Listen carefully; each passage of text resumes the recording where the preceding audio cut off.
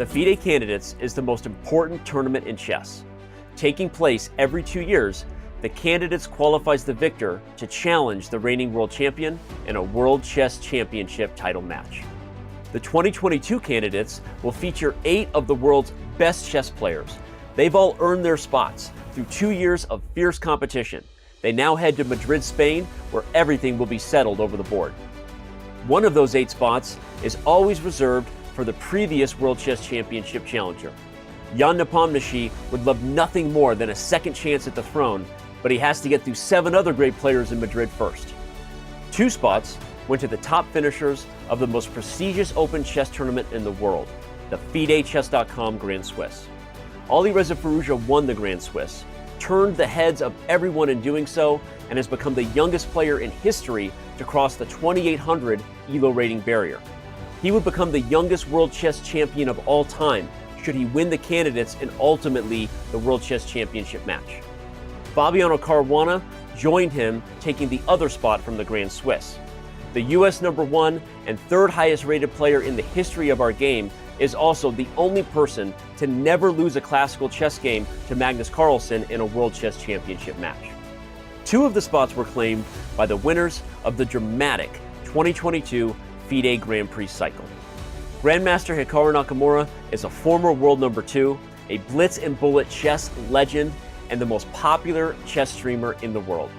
He was joined by GM Richard Rapport. The Hungarian #1 is one of the most creative and dangerous minds in the game today, and nobody is looking forward to facing him in Madrid. FIDE awarded one of the 8 spots to the wildcard invite Grandmaster Timur Rajaba. Raja missed the 2021 candidate cycle in consideration of COVID concerns. But as the oldest, most experienced player in the field, he's looking to use that knowledge and punch his ticket to the World Chess Championship title match. And finally, 2 spots go to the top 2 finishers of the world's largest knockout tournament, the absolutely grueling FIDE World Cup. Jan Krzysztof Duda, the Polish #1, punched his ticket by ousting none other than world champion Magnus Carlsen in the semifinals of that event. Duda would ultimately defeat Karyakin in the final to win the World Cup. However, Karyakin, due to suspension from play by FIDE, sees his spot go to China's #1, Grandmaster Ding Liren. Ding Liren takes the spot due to being the highest rated eligible player according to the May 2022 FIDE rating list. Tune into the broadcast daily. You can watch on chess.com TV, twitch.tv/chess, youtube.com/chess, or anywhere else you've ever watched a chess.com broadcast from. We'll be live on site in Madrid starting June 17th, and we hope to see you there.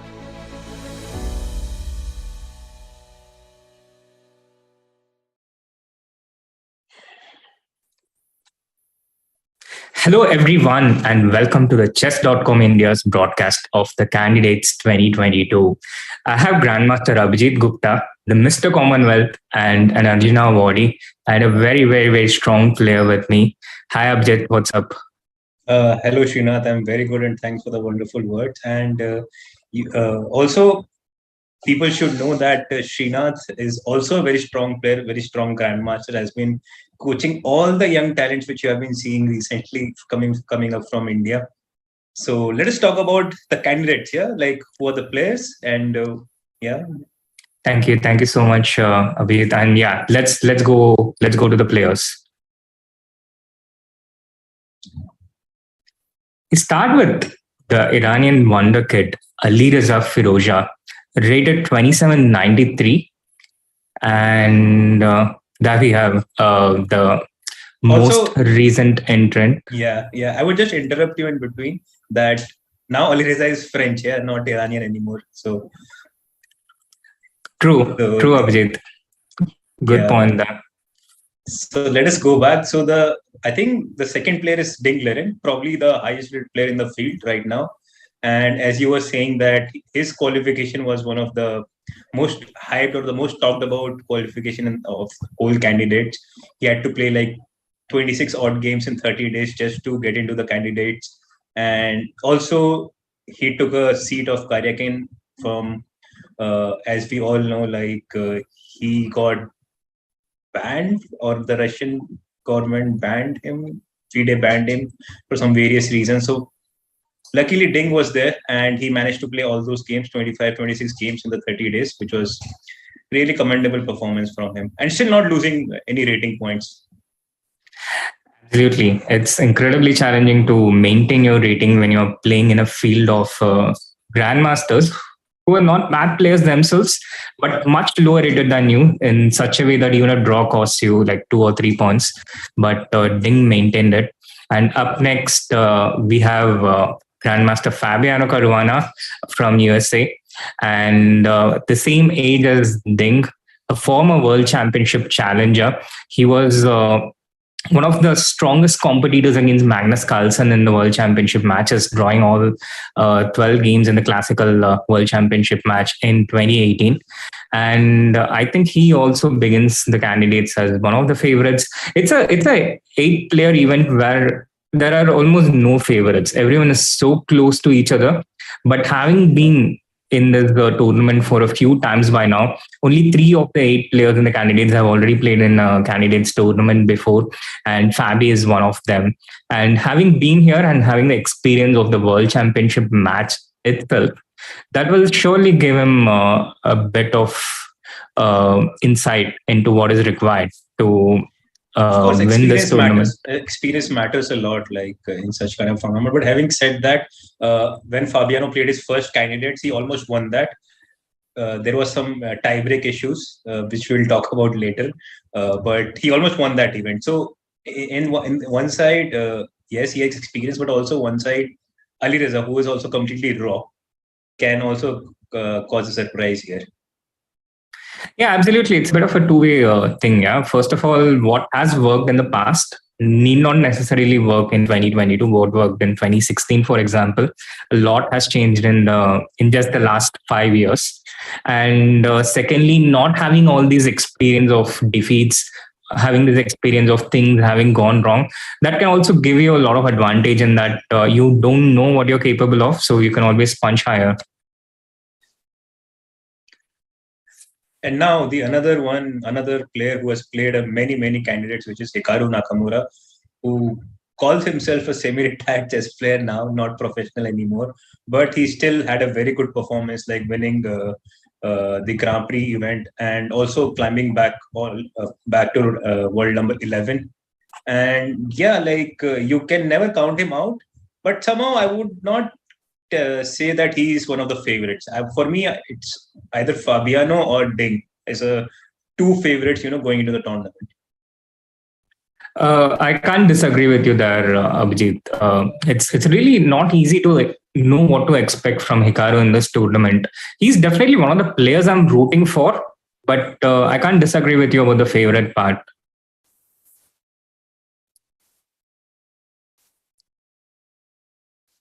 And moving on to Jan Christoph Duda, one of the hardest spellings to master in the elite chess circuit. Jan Christoph Duda is known to be a fighter. Rated 2750, he's the best player right now in Poland and world number 16, and one of the youngest players. He's aged just 24.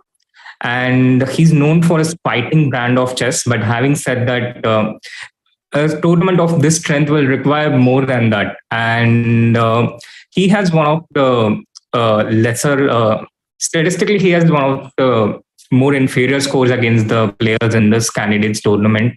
So it will be very interesting to see the kind of brand of chess that he brings in here and how the players counter it. Also, I would like to mention that he was the World Cup winner, and that's how he qualified to the candidates, and there he managed to beat Carlsen in the semi-final, so which is a big sign anyway, the progress he's making in the recent past. Oh yes, absolutely. That's a very, very important point you pointed out, Abhijeet. Yeah, he already has done it, beating Magnus Carlsen in a match. That was a 2-game mini match, but it still counts. And now we have the Jan Nepomniachtchi, who was the World Championship challenger last year, and it was sort of a one-sided match, but you could see the pressure in the first 6 games, the pressure he was putting on Magnus, And I would say he's one of the underdogs of the event. Like if things goes his way, he can just run away with it. But also if the things doesn't go well in the beginning for him, then it might be a very long tournament for him. And Jan is also known to be one of the players. He has been very good at the first half of tournaments, but as Magnus pointed out, one of his things to improve has been how to bounce back when things go in an unexpected way, how to bounce back from obstacles. And Magnus pointed out exactly before their World Championship match, and he kind of exploited exactly that. I think that was amazing insight from Magnus. So Yeah. that's also something to watch out for. Yeah. And up next we have Grandmaster Richard Rapport, who recently shifted federations from Hungary to Romania. One of the most exciting players, and he has always been talking about the lack of sponsorship and the lack of support, and his difficulty in moving up through the elite ladder. But his recent shift to Romania and backing out of the Norway chess tournament just before the tournament to give him some time to prepare for the candidates tournament.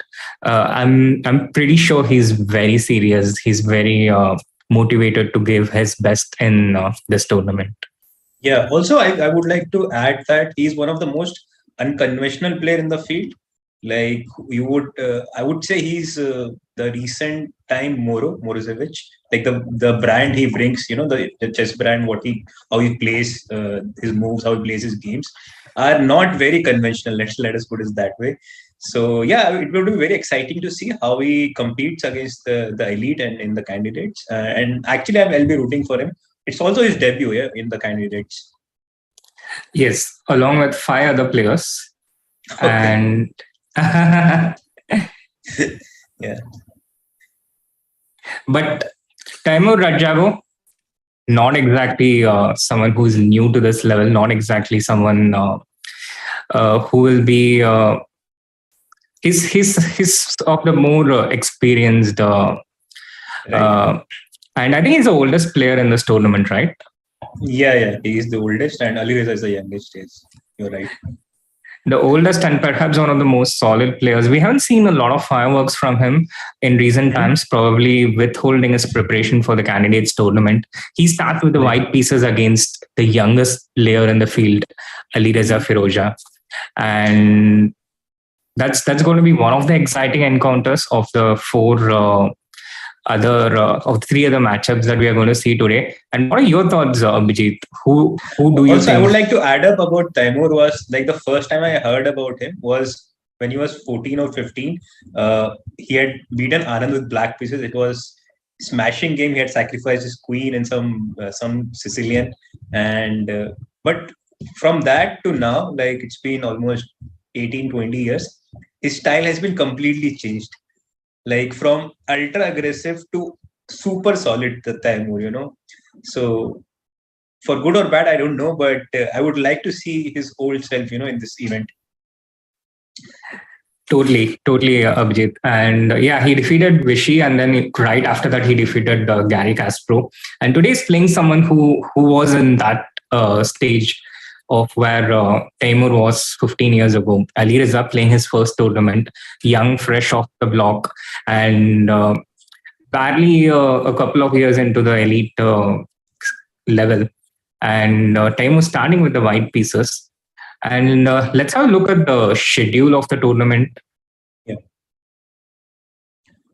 So we have today, tomorrow, like 17th, 18th, 19th, there are 3 games, then there is rest day, then there is 3 games, then there is a rest day. So the pattern is like you have 3 games, then there is a rest day, and all the games starts at 6:30 p.m.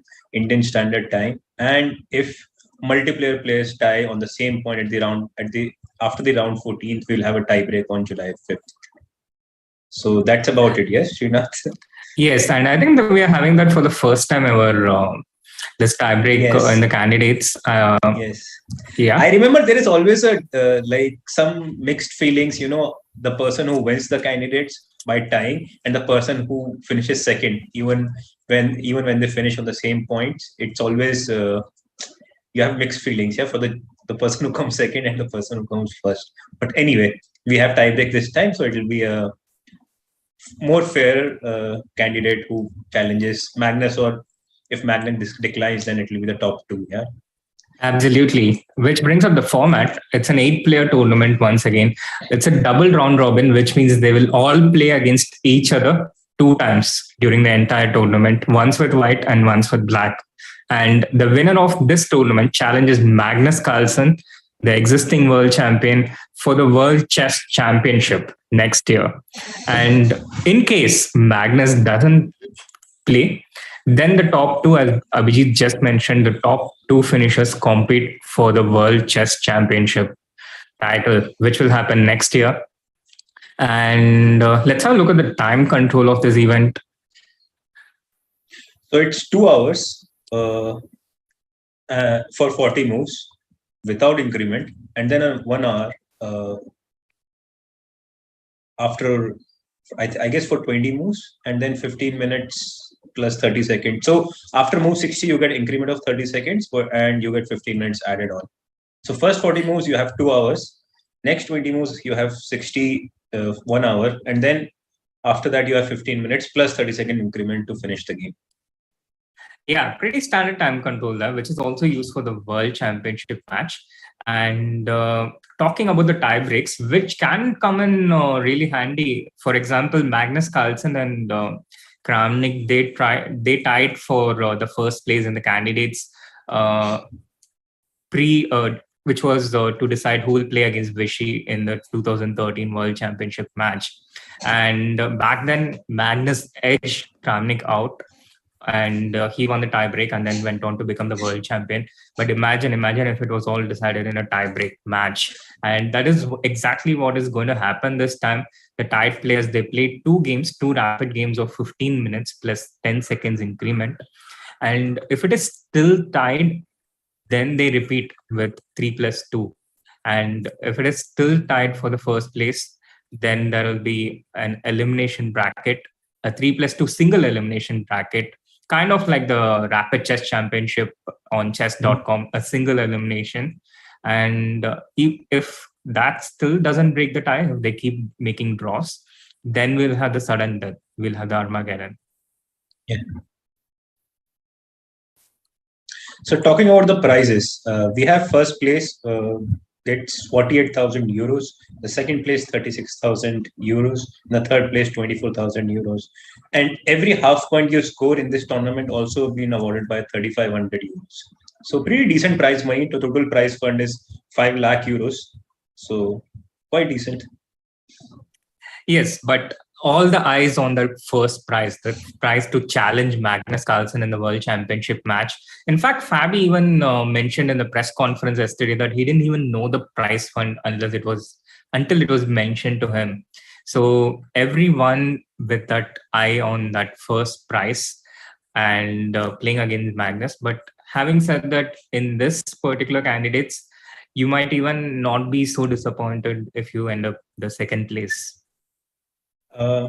I'm not sure about that, but in case Magnus doesn't play. Yeah. Also, Fabiano said the similar things, like if you finish second, you don't want to aim for second, but if you finish second, and if Magnus decides to not to participate in the World Championship or defend his title, then the second player will get a lucky break. So you generally don't aim for second, but then you just pray, once you finish second, then please Magnus, you don't play. Let me play the World Championship matches. Yeah, you've won enough World Championship matches, Magnus. Let someone else get a shot. Let me get a shot. But yeah, that's the candidates format for you. And Abhijeet, what are your thoughts? Who would you be rooting for? See, I generally prefer the underdogs. I've already stated the favorites, which is Ding and Fabiano.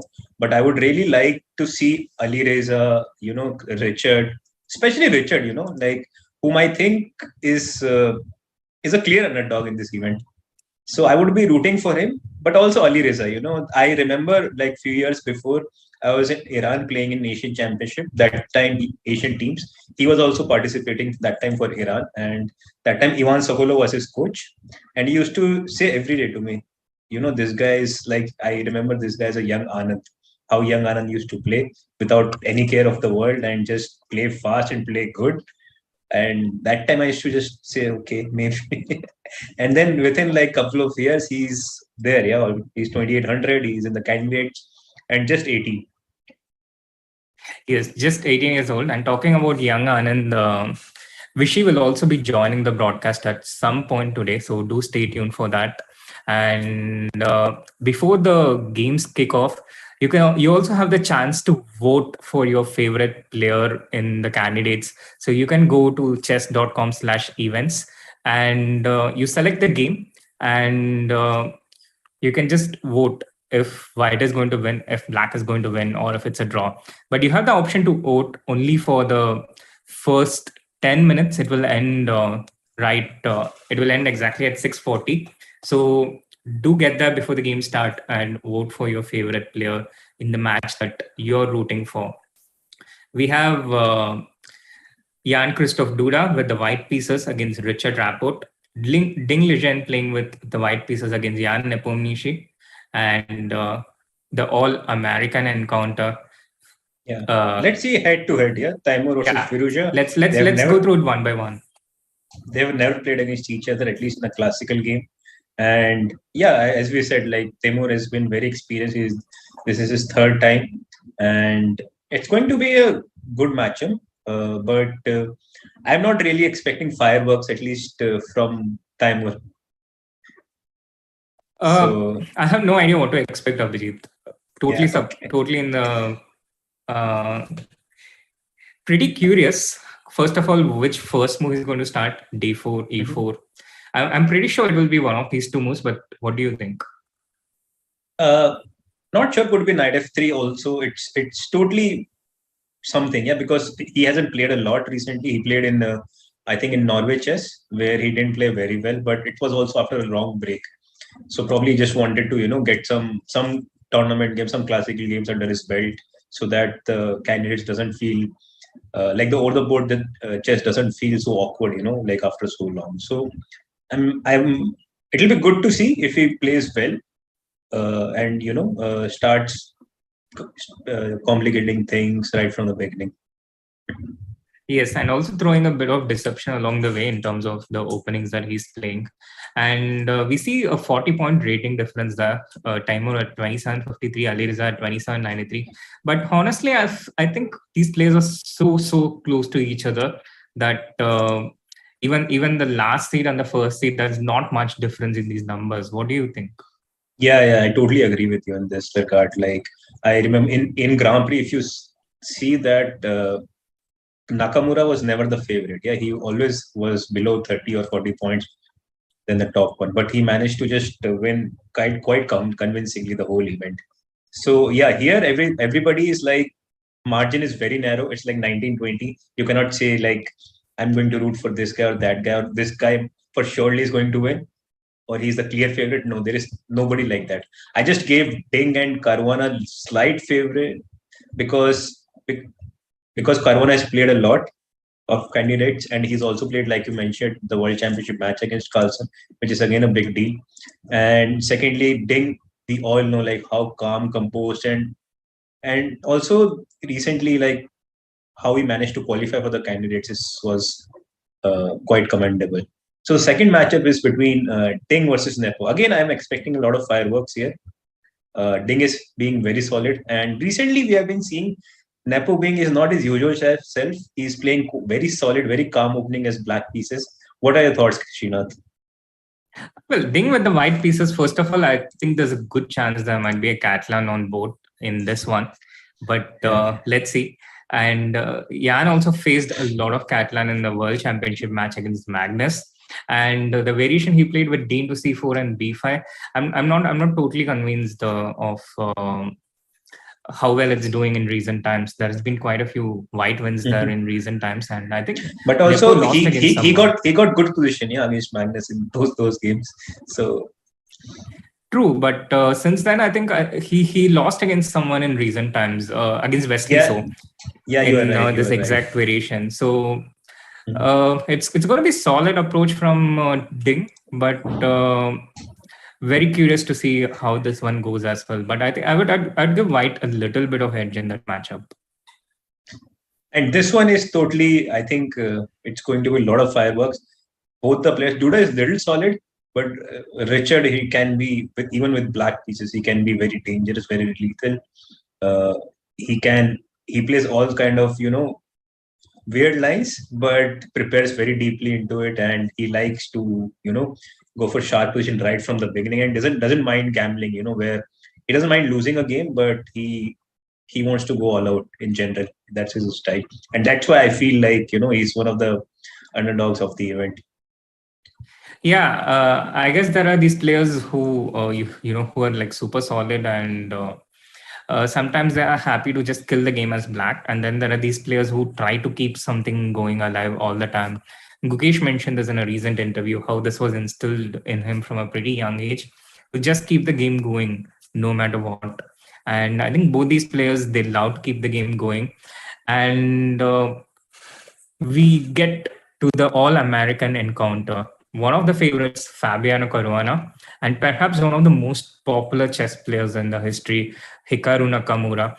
And Hikaru is also close to being the oldest in the field, something which had been reserved to Vishy for many, many years, but now other players get a chance to be the oldest in the field. Yeah. Also, I would like to mention one thing, that in candidates, if there are players from same country, you get to pair in the first round, and let's say when the second leg starts, you get to pair again in the first round then, so that it's like yeah. So that's why they are paired in the first last few rounds. Yeah, we have a left off. This is between Ding versus Nepo. Yeah, Ding Liren. Okay. So C4, yeah, not D4. So no Catalan at least. Yeah, no Catalan in this one. Ding starts with C4, but we have the cameras of Duda and Rapport. So maybe let's have a quick look at what's going on there. And Duda has started with one E4. And once again, to remind the chat, you have the opportunity to vote for your favorites in the first 10 minutes. So you can go to the chess.com/events and you can pick your game, go to the game, and click on the vote tab right here. There's the analysis and the vote tab right here. And you just pick, for example, I randomly pick a draw here, and there we go. So this is how you vote for your favorite player, and you can do this in all these games. It ends in the first 10 minutes. So do get there and get your votes in before the polling closes. So it's a Sicilian. Let us see what Sicilian is going to be. And do you want to guess what's happening in the All-American clash with Hikaru as black and Fabiano as white? If you had to guess. If I had to guess, it would be Fabi's Berlin. Yes, some Berlin, but with D3, anti-Berlin, but yes, close. We have the anti-Berlin. Yeah, I'm not surprised by that. Hikaru sticking to his favorite Berlin, and he had been mentioning that in quite a few of his recent streams that he was going to stick to his guns this time. The previous candidates, he went for a completely new opening, and that really messed up with his rhythm. So he was going to stick to his guns this time, and yeah. So also, I would like to say that this actually it's a good opening for Hikaru, because although he's been a very top player for many years, but he hasn't been very active recently. He's been playing chess online for forever. Like that's probably his main job right now. But in general, I feel Berlin is one thing where you can sort of limit white to go into a certain thing where the preparation becomes a little bit more easier than the other lines like Sicilian or let's say French or Caro-Kann. So in a way, you have less to prepare. So when you don't play a lot, when you're not as professional as many of the guys who are here, it makes more sense to go for this kind of lines. Totally agree with you there, Abhijeet. Berlin against 1e4 and Queen's Gambit declined against 1d4. This has been Hikaru's staple the last few years. And one thing that he can count on is that these variations are not going to get refuted. They're never going to get worse for black. They will always be one of the solid defenses against these main openings.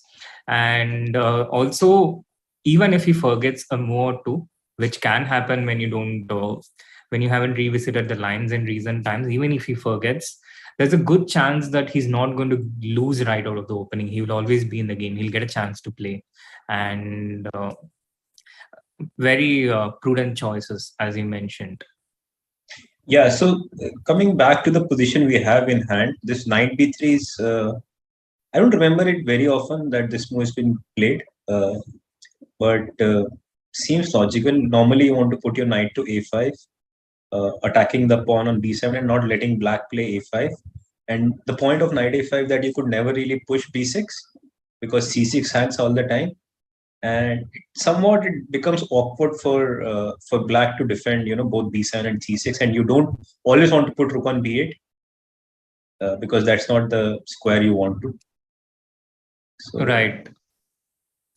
And having said that, I would probably think about a5 myself as black directly to kick this knight. But I'm sure there must be something. Some d4 is in the air. It's getting sharp very quickly, and I don't think this is what Hikaru was hoping for when he started with Berlin. Because knight e4, probably we can even play queen e2 if I'm not wrong. And I want you to play f5, I guess, but I don't know whether if you have any other move than f5, but f5 in general, I would like you to play just to weaken your king a little bit. And maybe even just d pawn on the... and knight d4, yeah, takes a knight d5 and probably knight jumps to d4 and you have some edge, I guess. So yeah, a5 probably d4 is actually a critical move here. So something has to be done to stop it probably. Or maybe it's not as bad as we think. Maybe just knight d7 is a move. Just keeping everything together and making sure the structure doesn't get disturbed in any way. Mm-hmm. Yeah. And maybe go f6 and castle next, something along those lines. Yeah, it keeps the game in the confines of the Berlin that Hikaru wanted when he started out with this. But again, it's a lot of second guessing for Hikaru. What exactly should Fabi have in mind? Because here also the lines are quite sharp. If we just continue here, like after 97, we can take on e5 with the pawn. So the general idea for white is like, so we have 4 pawns on the king side where black has 3 pawns, but on the king side we have 3 pawns. Sorry, on the queen side we have 3 pawns, and black has this double pawn on the c file. So for black, it will be very difficult to create a passer on the queen side. So for white in general, most of the endgames should be a little bit better for white. And also we have extra pawn on the center, so we can always try to make use of it by playing probably just knight d4. Yes. And maybe go for f4 next and try to, put our pawns further down the line in the center. So that's pretty insightful.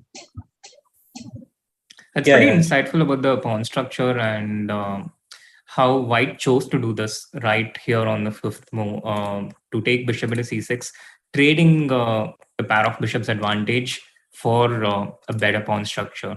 A typical strategic idea in the openings, also seen in the Sicilian Rosolimo and many places where white puts this bishop on b5, and then it was just development as usual. And it's important to note that e5 pawn, we cannot take on pawn on e5 like after bishop c6, d6, and that's the reason why black takes the d pawn then the b pawn. And probably it's good to ask the chat maybe, but okay. I'm really sorry. It's okay. So queen d4, and now you threaten mate in 1 with queen f2, and you also attack the knight, and the game is over. Actually, not really over, yeah. Bishop e3 maybe, and it still continues, but that's besides the point.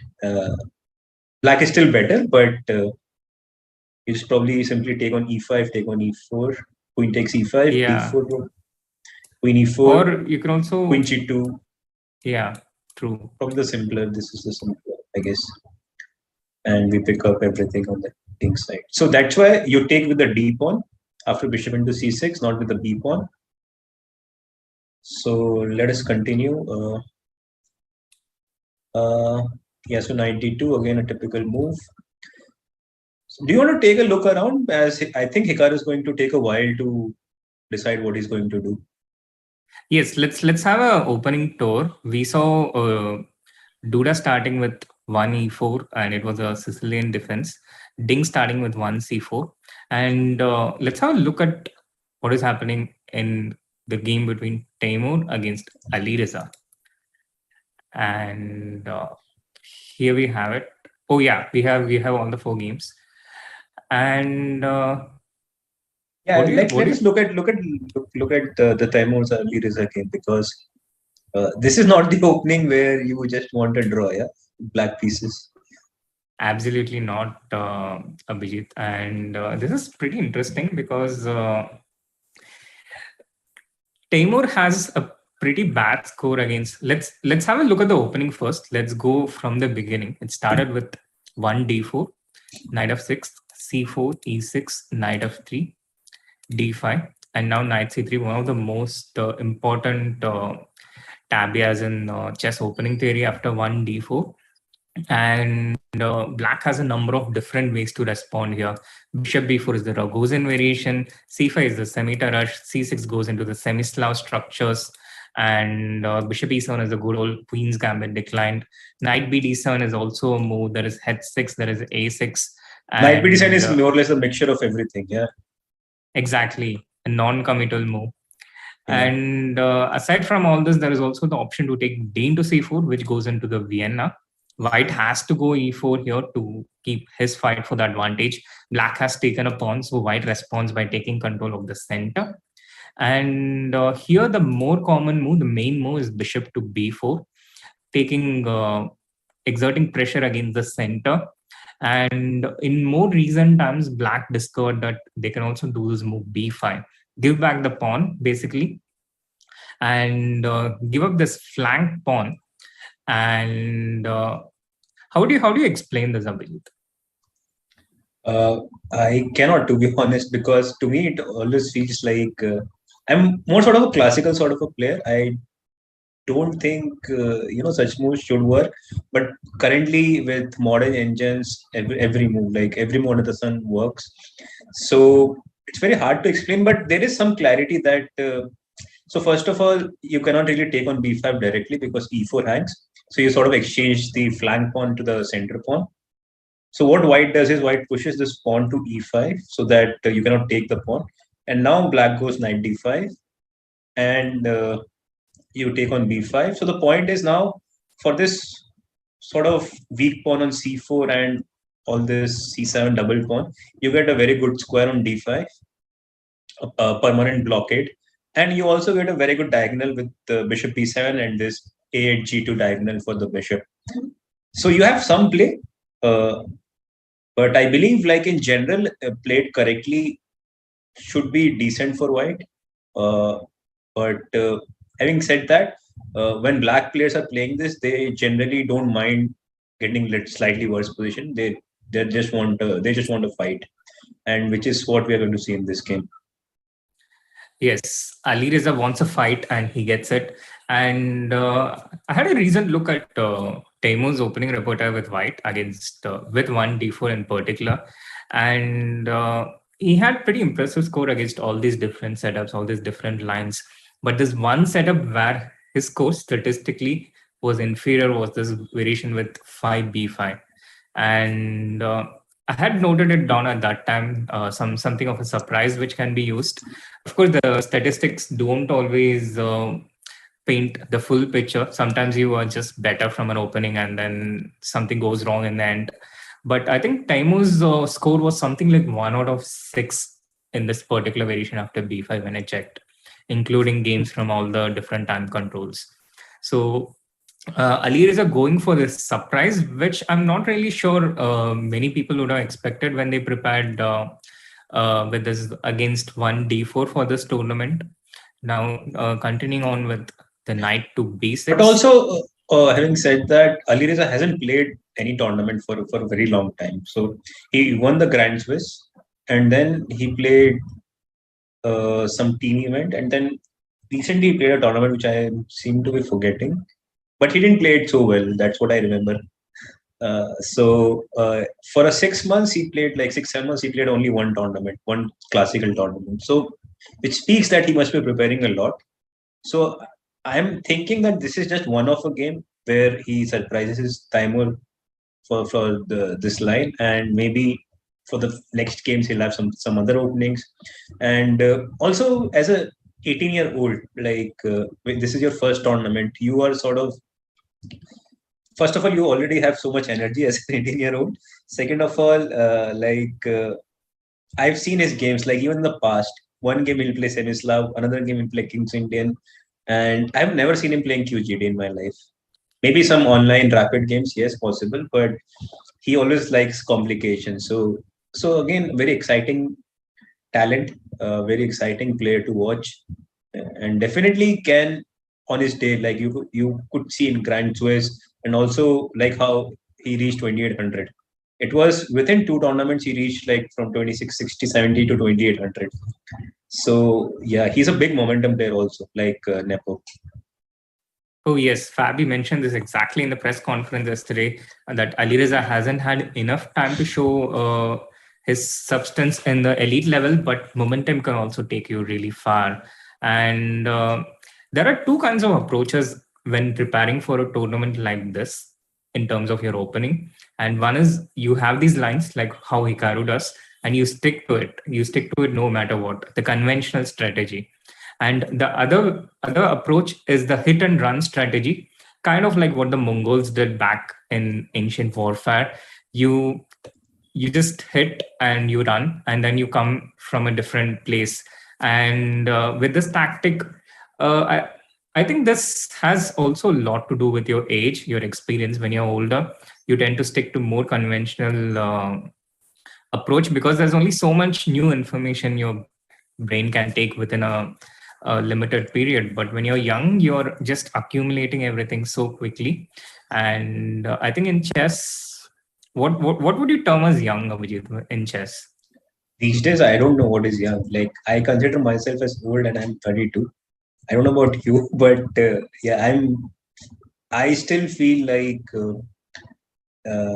previously I never used to consider like people who were like in their early 30s or even mid 30s to be old, But now considering, the players I'm facing like day in, day out, like Gukesh, Arjun, Nihal, they're like half my age almost. Probably Gukesh is even younger than that.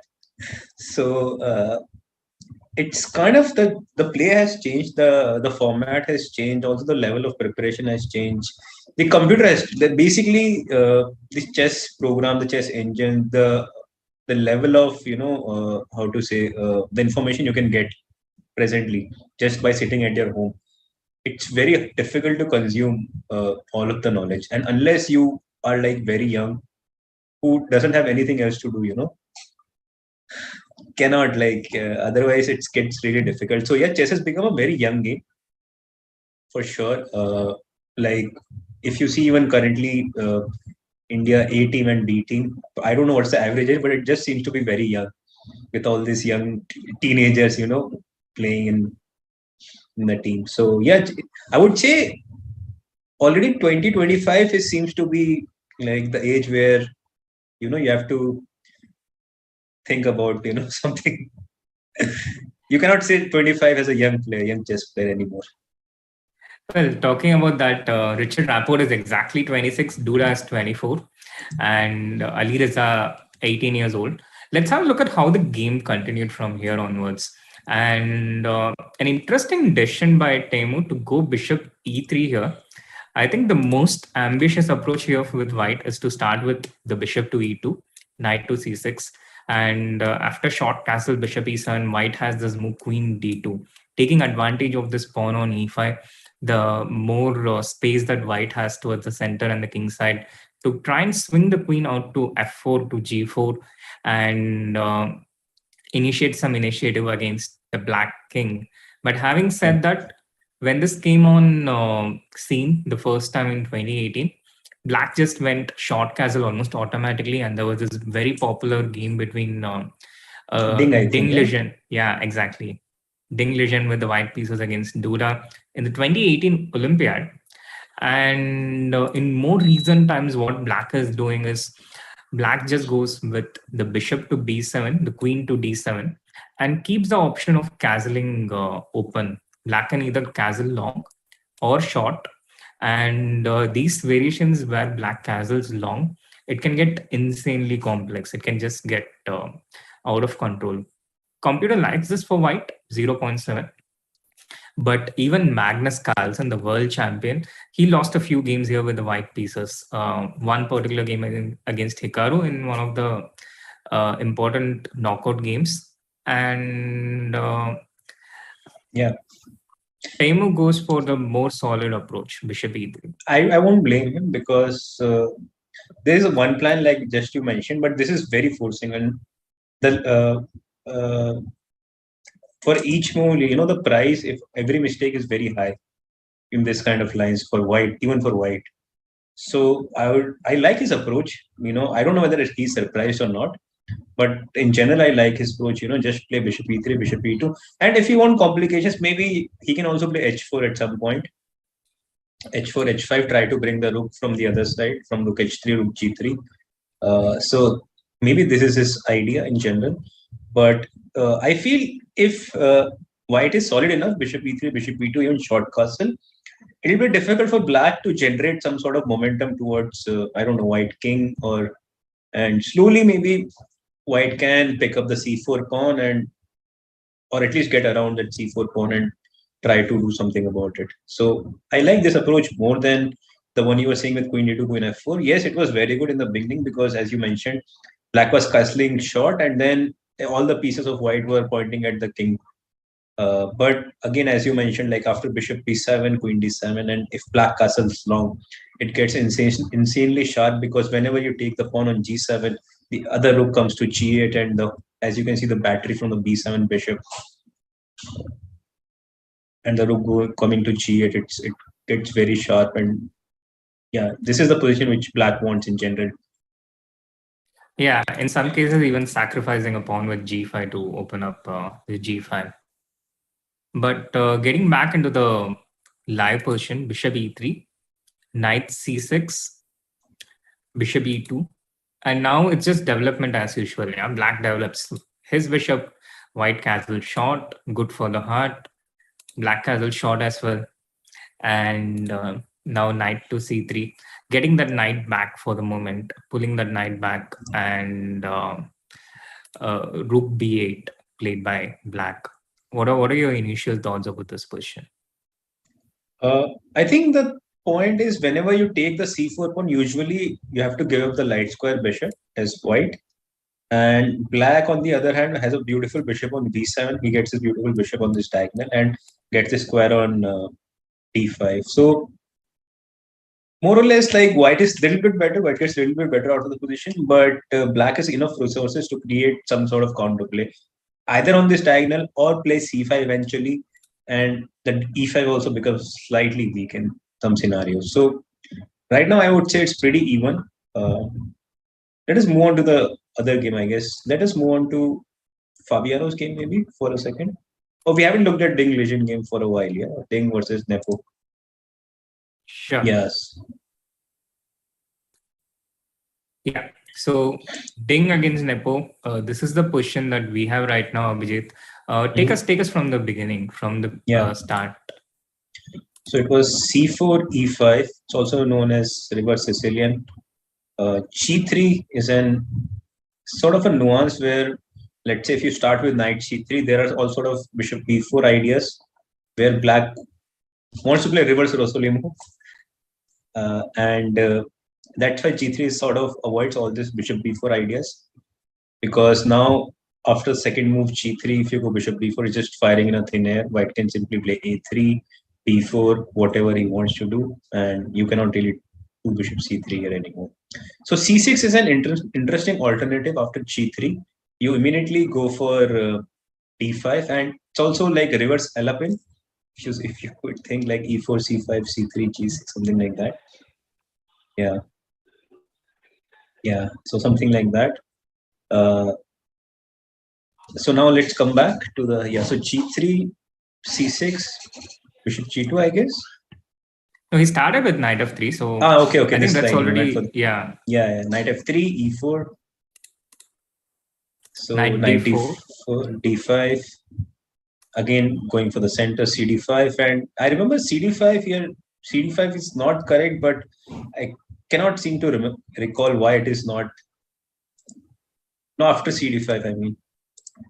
Oh, yeah, you mean right here, yeah? Instead of queen d5, yeah. No, I think just right d3 off the somewhere, bat, yeah, d3, and later this d5 pawn gets in massive trouble. D3 right away, or maybe start with something like knight c3. I think this also is a potential move here. No, knight c3 is not a good move. I see. Yeah. I think d3 first, like because somewhere bishop c5, bishop f2, it can be a move. So here already I can think of d4 immediately, and or knight b3 also, like you pointed d4 out. or knight b3. I think I had a very similar game just a few months ago, Abhijeet, in Bangladesh League with the white pieces, and this d5 pawn just falls apart in a few moves. And against bishop c5, there's always knight b3. I might even have had the same position, but maybe with some slight differences. But but as a kids, we were always told that, always thought that, you should bring your pawns to the center, control more center, and queen should be the last piece we should bring out. So that's why I wanted to mention that here. This is always an exception. There are always more and more exceptions as you become stronger and stronger in chess. That you feel like whatever I've learned in the first 10 years doesn't mean anything. So yeah, queen d5 is now actually the main move. Knight c2 looks logical. Knight has to go somewhere, and knight c2 because you want to put knight on e3. You could also put knight on b3 instead of knight c2, but then knight on b3 it's somewhat awkwardly placed, doesn't really participate in the game very fast. So knight c2 with the idea to go back to the e3 square, knight f6, knight c3, queen e5 again. There is also move queen h5 here. Seem to recall queen h5 also. It's a move here. But and somehow like some h3 g4, there are all sort of crazy ideas here with knight e3, and you take on g4, then you play bishop g2. I may be mistaken with some of that position as well, but yeah. So queen h5 sort of gives white some sort of play with somewhere g4 along the line to get a tempo on the queen. But queen e5 is of course the main move, which is sort of centralizing the queen. And another thing which I would like to point out, if you can bring out your queen in the center and not let white attack it, then it's the best piece on the board. So right now, queen on e5 is doing exactly that. So because if white attacks it, there is the option to en passant. Yeah. Yeah. Cool. So bishop g2, knight a6. Again, pretty common. Castles. The thing is, you want to defend the b4 square with knight on a6, and the other move which was like to put the knight on d7, but then it hinders our light square bishop on c8. So that's why I understand the knight is on the rim, but right now it's not completely dim. So knight a6 short, yeah, castles, bishop e7, knight e3, and I see like Ding has been playing quite fast, and it's Nepo for a change who has been thinking a lot, which doesn't happen quite often. So a3 coming quickly. Even when he's surprised, Nepo tries to, in general, keep a healthy tempo, a healthy pace. Yeah, even when he's surprised, and quite often I've seen him get into worse positions in the opening because of this tendency to play really fast, even when he's not in his known territory. But out here, the first round of the candidates, so he's certainly not going to make him one of these hasty moves and play catch up in these games, at least not out of his own will. So he takes his time. And so here, after castles, knight e3, of course, castles a3, typical move. You want to get b4 in, which restrict knight on a6, but also bishop on e7. So a typical move here. And here, I think Nepo played too quickly with rook e8. I'm not entirely sure about this move because it doesn't really do anything. The rook on e8. Sir. I would rather put my rook on d8, and generally in this kind of positions, let's say in the next move white went b4, yeah. So generally you want to play b4 c5, and you are trying to tactically make it work. So I don't know whether after rook d8 that works or not. The idea was like b5, knight c7, and you have to play a4 because if bishop b2 we have these tactics. No, I mean if bishop b2 is with do you want to knight ask b5. the chat? We haven't done it together for a long time, so it'll take some time, I guess, to sync. True. The chat has to wait for their first guess the tactic. Yeah. So, but in general, I feel rook on e8 is not really participating because you cannot really attack this pawn so many times. And my idea was like, so let's say now b4, like he went, and see he's already having trouble to find a move here. But what's the difference? Like, what if I do the same now? Yes, you can still do that. And so a4. I wanted to play knight d5 there. Okay. So the rook on d8, you wanted to play knight d5 here.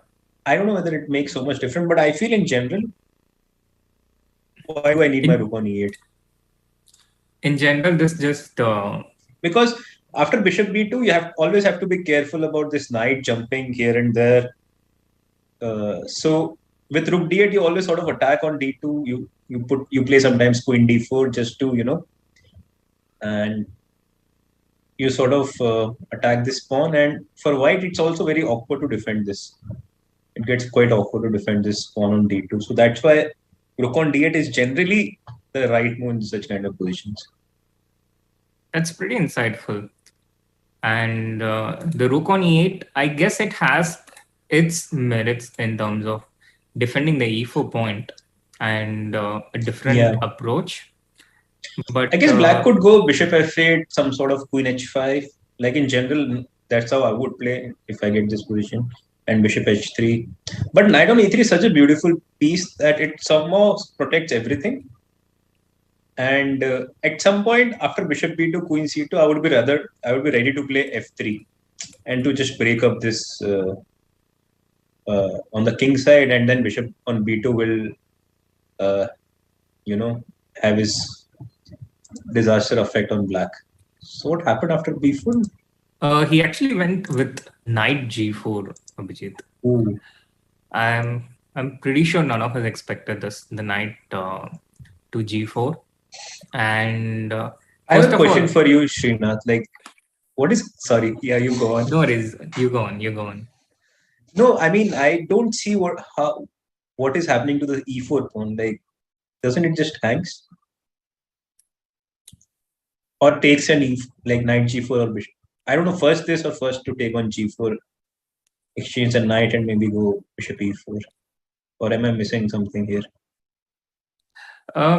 It's certainly an option, Abhijeet, but it was related to the question I had in mind for you. Do you think Nepo is he still in his prep, or do you think he's just doing this bluffing? Completely over the board? Exactly, bluffing. I have no idea, but let me see the time actually. So yeah, okay. So he spent little time, which is normal, but yeah, I don't know. I really don't know whether it's been his prep or something else. But let's say even if I think it's his prep, and if you go back a little, like if we don't take the pawn, I might also play bishop b2, and still it's more or less the same thing which we were talking about earlier. Like you would have to go queen somewhere. I don't know right now or not, but yeah, here already I think I just take the pawn. Yeah, knight g4, bishop g4, and bishop e4, And then bishop f6 some maybe. Yeah, yeah. uh, is f3 a move?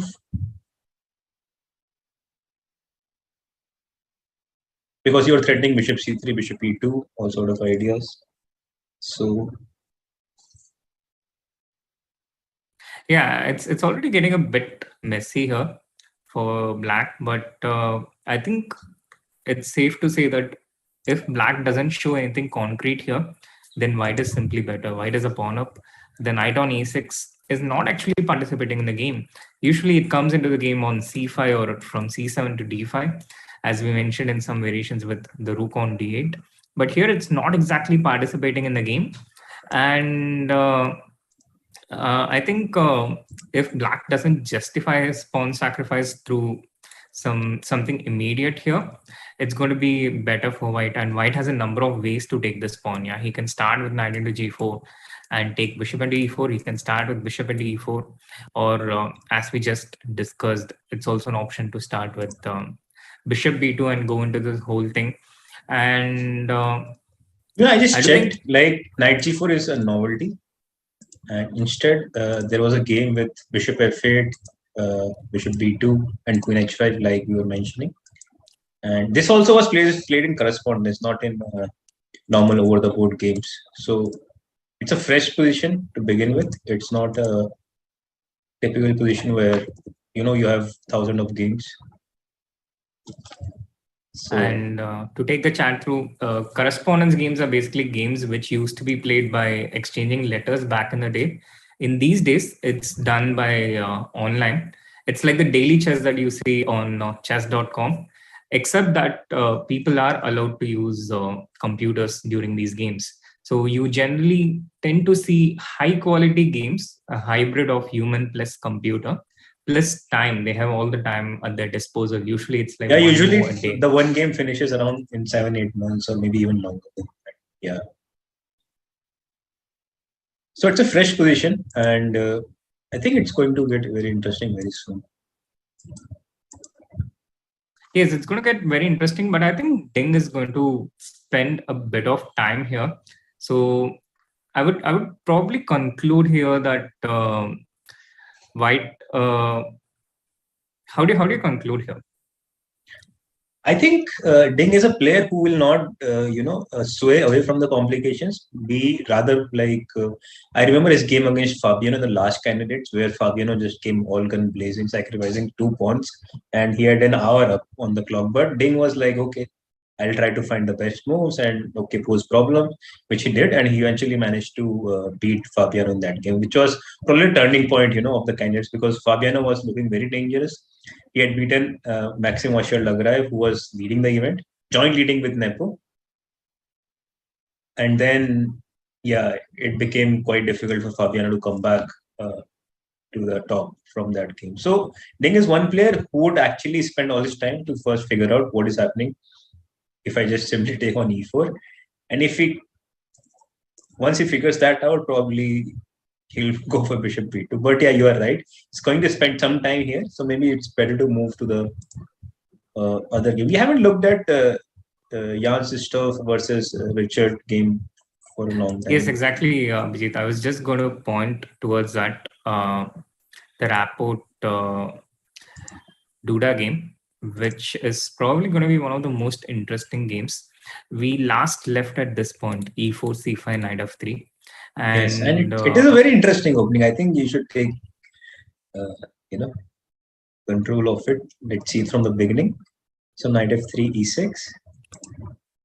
yeah, Yes. no prizes for guessing this, to be honest, because Richard does play a lot of 1, e4, c5, knight f3, e6, which usually leads into these variations like the Taiwan Sicilian and the Scandinavian types of setup, which is basically this pawn structure with e6 and d6 after c into d4 takes place. And d4, c into d4, knight into d4, knight c6. Until here, it's all standard moves. But here, Duda played something which at least I haven't seen before.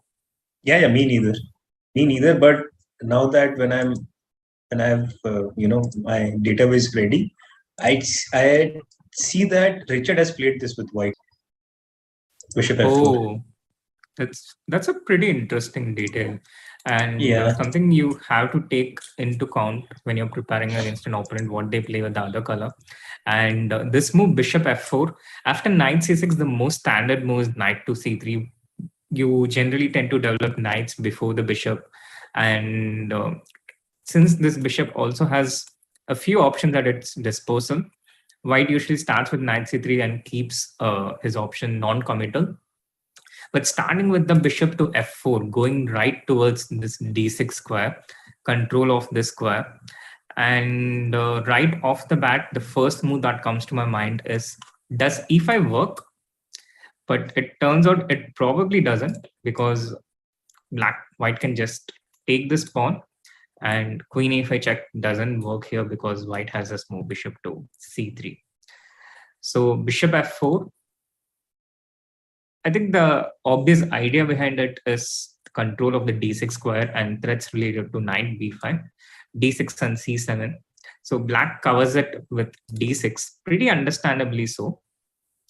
And I guess the point of Duda delaying knight C3, which became apparent in a few moves, is that it gives white the additional option of playing this pawn to C4. But you can't do it instantly, because if you start with C4, then here black simply wins the piece with knight into D4, queen into D4, and E5. So you can't get this setup out, and you want to start by developing your pieces as well. So a very common strategy in these types of openings in this structure is to get this knight out of the way by just trading this knight into C6, B into C6. Not a big improvement in black's pawn structure, because the A7 pawn is on the other side anyway. And now he could have, of course, started with the pawn to C4, one option, but he starts with developing his bishop to D3. And yeah, I would just like to mention one thing. So all the games were played in this position were C4, and bishop D3 is sort of a new idea by. It's not been played either in normal games or in correspondence games, and I don't check computer games that often, so pardon me for that. But yeah, bishop D3 is a new move, and it's sort of it's anticlimactic, yeah, because you want to play C4. You did all these things, you developed bishop to F4 first, you exchange knight on C6 to do what? To put bishop on D3. Yeah, so it's sort of it's very hard if you are trying to teach to a beginner why this move, why not, because the whole plan was to go C4, but you did not, and then you play bishop D3. But yeah, I liked your idea with the C4, and with C4 knight C3 you get more space, and when like black's only idea to get some sort of freedom in his position to push D5, but whenever he pushes D5, the D5 pawn gets very lonely. You can take with E pawn, then with the C pawn. Like in general, this is the structure you will get, and black has to take back with the pawn, and the pawn on D5 gets really, really weak.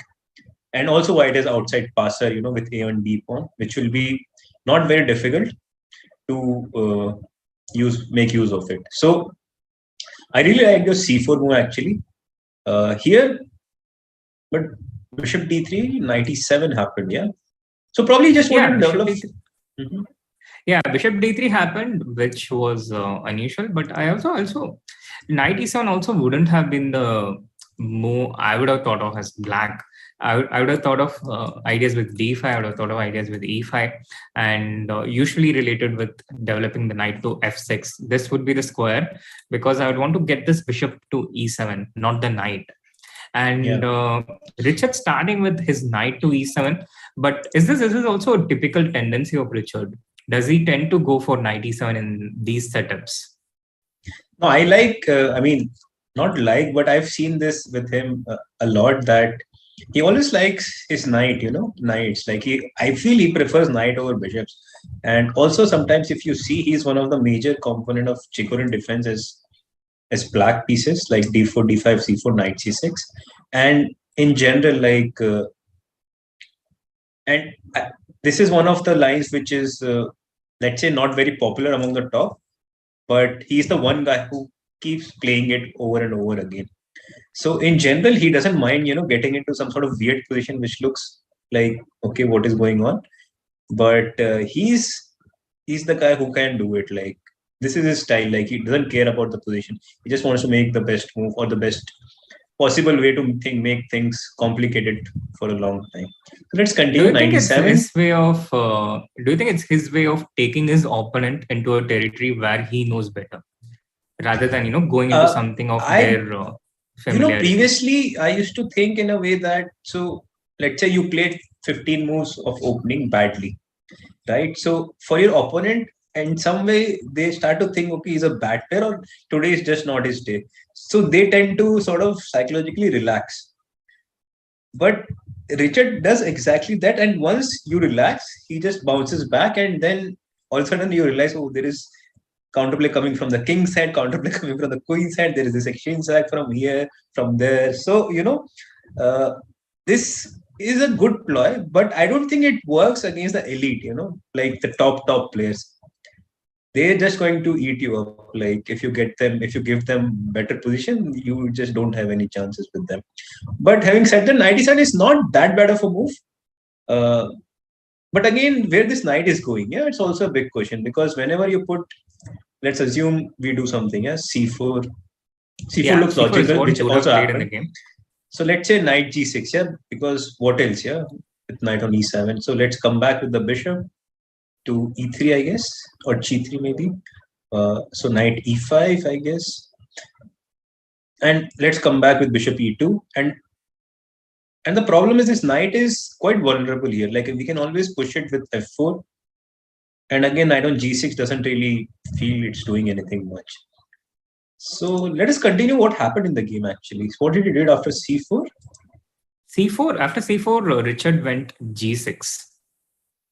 Okay, like I said, I could never predict these moves. Also, but Srinath, do we have? I was thinking maybe we have c5 here. And if I play queen e5 check? Yeah, I sort of blundered it, but maybe I'm lucky in the sense that I can maybe play knight d2. Oh, queen into c5, knight to c4, or rook c1. Or rook c1, yeah. Or rook c1. And now there's no way to defend the d6 pawn except to play knight to g8, the only square the knight can move to. Oh, you can also play e5. As well. Yeah, but then you play bishop e3, you chase the queen. Queen has only one move. Queen d4, bishop d2 again. You have to go back because d6 is unprotected. b8. I missed queen b8. Yes. So maybe not bishop d2. Maybe just some random move here. Yeah. Like king f1. But then it's not entirely clear. You go knight g8, your favorite square. Yeah, maybe it's not entirely clear. Clearly doesn't like. Yeah. No, let us go back. So c5, queen a5, knight d2, queen c5. But in general, I feel this doesn't feel right for black. Cannot refute it right now, but also rook c1. Yeah, what did we think about rook c1? The same thing. Yeah, with queen b4, and if a3, you just go queen b8, I guess. Yeah, but yeah, you need to be careful with white in these types of positions, because many times it looks so good, but it can just slip out of control, and sometimes you're just a pawn down at the end of it. So it has to be followed up with pinpoint accuracy, and which is why Duda has spent quite a bit of time already. He's there pondering through the moves. He's just thinking, considering different options after g6, after which the evaluation bar also shot up for white. I think it went all the way up to 1.4 initially after g6. Now it's back to a more stable 0.5, but still a pretty provocative move by Richard. And as we expected, the game has entered into the complicated waters. Meanwhile, chat, do hit that like button, and we also have a question. Which three of the players arrived in one taxi to the round today?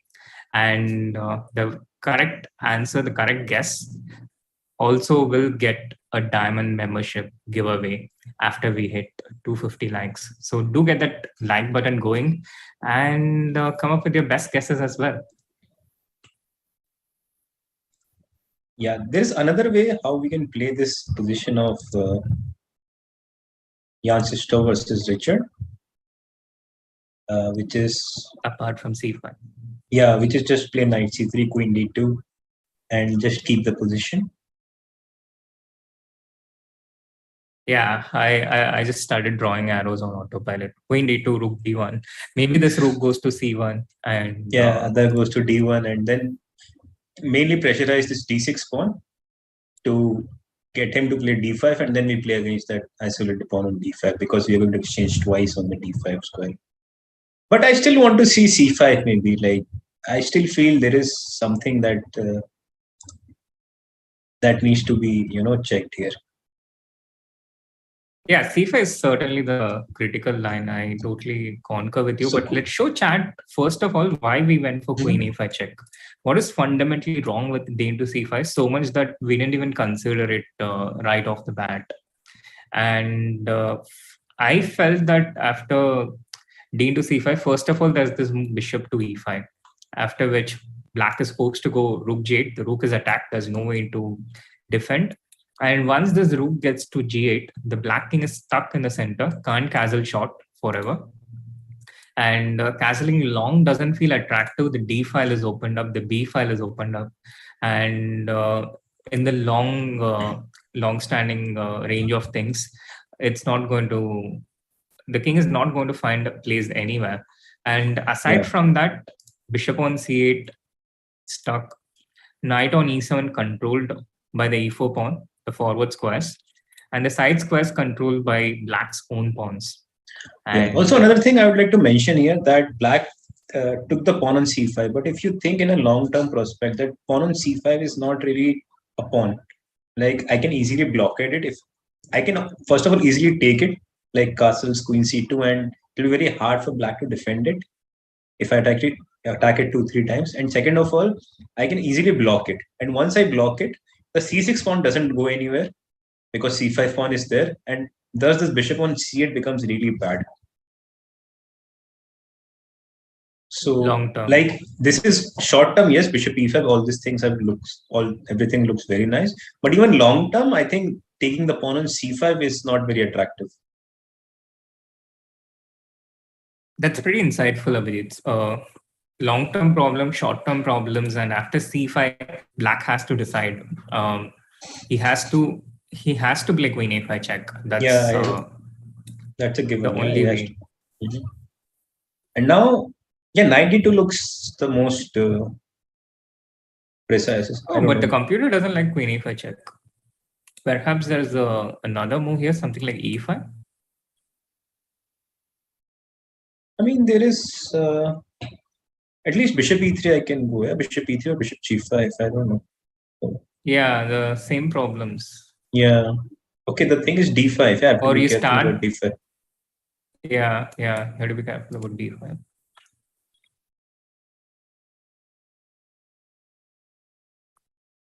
Yeah, this is not why we played c5. Not to get all this squares for the king. Or what else can we do here? Bishop g5 still looks attractive to me. I don't know. So queen a5 again is a move. And now, I guess the same thing, yeah? Knight d2, c1, bishop f6. All sort of autopilot, bishop f6, yes. And compensation. Yeah, for sure compensation. I'm just thinking that white might be even better here. So that's why there is compensation for sure, because after bishop f6, let's say here, rook g8 you have to go. Yeah, and even simply if I can just castle short, yeah. And play slowly, not to rush. I think white is, for sure, white has composition, but maybe even more. Let's put it that way. For sure. And once again, not easy for black to find a way against c5. e5 is not great for the aforementioned reasons. Bishop g5 incoming, and I think he went for c5.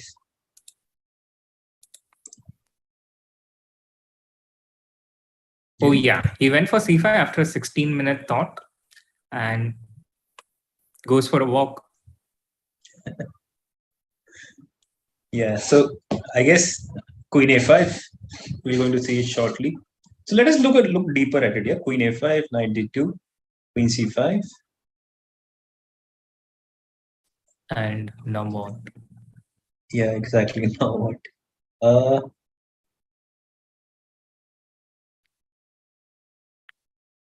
If I go, I was thinking maybe b4, queen b4, rook b1, but probably you go back queen c5, yeah? And it doesn't make sense, yeah?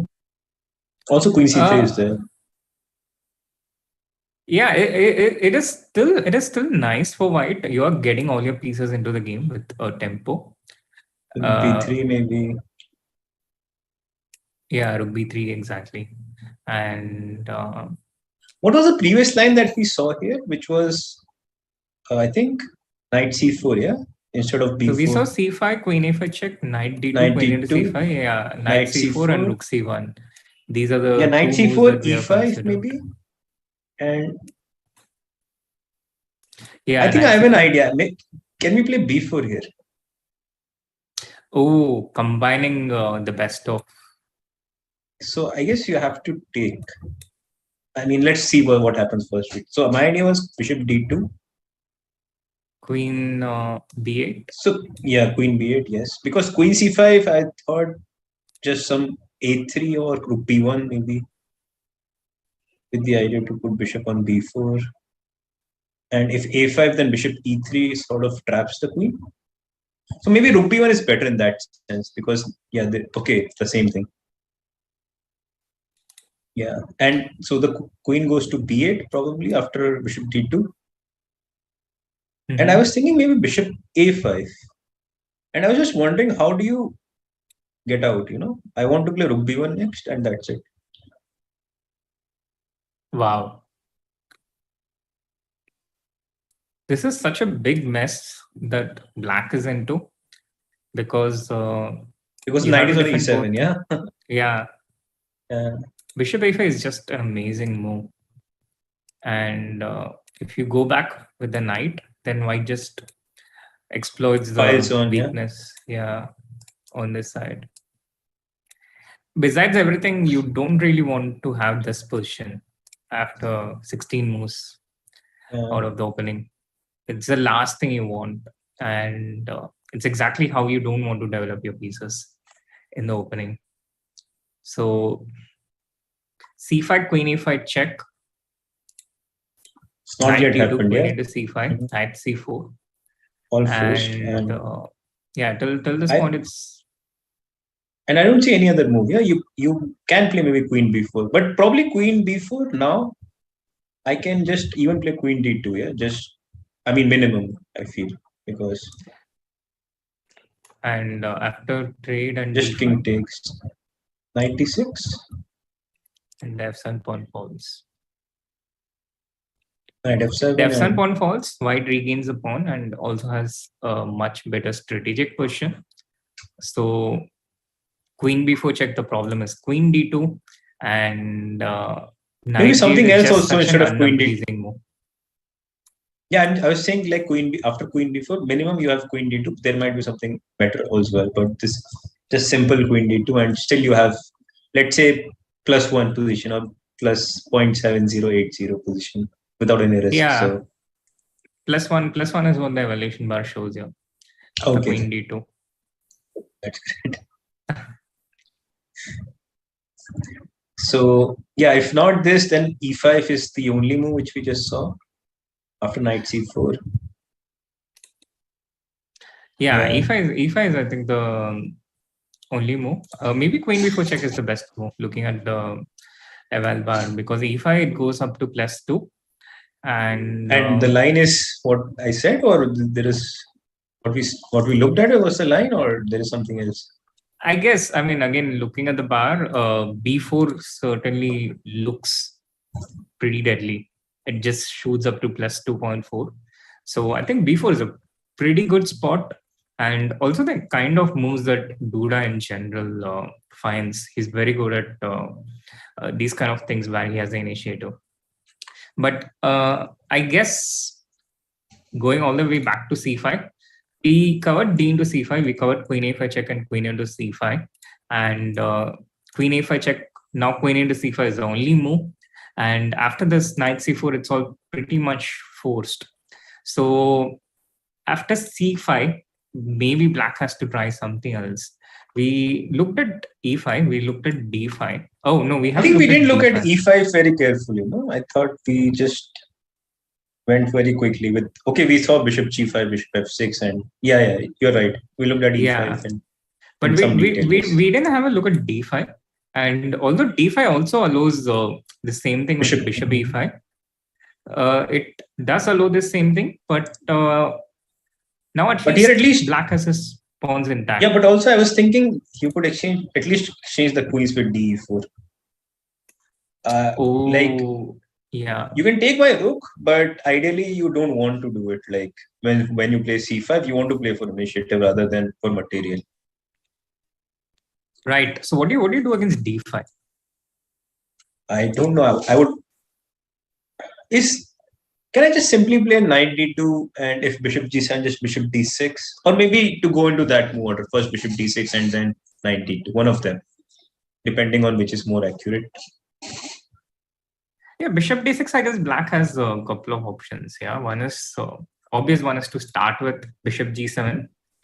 Yeah, I just thought just knight d2 here. I don't mind giving up this pawn on d2. Let's just see like what happens after bishop d2. I know you don't want to take it, but yeah, just I guess rook b1. Yeah, like, or you had something else in mind? Or? No, not really. I mean, I was briefly flirting with the idea of short castle. Even giving up the exchange. Yeah. This is also very nice actually. But for that, maybe I would like to have my bishop on h6. But actually, to be honest, it's not completely clear. Like, so let's say rook b1, bishop g7. At first, I thought this is just very bad for black, because how do you move here? Black, no?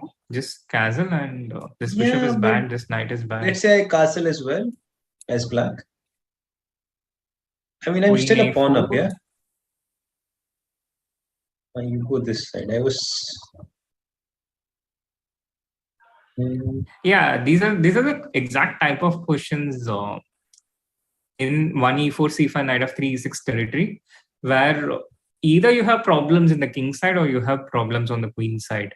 Black is usually just slow to develop, and a lot of strategic factors like this bishop, this pawn structure, this bishop, and this knight being out of place on e7. All these, I think, typical strategic factors as well. Right. Yeah, it's going to be a tough game, I guess, for Richard from now on. Do you want to move on to Pink's game, or should we look further here?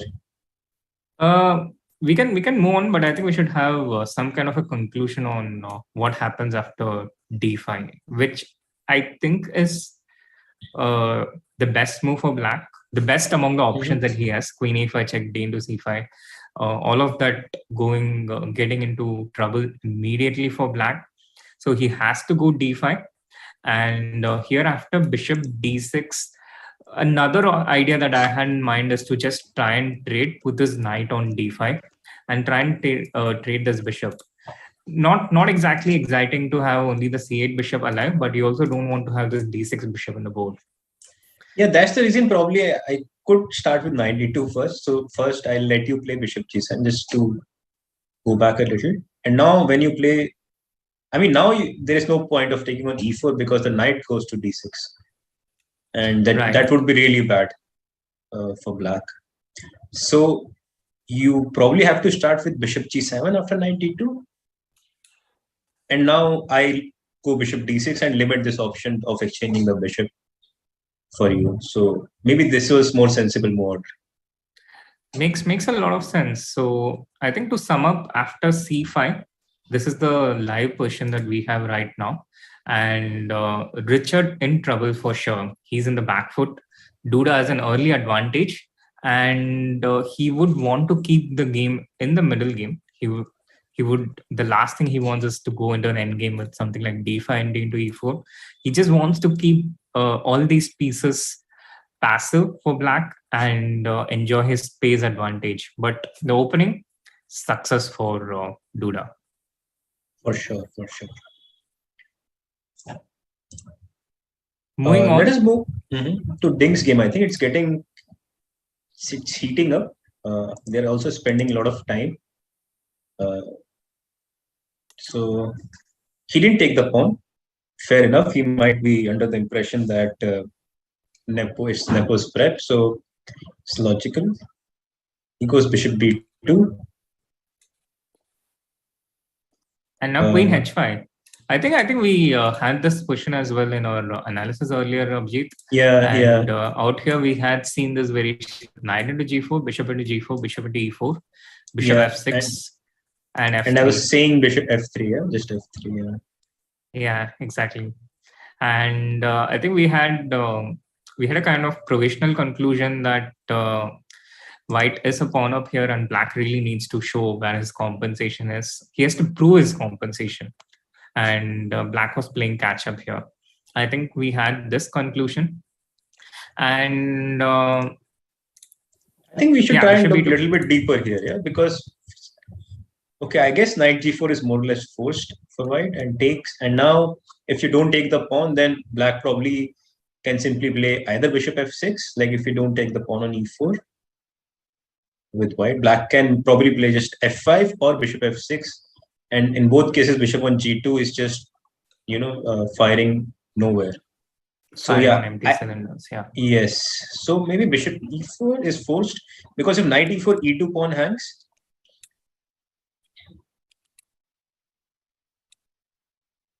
So, and this is not good news for white. So let's take bishop e4, which I feel it's more or less forced. And once again, I don't see many moves besides bishop f6 here as black.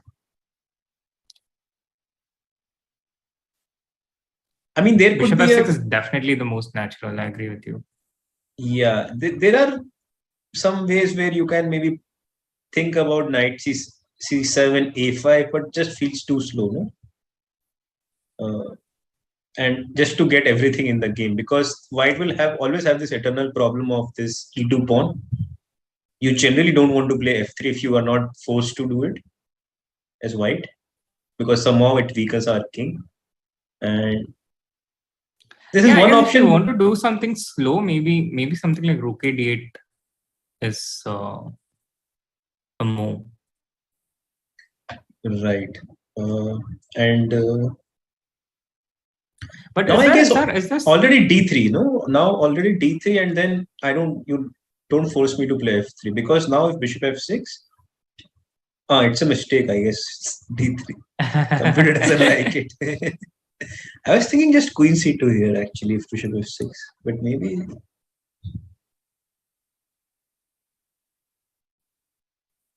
So my idea was bishop c3.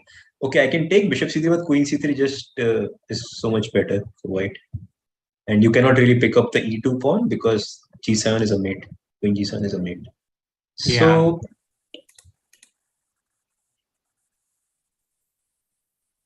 but d3 computer didn't like, which is... And not necessarily because of bishop f6. Maybe start with f5 here. That's the point.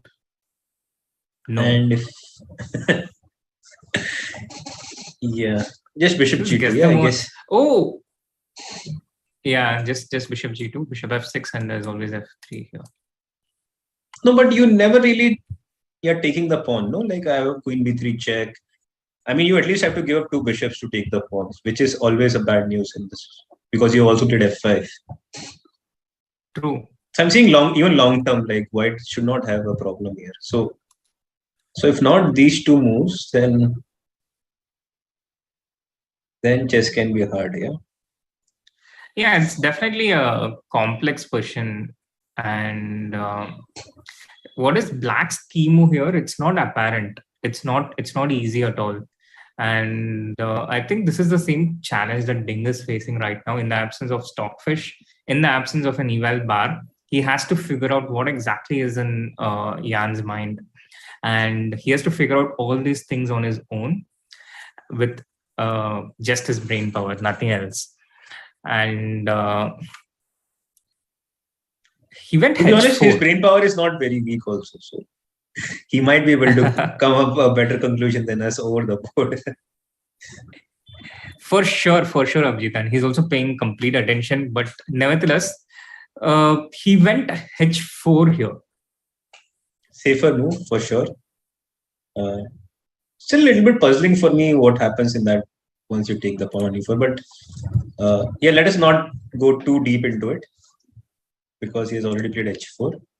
Yeah, but I guess understanding that is also important to understanding this position. Why this doesn't work? What is black's chief source of counterplay in this position? And understanding this, is it?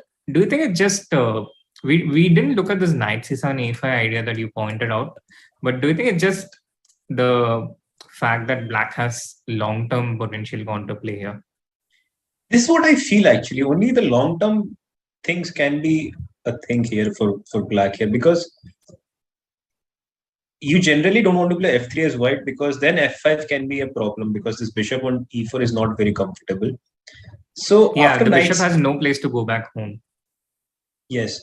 So let's say if knight c7, maybe I go bishop g2 back, so that at least somewhere I have f3. And it's not apparent to me, like, how does I take back my pawn or create counterplay here? And but now, maybe you don't once have I to, played, yeah? That's the point. Maybe. Also, like, once I played knight c7, I'm not sure which rook to put on d8, because you may want to play a5 at some point. And maybe it's just compensation, which is a modern day computer analysis where you give up a pawn and play long term, and that's it, yeah. And yes, that's perfectly summed up, Abhijeet. This is long-term compensation, and as humans, it's one of the aspects of chess that we are trying really hard to understand. Ever since AlphaZero came into prominence, you sacrifice something, and then there is a long-term compensation that's so far into the future that it's so hard to comprehend, at least initially. And after a 20-minute think, Ding goes for h4. He refuses to take the e4 pawn, and it's also potentially not one of the top choices of the computer in this position. Yeah, I didn't like it because I thought, like, simply either to take first on e3 or to play f5, because it just shut down our bishop on g2. So that's the reason I wanted to take it as soon as possible this night. Sorry, this pawn on e4, yeah. But maybe white has something else here, yeah? Something like b5, some sort of direct play. Something like after, what?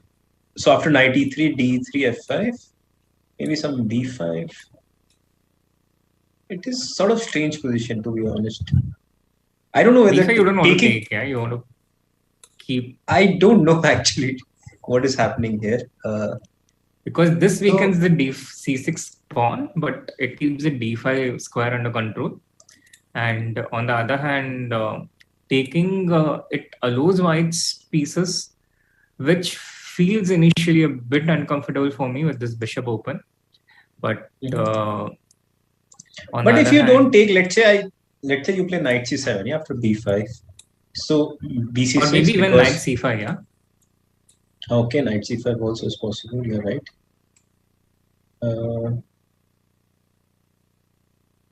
Just to take these squares under control and yeah. In the future not allow. I don't know, like, what is this kind of position with bc? I take the pawn, you take back, and maybe just simply knight a4. And say that eventually I'll play f3 and get out with my bishop, but you still have to worry about your king. The c6 pawn is quite vulnerable. And I don't think black has completely solved this problem, but also it's quite double-edged in the sense that because the bishop on g2 is sort of out for a while, let's say sometimes black can simply play bishop a6 and it gets very hard to, do something about your e2 pawn. I don't know right now, but general, like this could be an idea for black. Right. And I think this position, I still feel white has some potential. I don't know the objective evaluation, but I would be rather white than black here. I can't disagree with you there, Abhijeet. It's clearly white who's calling the shots, and it feels like white has no risk of things spiraling out of control here. Yeah, which also makes sense why he played h4 here. He's keeping control. Because usually what is the case, no, when this bishop is stuck, like your one piece stuck at one side of the board, usually on the other side you have more pieces or you are more active. Let's just put this position with f5, knight e3, d3, f5, and probably even, let's say, b5, the final position with knight a4 maybe. So usually in such kind of position, when one of your pieces stuck on one side of the board for a while, what that means is that on the other side you have more initiative or more chances of getting some initiative or some sort of material or some sort of advantage on the other side of the board. But if you see, white is controlling the queen side. So right now it doesn't matter that our bishop is stuck on g2. That's what I feel is the key to this position. Right. That's pretty insightful. And Nepo goes for bishop f6. Mm-hmm. Yeah, he doesn't go for this. He just goes for bishop f6. Doesn't go for the pawn with f5. And Ding, anticipating this, instantly goes with queen to c2. Yeah. And now he's already threatening to take with the knight. Yeah, so black has to, like, we want to play knight e4. Yeah, so black has to do something already. Yeah, I think most of white's problems in taking the e4 pawn was related to the awkwardness of the e4 bishop after getting to e4. And someone in that chat had this idea to try and play g5 right after h4 at this point. But usually these kind of things, although it opens up the h5, it tries to, it also opens up more things of black. So it's pretty unlikely that anything like this can work. And black's attack can easily be countered with something like knight into g4. Black is just attacking with two pieces. You eliminate one and the attack is already over. So knight into e4, g into h4, some knight into g4 here, and then f3, g4, and black's attack is stalled. Also, once you remove this knight on g4 from black side, there is no direct threats on white's king. So even if you take hg3 or something, white can always capture it back, and white king is safer than black's. So that's the reason probably g5 is a little bit hasty here. Exactly. And strategically unlikely to work in general, I think.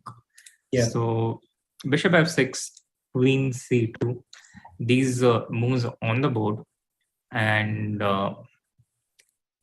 Nepo takes knight into e3. Well, probably his idea is to play bishop f5 next move. And white has to take with the d pawn, I assume, because f into e3 weakens the g3 pawn. But I'm not entirely sure. Because fe3, how do you play? Oh, computer doesn't like it. But yeah, I thought just queen g4, bishop e5. No, queen g4, just knight into e4. Also, rook f6, knight e4 looks... Yeah. So you had to start with bishop e5, I guess. But knight e4, no? Yeah. You have to start with defending the e4 pawn. I remember a very nice game from Anand against Fabiano, and I think it was in Sinkfield or something in St. Louis, and where he played fe3, but that time his pawn was on h2. won a very nice Yeah. game. Like he sacrificed an exchange on the F file, and it could be similarly. I could play like, I don't know, Rook F4 here, maybe not taking immediately.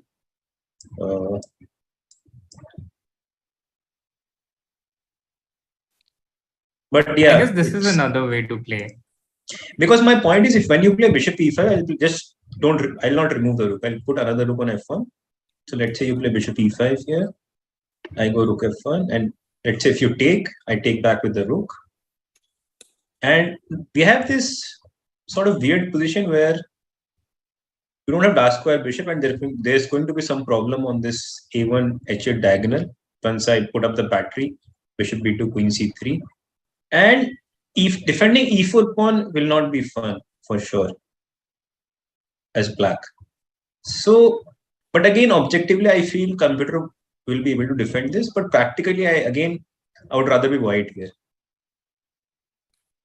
It's easier to play as white. It's easier to attack than to defend. I think the game you're referring to might be his game against Hui Fan. At least there's one game of Hui Fan, Vishy Hui Fan, with a similar exchange sacrifice. But Ding goes with the D pawn. He takes with the D pawn. And Bishop F5 is also on the board, as we called out. And Bishop F5 defending the E4 pawn. It looks like Nepo has things under control, Abhijeet. Off the first look. Without going too deep into the question, it looks like, just looking at the body language, it looks like Nepo's in control. But that's probably the case with most of his games, regardless of how the question is. Yeah, you're completely right about it. So I'm just trying to look for the game which I was talking about. And sure. Probably in the meanwhile, chat, you haven't had any questions to answer all day today. So here is one for you. What is wrong with knight into e4? Why can't white take the pawn here? What would you do as black if white takes knight into e4? This is a bad move, and it's pretty instantly punishable. But how do you do that? That's your first question of the day.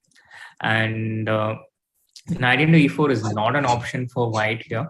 So white probably has to play on the queen side, as we pointed out earlier. b5 not so effective in this position because black c file is open. Madhur is the answer.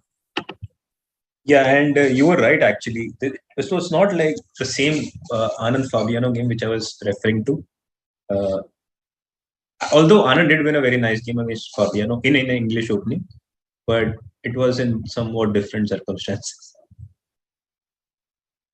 Right. Chat is right on, spot on. A lot of people in the chat: Ananta Krishnan, Aditya Bharadwaj, Kunal Gupta, Legend Killer, Mrinal Shah, Amol Modi, Keyur Patel, Bishop into b2. You can just take this queen into b2, and then black just wins the piece. Or you can also start with bishop into e4, and take bishop into e2. Both these moves work, and this is the reason why it's not an option anymore to take this e4 pawn. Ding had the option to do that earlier, but he chose to keep things under control. And now as a b5 here, this is exactly what I was talking about earlier. b5, but now it's different circumstances. Black gets his pieces out, but also white has access to a lot of these dark squares, like the d4. But I don't have to take immediately. I think knight b5 is a possibility, but like you mentioned, rook c, like after cd5, I can take on b5, but like you mentioned, rook c8, you can annoy me with all these tempos, on my queen. But maybe I can play knight d5 here. Looks interesting. This I didn't consider. But what? Or maybe it's not that great. It's certainly interesting from a practical perspective. But that's also another factor. There are a number of these dark squares where black has no control because he's put his pawns all on light squares, and his bishop is also a light square bishop. Everything is in the light squares, and the dark squares are totally empty. So the d4 square, the d6 square, and knight d5, maybe black just keeps the pawn with bishop e6 here. Or did you have some other move in mind? No, bishop e6 and knight f4, I was wondering. Yeah, bishop and queen f5, there's just bishop h3. Yeah. Also, slowly I thought I can play like rook b1 maybe. This somehow I feel eventually I will be able to get out with my bishop with f3 at some like point where it's great. But otherwise, I feel I'm controlling the queen side. So in general, like in a long-term strategic battle, I think white is a little bit better. But if you can keep my bishop quiet on g2 for a long time, then of course black has his chances. Let us do a quick roundup, of the all 4 games. Yeah, let's just bring on a quick roundup of the 4 games. We concluded that Duda is better against Rapport, and there we have all the games. A few moves happening in Duda Rapport, but white is clearly better, as the well bar shows. And Rapport going, he just goes bishop g7 in the position where we last left after c5, but not a happy move to make. We also had a look at the Nepo game, and we had our conclusion there. How is it going in the other 2 boards here, Abhijeet? So we haven't looked at Alireza's game for a long time, and you can see, I see his time, it is 1:45. Let's quickly jump into that board, Teimur's game, because it's looking very interesting. It's looking very interesting, and we stopped right at this point, Abhijeet, rook b8. And we are talking about this d5 square. Knight b4, knight d5 is a typical plan. So white acted against it. He started with a3, but the drawback of a3, it weakens the b3 square. So Alireza brought his knight onto e5 with the idea of knight to b3, queen c2 with the idea of rook a d1, bringing the rook into the game, knight to d5 by black. The typical idea occupying the d5 square, which had been weakened by e5. A pretty early provocation by black on the 5th move in the opening. Rook a d1, bishop to a6, overprotecting the c4 pawn. And it had been pretty standard up to this point. White has had all his pieces developed. Black has his pieces in the place that he wants to. And the typical idea in these setups for white is to exert pressure on the c4 point. And Teimur started this off with bishop d2, harassing this a5 knight indirectly, which is defending the c4 pawn, and provoking Alireza to play the knight to b3. And after knight b3, he went with his knight to e4, attacking the c4 pawn. Knight into d2, rook into d2, knight f4, bishop into c4. And here Alireza came up with this move, which was totally a firecracker of a move, and not something I would have anticipated as white. When I played this knight to e4, attacking the c4 pawn, at this point I would have thought, oh, I have the c4 pawn, I have it well rounded up, black cannot defend, I have the a5 square under control. If he goes something like knight b6, he's passively defending. He just made his knight to d5 a couple of moves earlier, but no, bishop into c4.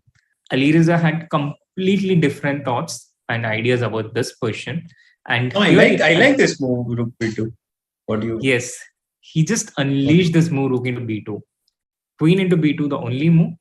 The rook bishop was c4. Offered, he accepted it, and now bishop into c4.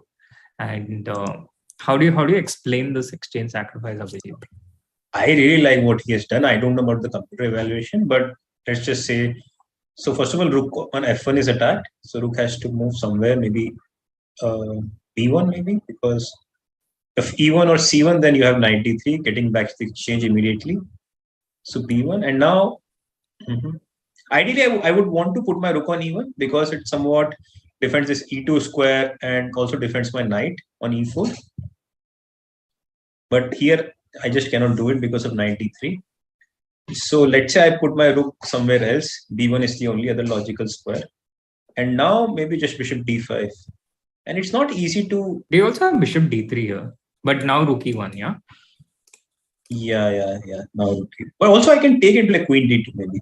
Oh, this is pretty. This is so pretty. And the knight is trapped. The knight on d3. Yeah. So, but yeah, like, I didn't see bishop d3 first of all. I just got lucky with it. But I felt like just bishop d5 in general, because you cannot really move the knight on e4.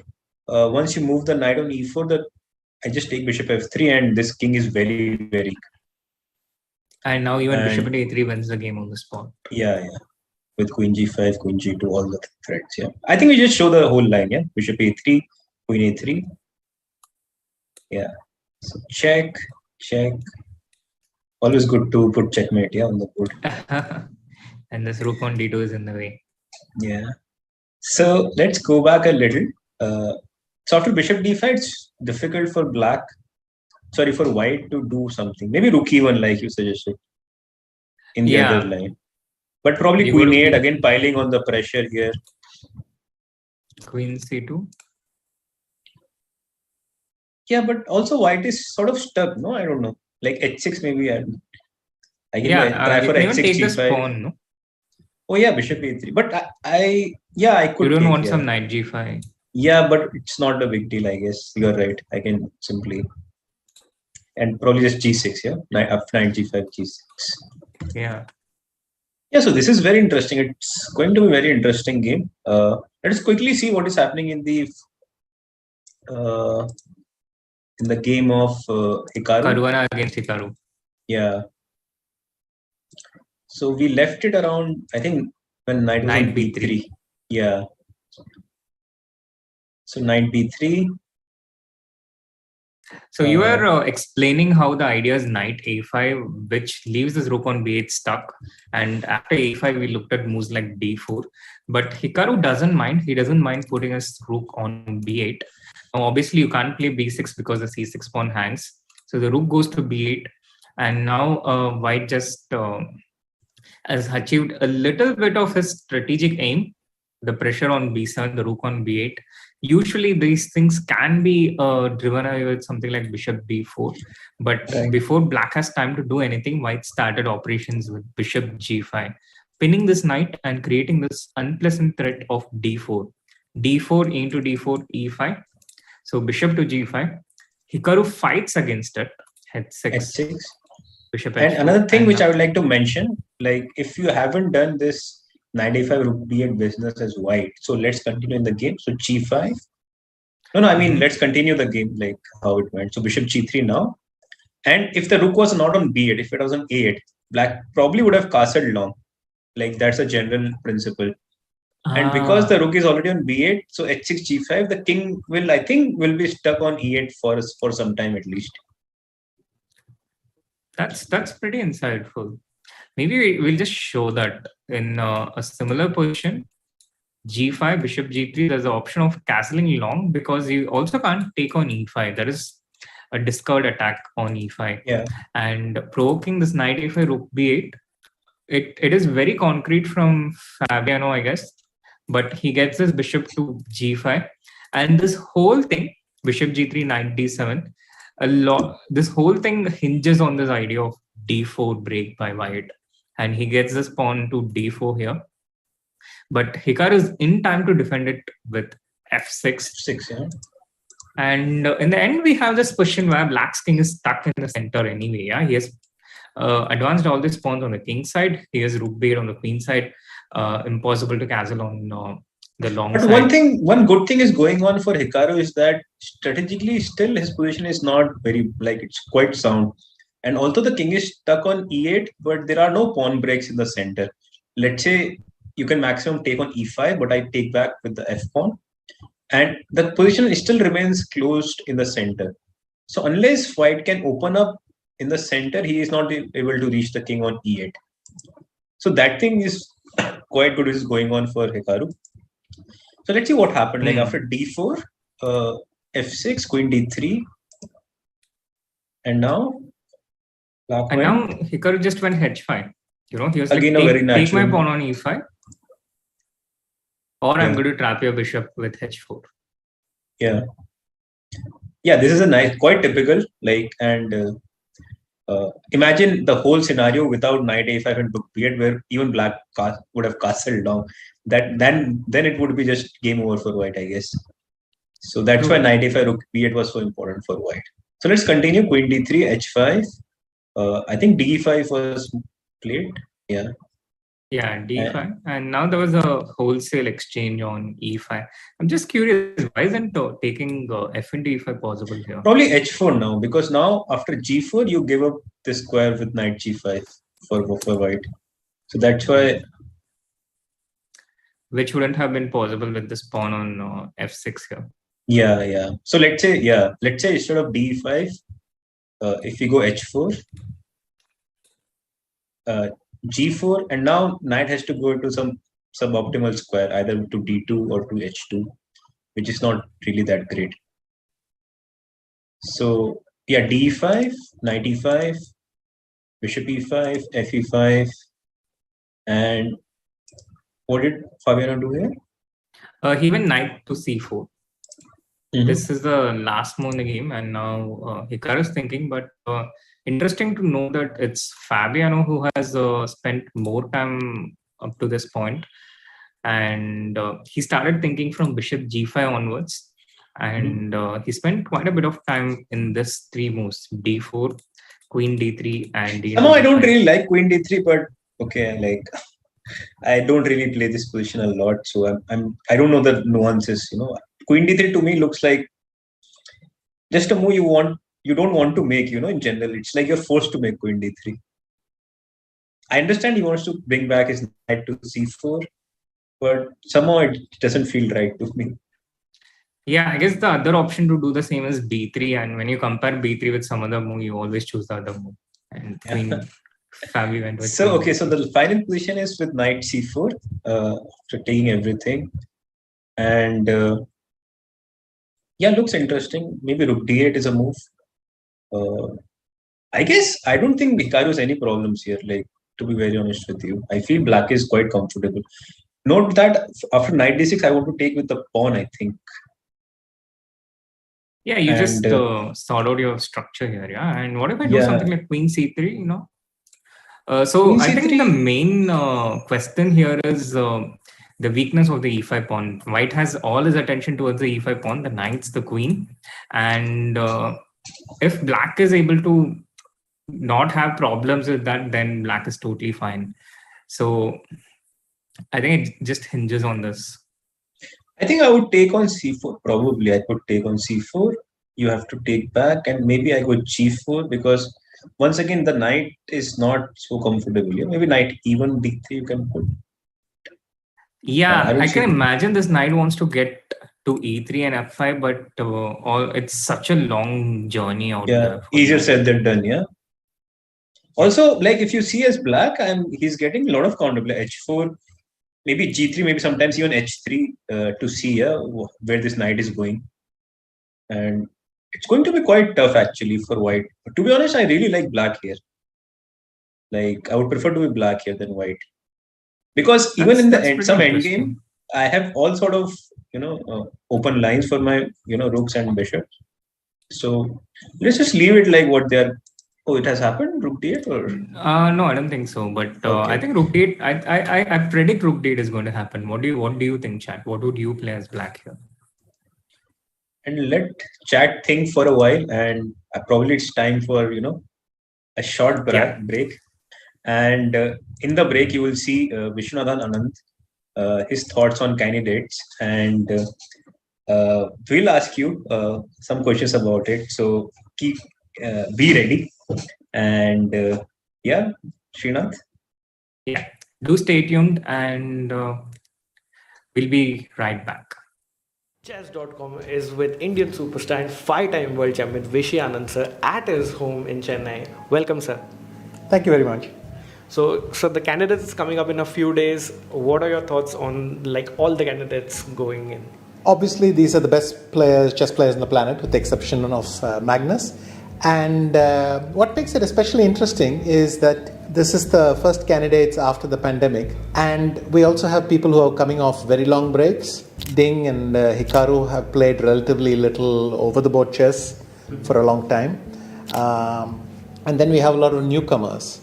Rapport, Firouzja, Duda, all in their first candidates, plus experienced players like Caruana who played the last several candidates. So there's I think a very exciting field with a lot of question marks hanging over everyone, and that makes it particularly intriguing in the beginning. I think in the first few rounds, you really want to see who's in the best shape, because I can't predict it at all. So do you have like any favorites, or who do you think will be like taking an early lead? I don't, because they've all had such strange tournament trajectories for the last few months that there are just a lot of unknowns. But at the same time, it has to be emphasized, all of them managed at least one recent good result. Mm-hmm. So let's say Hikaru and Richard qualified in style recently. Yep. Duda won in Warsaw. Firouzja had a great result in Riga, and after that he's played relatively little. So again, like I said, we lack information, but almost all of them showed that they still got strength even though they haven't played very much, and I will be looking to the first rounds to get some information. And you yourself played some of these candidates recently in your trips to Europe at the Grand Chess 2 Superbet event, also in Norway Chess. So who do you think is like in shape, or who's maybe like Radiabo hasn't won a classical game for 29 games? So what are your thoughts on that? I think Teimur also hasn't played in a while, and so I think he tried to warm up in Norway. Mm-hmm. What can I say? Very bad result, but maybe the bright side for him is typically if you go to the candidates after a very bad result, you might switch there, or maybe he's made his mistakes already. Rapport, I think, is probably sensible on his part to skip Norway Chess and take some rest, because he's at quite a heavy schedule, and I'm intrigued about the others. I'm sure Hikaru, given that he's taking part, he's going to take it very seriously. And I heard that he did a lot of training in Colorado, I think. So someone like him, Fabi, keeps his level. I'm sure he would have wanted better results, but he keeps his level. Firouzja, again, there's been photos and everything of this training location, that training location, but it's just so many questions that I have and so many unknown things. So the first few games, I'm really looking forward to. Also, it should be said that Ding has had the strangest qualification of all. And he couldn't play in many events, and then he played 26 games in a month, and then he qualified. But we know his class, and we'll see what everyone's capable of. I'm sure there'll be a lot of surprises in the first few rounds. And you mentioned Hikaru there. So what are your thoughts on him, like being almost a full-time streamer, and also making it to the candidates? I've noticed that especially during the online events, and he plays so regularly on chess.com, that it's not fair to say that he's inactive.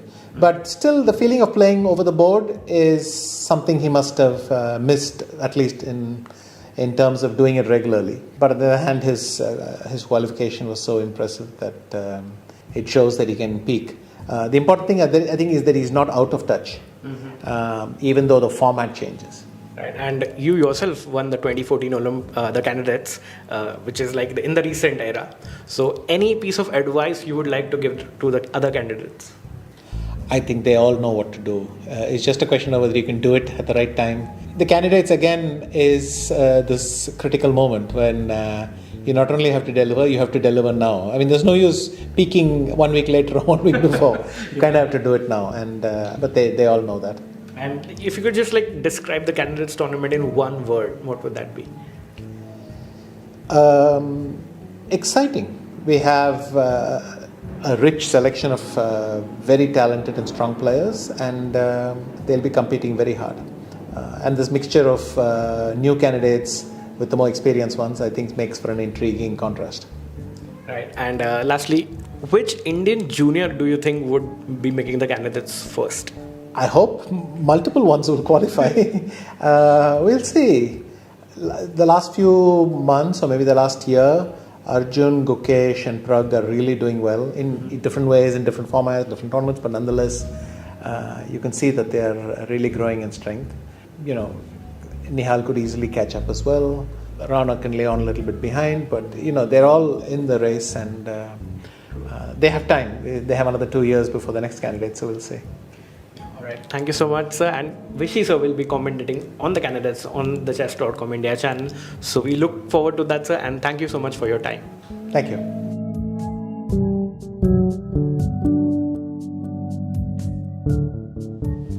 The FIDE Candidates is the most important tournament in chess.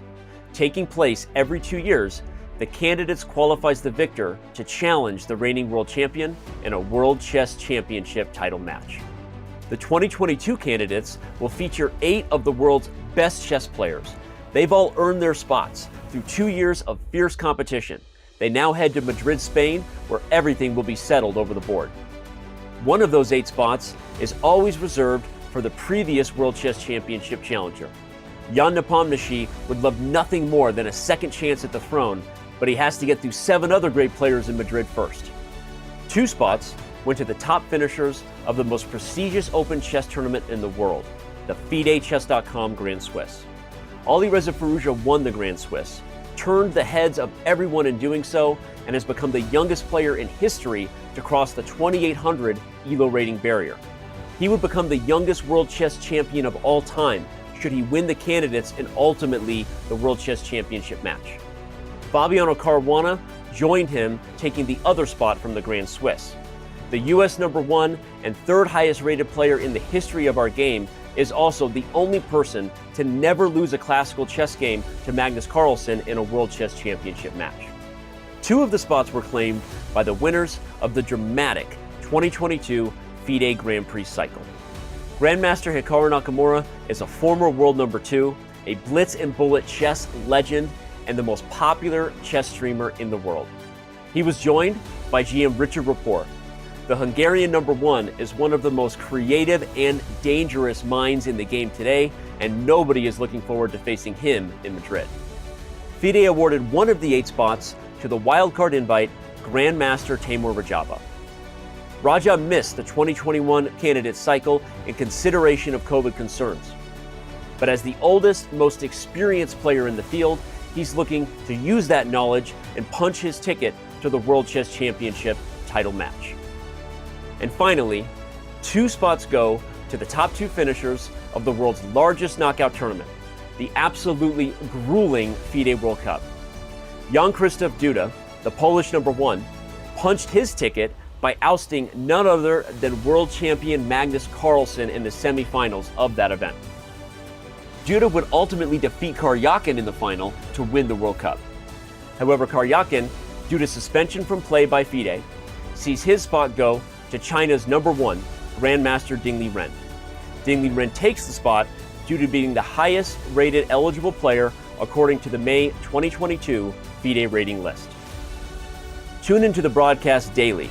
You can watch on chess.com TV, twitch.tv/chess, youtube.com/chess, or anywhere else you've ever watched a chess.com broadcast from. We'll be live on site in Madrid starting June 17th, and we hope to see you there. Welcome back, everyone, to the round 1 of the candidates, and some pretty exciting updates in the Duda Rapport game, Abhijeet. We last left at this point around c5, and Rapport playing e5, which is one of the moves that we discussed.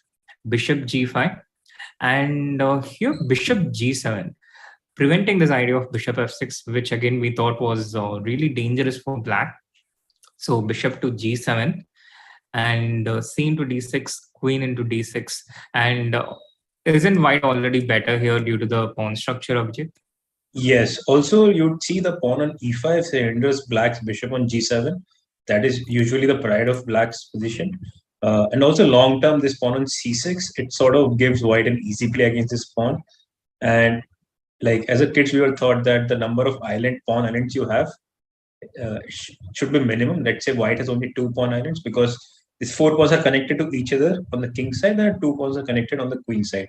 Whereas for black, 4 pawns, yes, are connected on the one side, but all this pawn on c6 and a7 are not. And both are quite vulnerable to get into some sort of attack later on in the game. Perfectly summed up. And with this strategic advantage, an early lead, Rapport continued with short castle, bishop to e6. Duda continued with short castle, Rapport playing the bishop to e6. And computer not a big fan of this move. And white just continued with simple development, but he took the knight to a3, not to c3, not to c3, but to a3, potentially because out here with the knight on c3, it's also a very general thing when you have this knight out here when there is a pawn two squares apart, two ranks apart, it really controls the knight. And on c3, the knight doesn't have a lot of scope. So for this reason, he takes the knight to a3. So it has access to squares like c4 and knight a3, rook d8. Now the queens get traded. The queens do get traded, but looking at this resulting position where the queens have been traded, and he took with the bishop, yeah? Exactly. Yeah, I would actually consider rook d1, but maybe he didn't like it because of bishop a2, yeah? The pawn hangs. But is this such an important Srinath, do we have a tactic here? Like maybe it's better to ask the chat, or maybe also you if you haven't spotted it. Yeah. Yeah, so chat, so there is a good tactic here. Maybe send us what do you think here, white to play. I don't know whether it works or not, but it looks quite interesting at least. At least I don't see it off the bat. I mean, I see a range of attractive possibilities for white, but I don't see a clear tactic. Mm-hmm. I should just go back. Maybe it's because the eyes doesn't want to see what the brain doesn't want to see. I have no idea what that means, but okay. So the move actually, guys, I feel is probably knight b5. Wow. Like the main point is you cannot really take on b5 because we simply take bishop b5. And wow. And if king f8, then there is rook d8 mate. Always good to play out the checkmate. And if you don't take my knight on b5, then how do you defend yourself?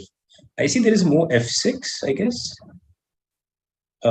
But I thought here minimum I have this knight d6 check, forcing your king to go to f8. And there's bishop e3, I thought. And somehow it's very difficult for you to bring out your pieces, like especially the rook on h8. If this rook was probably on the other side, rook on b8, then black was completely fine here. But it will take a lot of time, and maybe it's not. It feels like it's impossible to bring the rook back.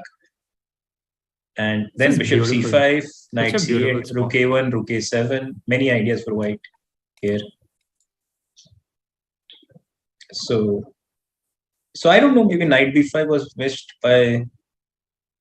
First of all, I'm not sure whether it's that great, but I don't really see what is the problem after knight b5. But having said that, I don't think bishop d1 is such a bad move. It's a long-term.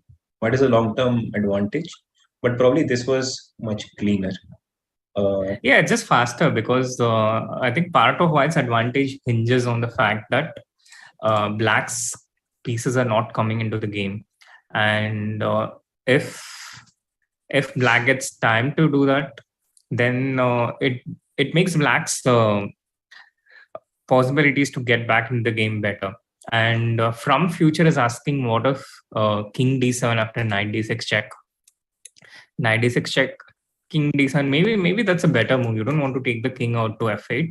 And now this rook does come to b8. That's a good spot from the future. Yeah, I sort of blundered it because I thought knight f7, knight h8. So let's say I give knight f7 check.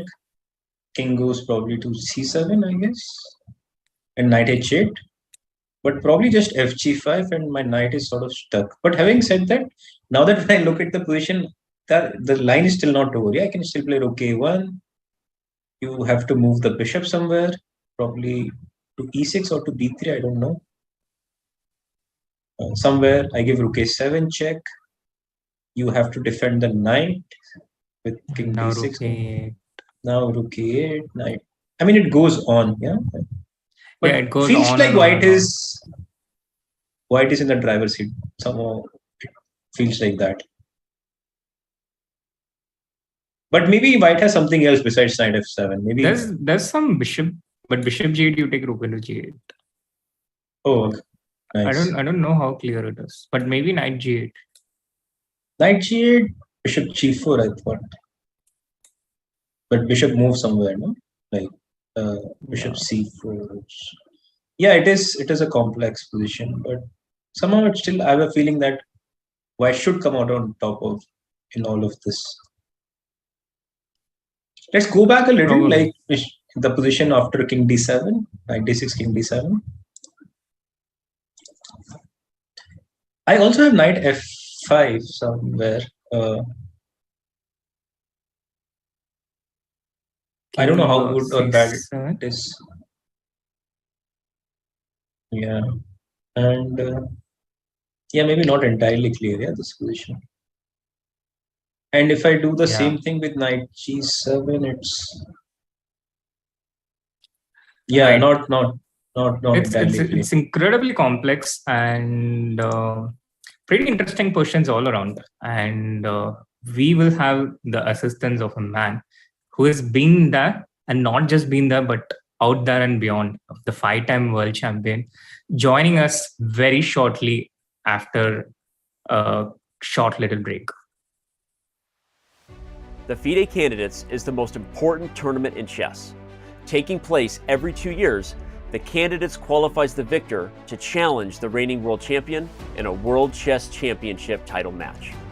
The 2022 candidates will feature 8 of the world's best chess players. They've all earned their spots through 2 years of fierce competition. They now head to Madrid, Spain, where everything will be settled over the board. One of those 8 spots is always reserved for the previous World Chess Championship challenger. Jan Nepomniachtchi would love nothing more than a second chance at the throne, but he has to get through 7 other great players in Madrid first. 2 spots went to the top finishers of the most prestigious open chess tournament in the world, the FIDE Grand Swiss. Alireza Firouzja won the Grand Swiss, turned the heads of everyone in doing so, and has become the youngest player in history to cross the 2800 ELO rating barrier. He would become the youngest world chess champion of all time should he win the candidates and ultimately the World Chess Championship match. Fabiano Caruana joined him, taking the other spot from the Grand Swiss. The US #1 and 3rd highest rated player in the history of our game is also the only person to never lose a classical chess game to Magnus Carlsen in a World Chess Championship match. 2 of the spots were claimed by the winners of the dramatic 2022 FIDE Grand Prix cycle. Grandmaster Hikaru Nakamura is a former world #2, a blitz and bullet chess legend, and the most popular chess streamer in the world. He was joined by GM Richard Rapport.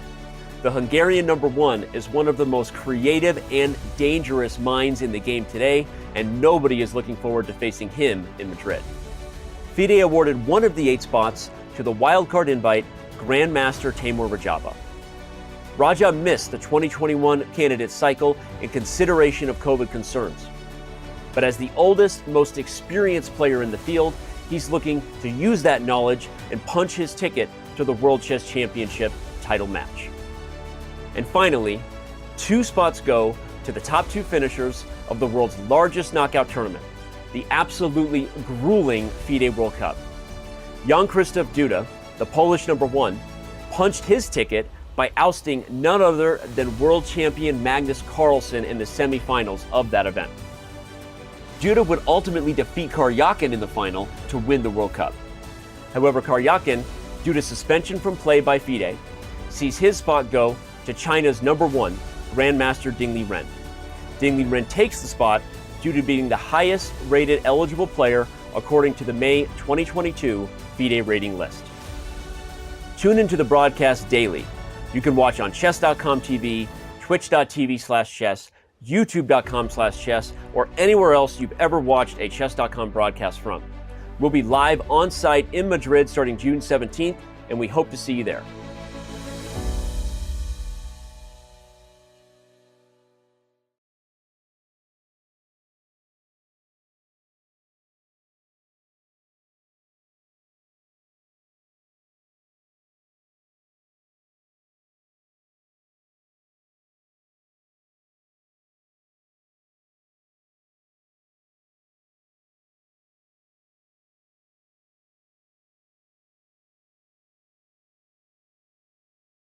Chess.com is with Indian superstar and 5-time world champion Vishy Anand sir at his home in Chennai. Welcome, sir.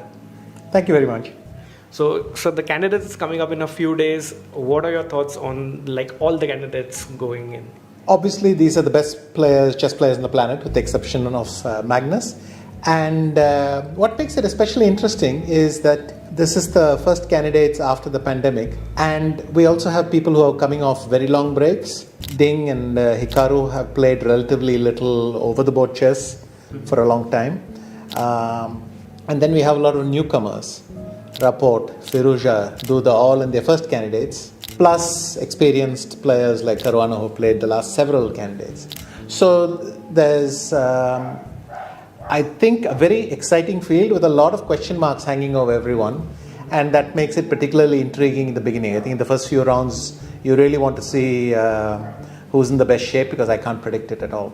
So do you have like any favorites, or who do you think will be like taking an early lead? I don't, because they've all had such strange tournament trajectories for the last few months that there are just a lot of unknowns. But at the same time, it has to be emphasized, all of them managed at least one recent good result. Mm-hmm. So let's say Hikaru and Richard qualified in style recently. Yep. Duda won in Warsaw.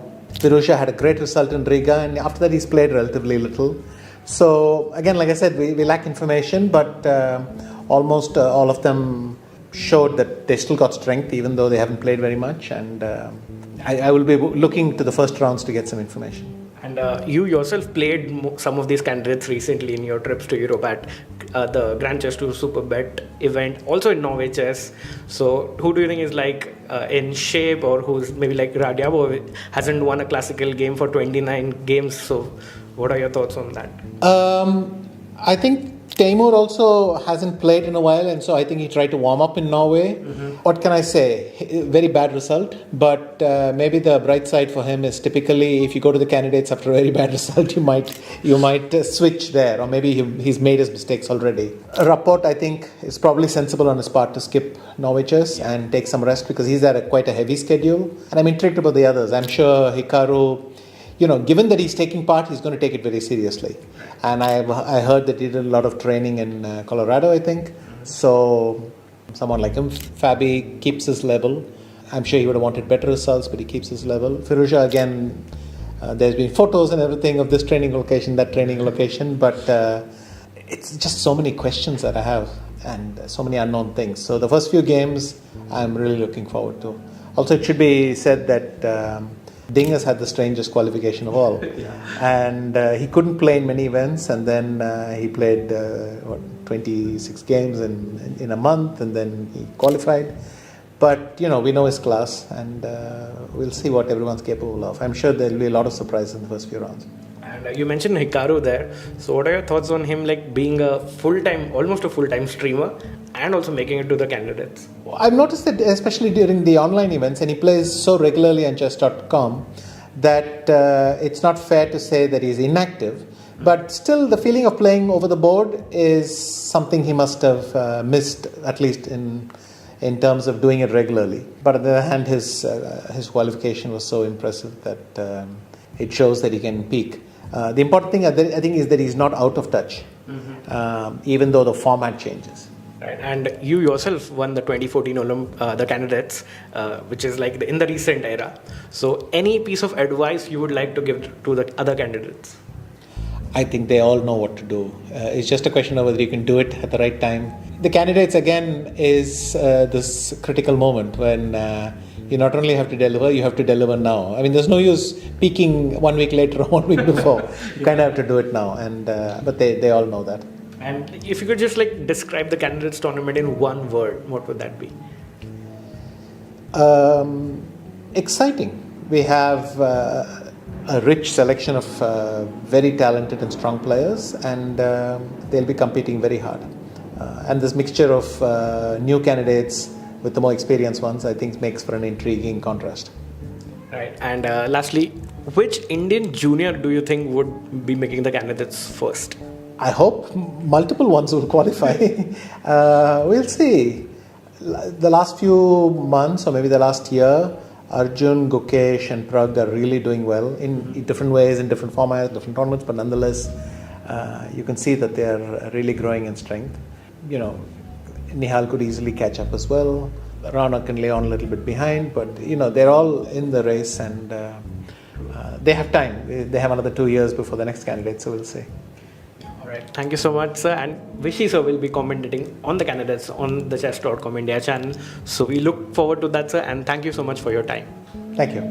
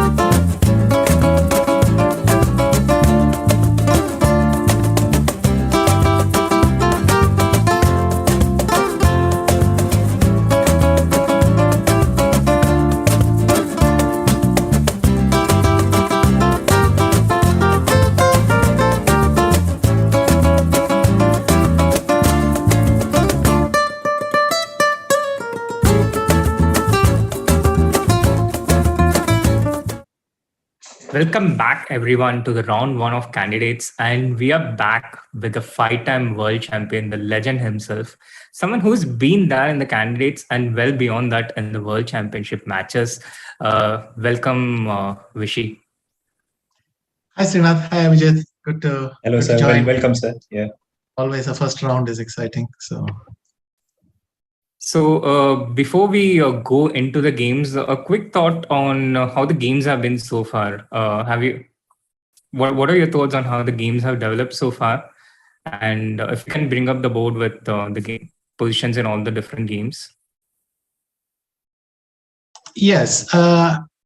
So my feeling was that Hikaru is fine because the king can wander to c8 and he's advanced enough on the king's side, so he looks completely fine. I did not like what Rapport was doing.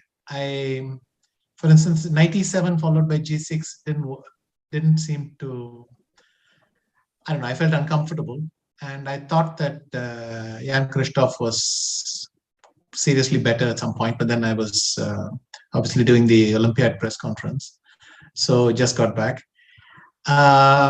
I feel I would rather be Ding than I would rather have Ding's position rather than be in Nepo's position, but sometimes it's deceptive. These double D pawns are nice, but White's king might run out of space later. It's one less of an escape route, but okay, that's thinking a bit down the line. And I assume Alireza has full compensation for the exchange. I'm guessing not more. So bishop takes a3, It was an interesting point. Sorry? I think it was an interesting point where it basically started at this point, the exchange sacrifice. He went rook into b2 here, and this is how it got initiated. Queen into b2, bishop into c4, and Raja went rook c1 here, kind of inviting knight d3.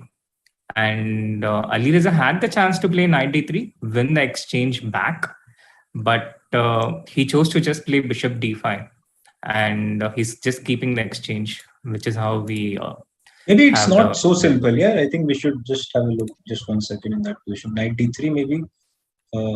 Knight d3, what if I go queen c2, then you're going to take on c1, I take on c4 and you play bishop a3. Or I thought queen d5 even. Simpler. Queen d5. No, I mean takes on c1. You take queen first takes c4 and queen d5. c4 and then queen d5. There, I guess you're right. I don't see an immediate problem there, but maybe I'll play queen c2 and still your knight and bishop are a bit, well, they have to find their way back home. Let's put it that way.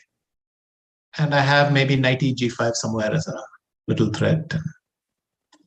But it's not very convincing. So why did he play knight d3? He could play, I think, rook d3, bishop d3, knight c5 is not a serious try. So it would have to be queen c3, knight c1, queen c4, queen d5. Can I play queen takes c7? At which point exactly, Vishy? After Knight queen d5. c1, knight After c1, queen takes c4, queen d5, queen takes c7.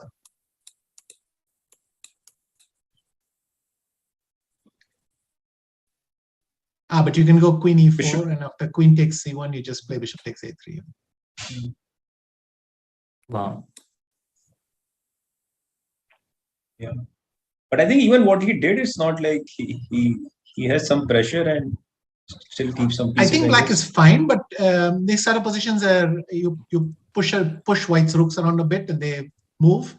And I don't see that there's a knockout blow after that. So in this case, that's why I said that white will probably survive. But yeah, Alireza didn't go for this. He went for bishop d. Yeah, he kept his. Very tempting to keep the bishops and so on. And look, and now if bishop a3 and then I follow up with bishop b4 and a5, there's still some white has to work a little bit.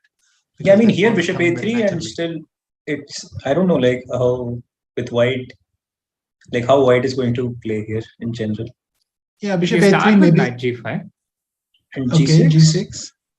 And then I thought maybe you come back. Maybe you go with the other knight. Knight f g5. Right.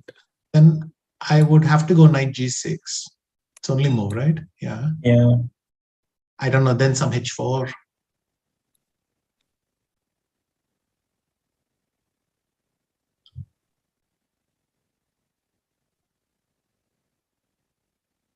Maybe h4, there's bishop b4.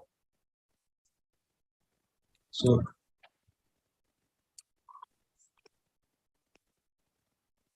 but you can just go on with h5, no? Because bishop into d2, there's knight into d2. But yeah, but then I thought I have h6. Bishop takes e4. But also, like in the end, you have h6 in general, no? H6, h5. Yes, like that was my bigger point. That right. h6, h5, and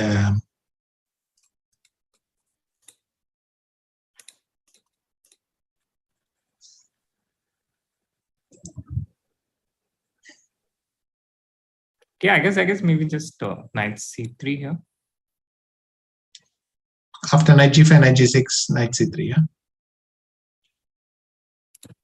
Yeah. And you are allowing. Yeah. This doesn't look good. Bishop g2, f3 or what? No, initially I wanted to do it with the pawn on h4, but I don't think it's working in any of the variations. Okay. Here maybe something like d5 just to get rid of all these things, but white is giving up a lot of pawns.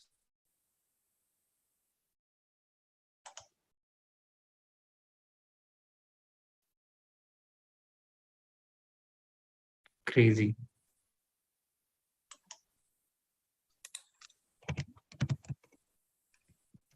But yeah, going back to the queen c2 position, bishop into a3, and do you think that's obvious, or does black also have alternates? No, I think you have to be exact, because when you're watching from the side, you think this is a great position. I can do this, I can do that.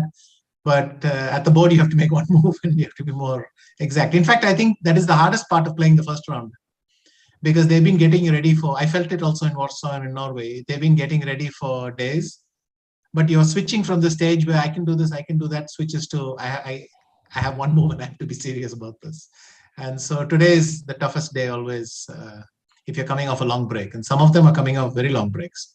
What did Firouzja play last? Vaiko? Superbet, Romania. I think. Yeah. Firouzja played there? Played some Superbet. Of course, he played there. He lost to MBL in the last round, right? So he played a classical, and that's fine. I think both of them didn't play well in the last tournaments. Like even Temur, I think he was in Norway, I guess. Temur was in Norway, and I think for him that was nice, because Rapport obviously felt he had think so. He stopped after Warsaw. Duda stopped after Warsaw as well. Hikaru has had a longer break. Fabi played in Warsaw. So anyway, you can always get some guys together, put a chessboard, and try to pretend you're in the first round. So it's not like they're forgotten. But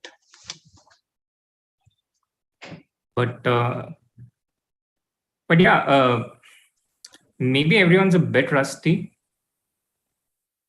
And talking about that, I was wondering about the Duda Rapport game as well, where we have this question, and it did feel like Duda had better chances at around this point. What is your impression of this game so far? As I mentioned, the moment Duda played G6, I didn't like it at all. I thought G6 makes that knight look very, it's just the wrong square for it. I did not see why he rejected C5 and knight C6 maybe, instead of G6. At least it's a plan. Or the other thing is to go knight G6 and be done with it and play E5 and just play with this knight on G6. Which is why G6 seemed really strange for me. Yeah, I was just wondering if it has something to do with this being the first round. The players are just getting... No, I mean, in maneuvering positions, it's fine. You can say that you're still waking up and you make a lazy move. But this position's kind of concrete already. I mean, here you can't be casual because very soon you can get into big trouble. So Black has to start thinking about exactly how he wants to equalize. Also, Rappo himself has played this line last year against Fabiano with white pieces. So it was kind of puzzling. Like instead of bishop d3, Fabiano went for c4 directly. Yeah. Like Rappo went for c4 instead of bishop d3 against Fabiano with white. Of course, maybe I'm wrong, and maybe knight e7 and g6 works, but it looks suspect to me. Maybe Rapport also thought this is a very unlikely area of attack, but these guys have obviously prepared very thoroughly, because even for the obscure openings, I mean, Rapport is not the easiest guy to prepare for, I can tell you, but nonetheless, he has his preferences. He's not totally a random move generator, so he will come back to some of his favorite schemes, and bishop d3 followed by c4 seems like a nuance that people find in prep. So interesting. And I think the next major moment in the game was at around this point. White had gotten a better position, I think, by this point, and rook f d1, rook into d1. And here Duda took with the bishop. And I think here we felt that taking on the rook was much more purposeful with white, with these ideas with knight b5 and that. And once again, I was curious about the inaccuracies in the first round. Yes.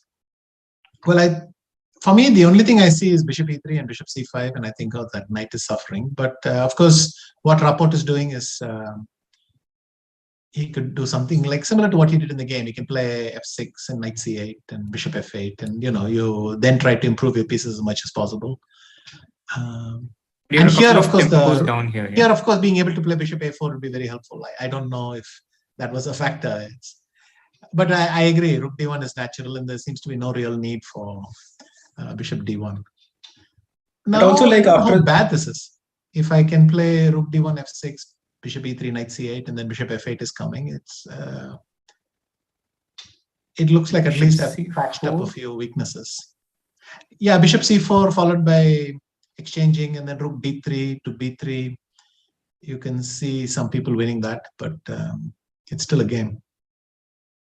Also, simply I can take on c4 and play knight a5, and be very hard to defend the queen side, no? Generally. Yeah, actually, as I look at it, it seems to be getting worse for Black with every move.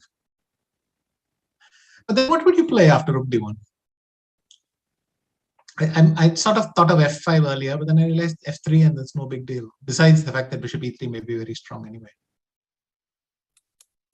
So, but yeah, f3, and what did you accomplish? So f3 and now you can take, yeah. But knight c4?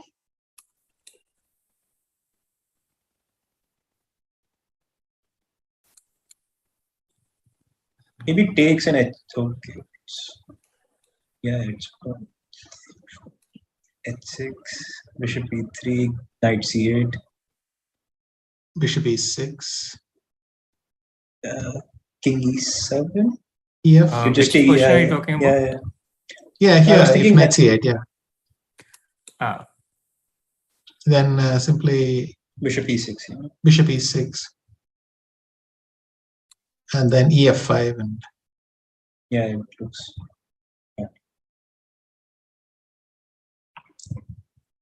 I can tell you, I would play something much more solid in the first round of the candidates.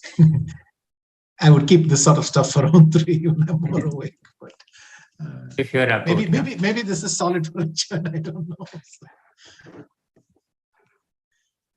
But yeah, moving back to the present position, bishop into d1 happened, king d7, and now he had those two tempos to consolidate, get his knight into the game.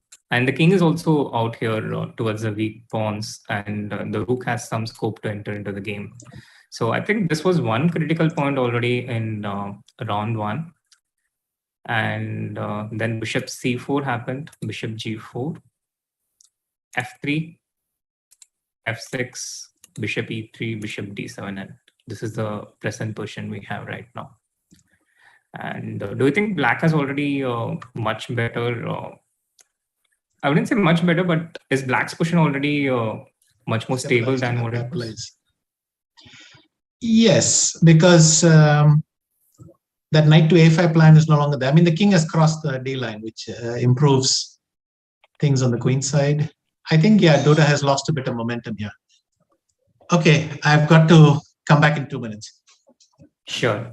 I will. Sure. Yeah. So, sorry, Abhijeet, I interrupted you.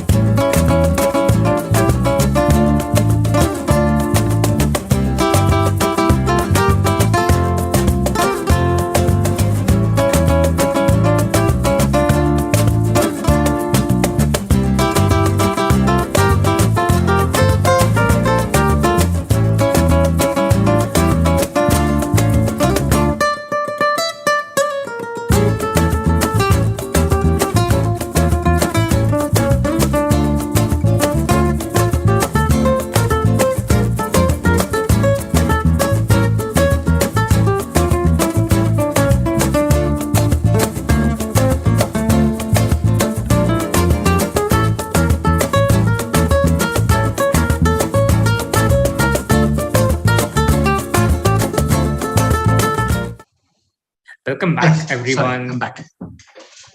And we are back here with Vishy. Yeah, we are back here with Vishy. And there has been quite a bit of developments in the Ding Nepo game. We last left at around this point. Actually, we last left at around this point. Bishop f5 defending the e4 pawn. We were looking at b5 here, but white just went with knight a4, bishop into b2, knight into b2, trading the dark square bishops, knight c7, knight c4, eyeing the d6 square. Black just covers it with rook e6, rook f d1, insisting on it, knight d5, covering up the d5, the d file completely. And I think we were joined by you at around this point, Vishy, and a couple of moves have happened out here. But how do you explain this game? Please take us through this. Okay, well, now that you mention it, put the knight on c7 for a second. And let's try g5. I mean, what would you do? Would you play head g5, queen g5, rook d6, stop that rook even going to h6? Or would you? We can also play knight d6 without taking. But then gh4, I think it's going to get messy for white. So head g5, queen g5, and then certainly looks safer. Yeah, rook d6, rook e6, but then just rook d1 and.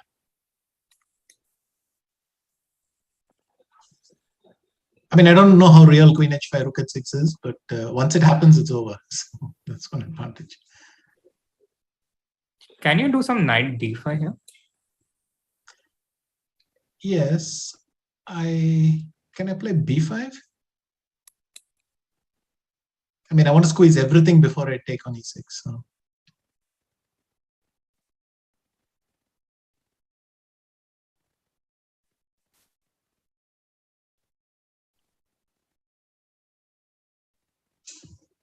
If I just take and get rook e6 myself to...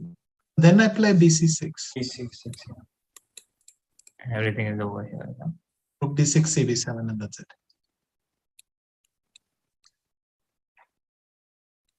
Is that really it? Queen d8? But yeah, something must be winning. Queen b. Just even bishop into Queen e4. c5, bishop e4. Oh, yeah, okay.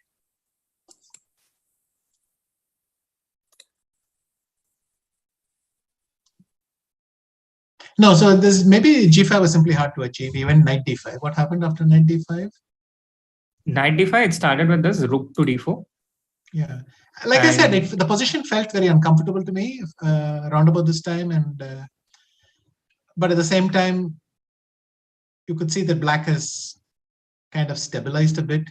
So I could easily imagine pawn on a6, the other rook on e7, and just hanging on to the c6 pawn, knight d5.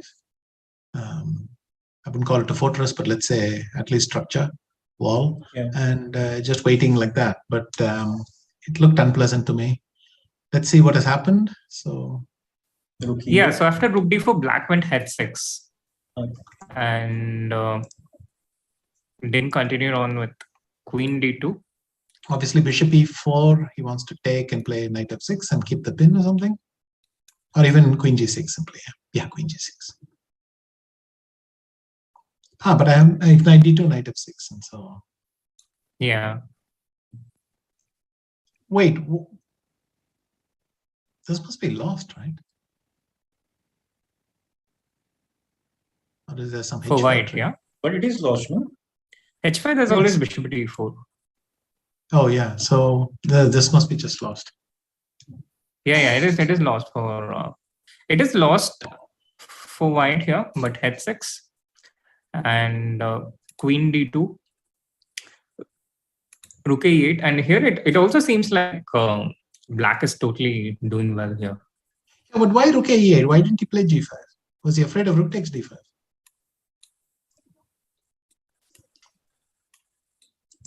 And then gh4. Maybe bishop h3 bothered him. But I have rook f6. Is also knight d6. Knight d6, yeah. But then, rook d6, queen d6, h3. Where do you go? Bishop f1 is working, yeah. But it doesn't seem to be that black is worse here. It only seems to be that white could be equal. I mean, if I play queen d6, queen takes e2 or head g3, why is black worried about this? No, probably. Now here, gh4 could be uncomfortable. If I play head g3, what do you do? If queen g3, I play king h7 and rook g8.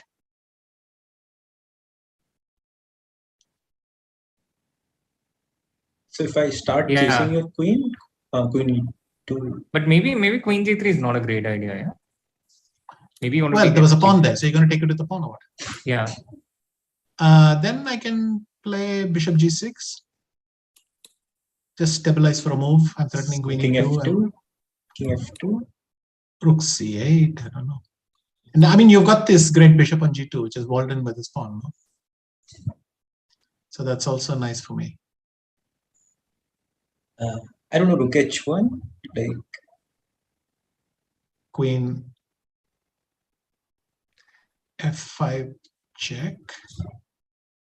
But even queen g5, what are you? Why are you? no, I'm not saying white is better. I'm saying like probably black is more in the game what he did, like because Okay, but I that don't would see a be my plan. point. That it depends on the current evaluation, because this seems to be like a good place to start. Let's see Nepo what he got.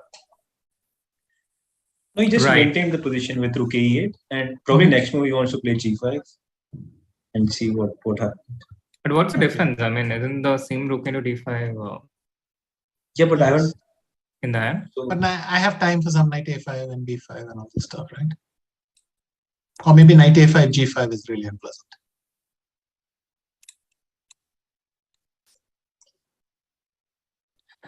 Or yeah, knight f8 g5 and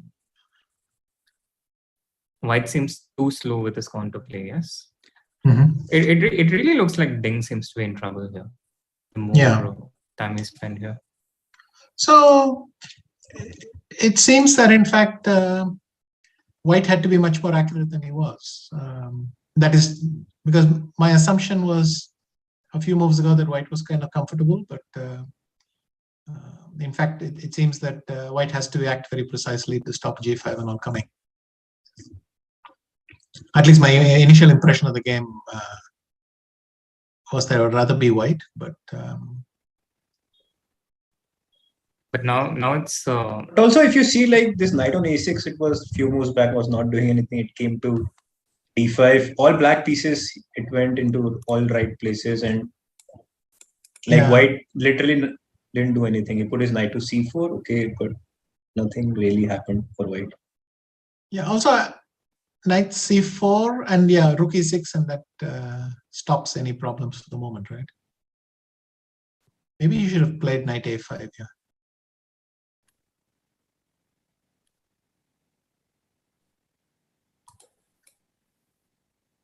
But I guess g5, yeah, it's like Yes, maybe g5 comes quite fast.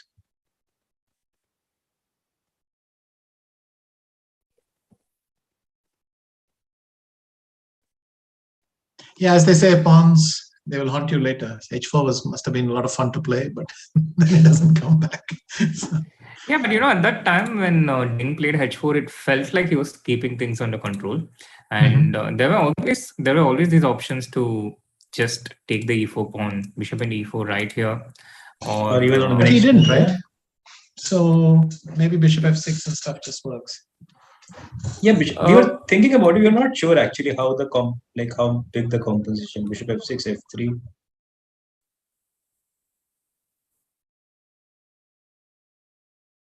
So in the end, we just concluded maybe just not bishop f6, just knight c7, a5 to play slowly.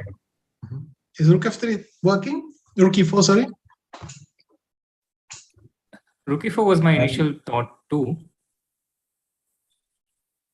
but maybe Knight just, e4 simply and oh No, but knight e4, why not bishop like b2. this?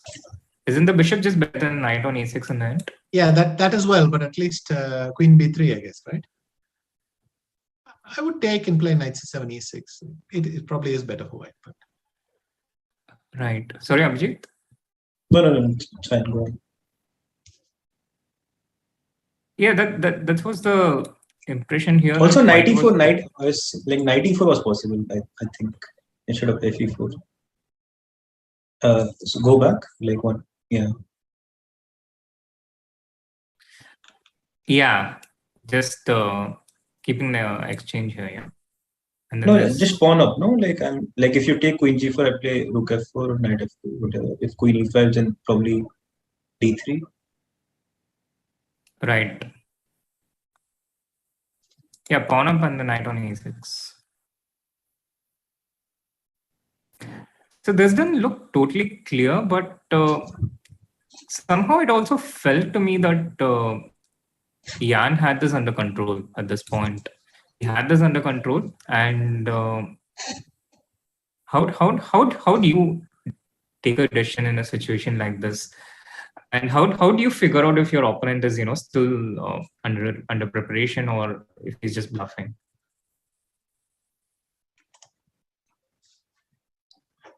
I think you probably don't have time to ruminate about these things. So my sense would be I would try to calculate something specific, and then if I was confused by the position, then that gives me some information that maybe my opponent is not in his preparation. If there were several attractive possibilities, for instance.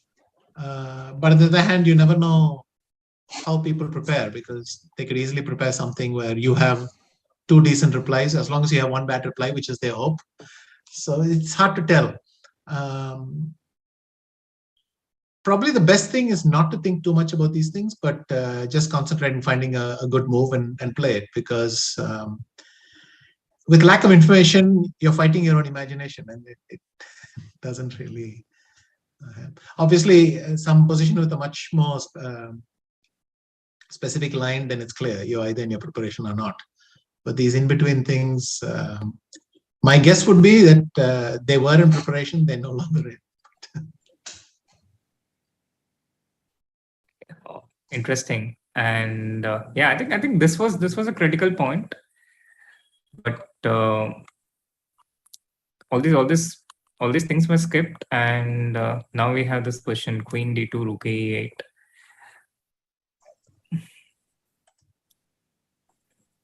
Looks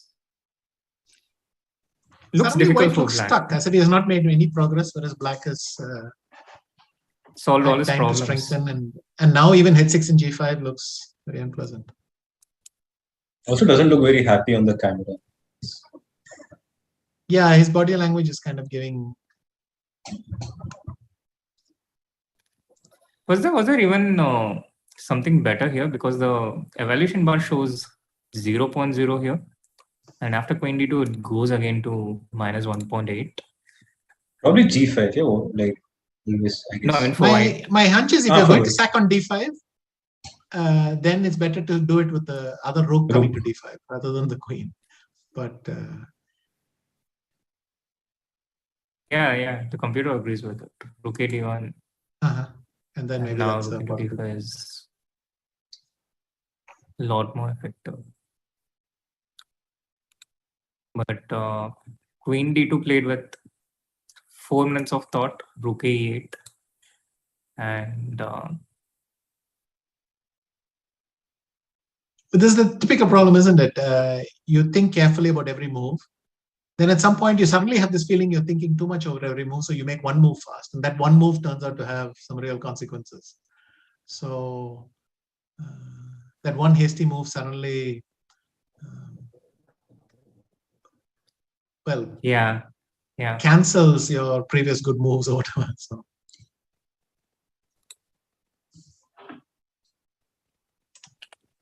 So I think we can conclude this game that white is a bit worse, at least a bit worse. But how much worse would you do you think white has from a practical point of view? I don't know. I think as black, I would feel content, but I wouldn't. I think in you didn't get excited. I don't do centipawns and I don't do percentage.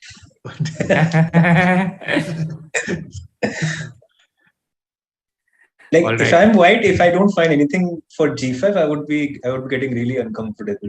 Like, what am I doing here? I'm sure Rook takes D5 is he's thinking, because it is one chance for him to resolve the tension in the position and make his life easier. But the problem is, what is the problem? Queen takes E2 is not a problem because I have knight D6. Rook D8. Oh, right.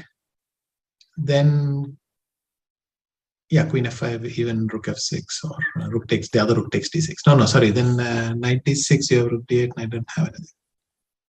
What else could I play? Yeah. Could I go bishop f1?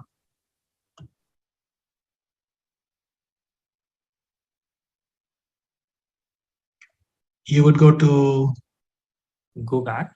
Then there's knight e5 d6, maybe. rook e5. What's that?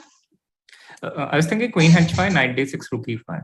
But then queen takes b7. No, I'm quite happy there.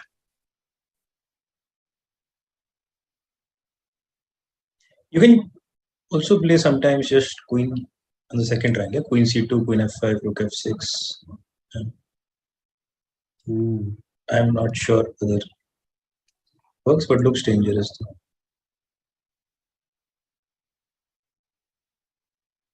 Wow.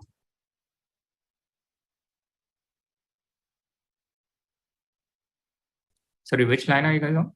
Queen I was c2 thinking here. like queen c2. And if queen Queen takes f5, f5, he wants to go rook f6. Queen d7.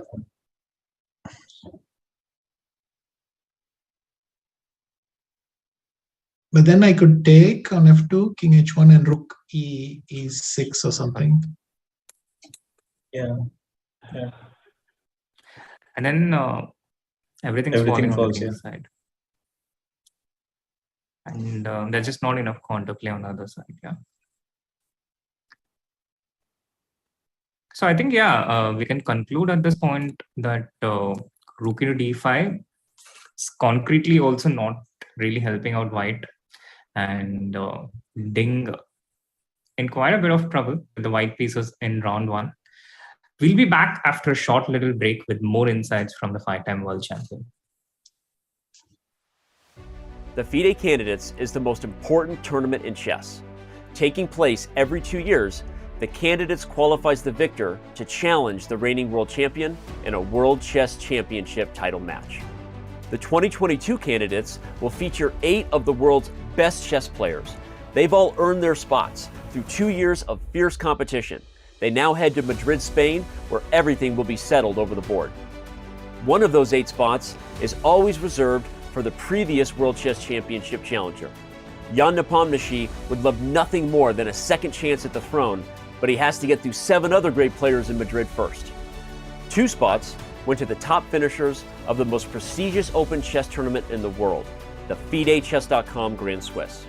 Alireza Firouzja won the Grand Swiss, turned the heads of everyone in doing so, and has become the youngest player in history to cross the 2800 ELO rating barrier. He would become the youngest World Chess Champion of all time should he win the Candidates and ultimately the World Chess Championship match. Fabiano Caruana joined him, taking the other spot from the Grand Swiss. The US #1 and 3rd highest rated player in the history of our game is also the only person to never lose a classical chess game to Magnus Carlsen in a World Chess Championship match. 2 of the spots were claimed by the winners of the dramatic 2022 FIDE Grand Prix cycle. Grandmaster Hikaru Nakamura is a former world #2, a blitz and bullet chess legend, and the most popular chess streamer in the world. He was joined by GM Richard Rapport. The Hungarian #1 is one of the most creative and dangerous minds in the game today, and nobody is looking forward to facing him in Madrid.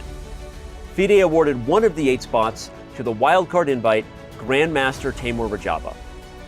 Raja missed the 2021 candidate cycle in consideration of COVID concerns. But as the oldest, most experienced player in the field, he's looking to use that knowledge and punch his ticket to the World Chess Championship title match.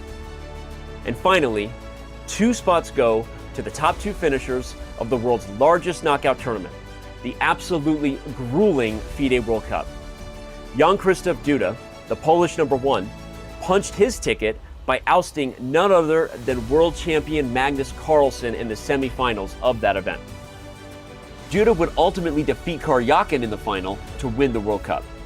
However, Karyakin, due to suspension from play by FIDE, sees his spot go to China's #1, Grandmaster Ding Liren. Ding Liren takes the spot due to being the highest rated eligible player according to the May 2022 FIDE rating list. Tune into the broadcast daily. You can watch on chess.com TV, twitch.tv/chess, youtube.com/chess, or anywhere else you've ever watched a chess.com broadcast from. We'll be live on site in Madrid starting June 17th, and we hope to see you there.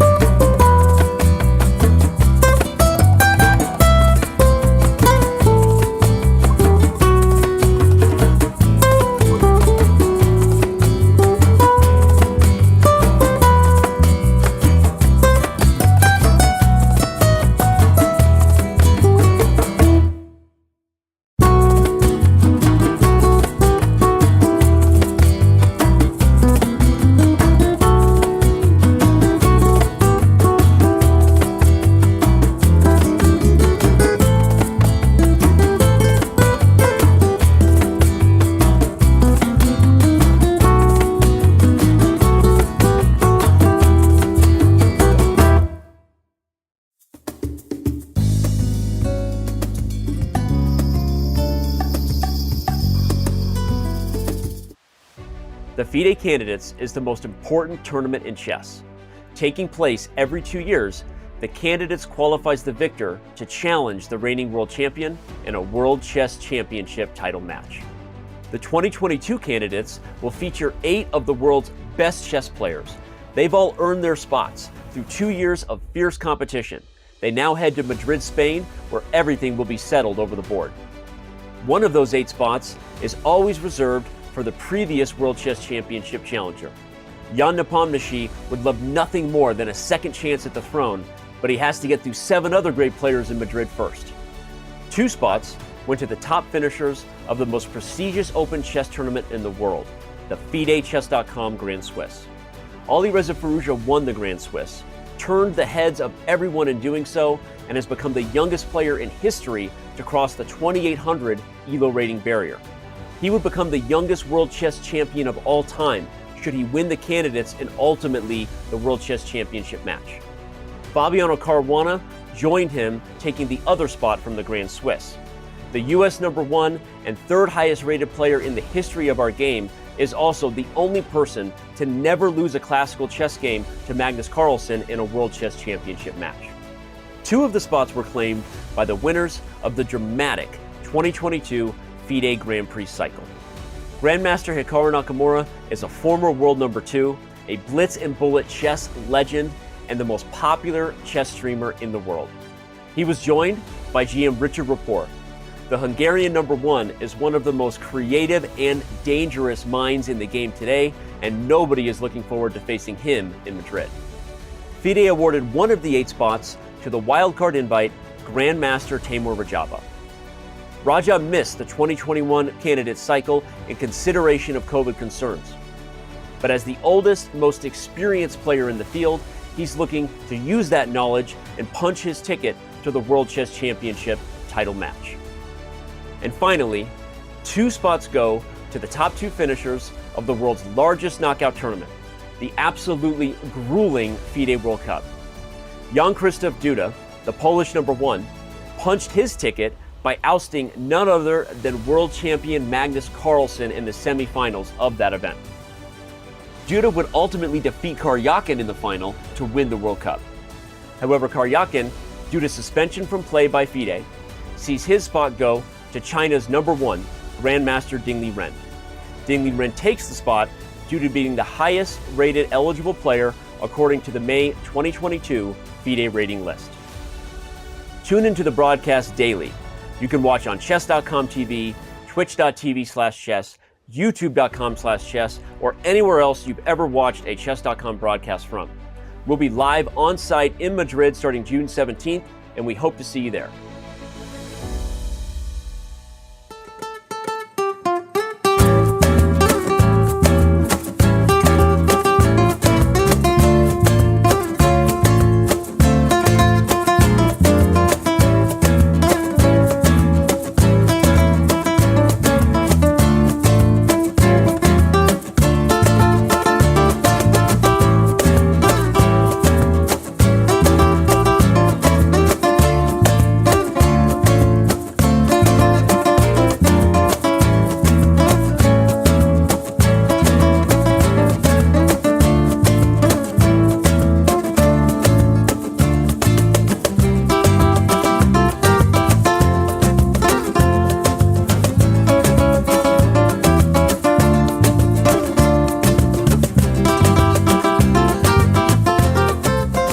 FIDE Candidates is the most important tournament in chess, taking place every 2 years.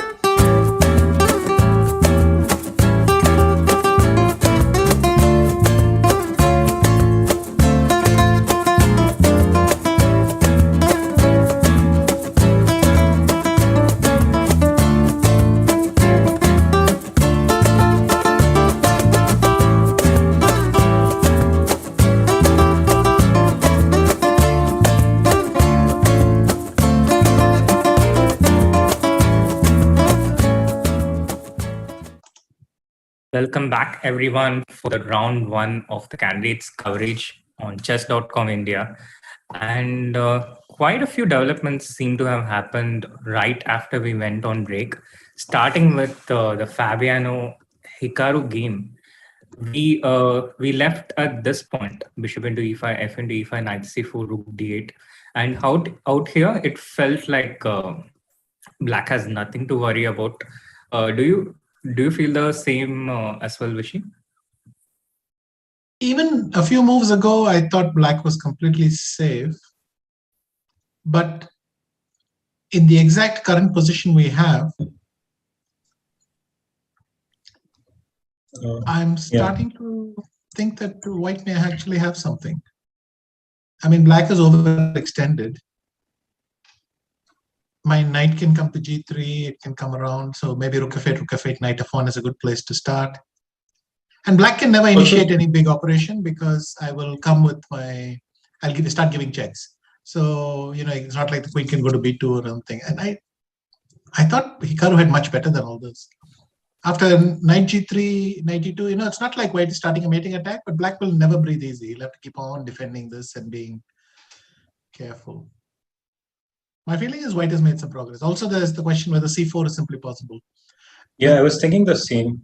Here, that plays to a bishop's strength. So I don't know if that's how we want to start. But if I go rook c8 here as black, you go c4, right, or not? That is true. I might be forced. Well, I don't know. Can I go knight g3? And the trick is just knight e2, knight d4 you want to put, yeah? Or? No, I want to play knight h5, and it's a fishing expedition. Let's just see what's happening. I go knight h5. If you go queen e5, I admit I have to do queen h6, but it's not a bad move to make. This feels scary for black. Why is it 0.0? Because knight f6, there is nothing after that. Yeah, rook f1, and if I stop that. But how do you stop it? My threat is rook f1, so how would you? I guess you start with a check. Okay. King. No, but yeah. No, e3 is bad. E3 is bad. The bar just went.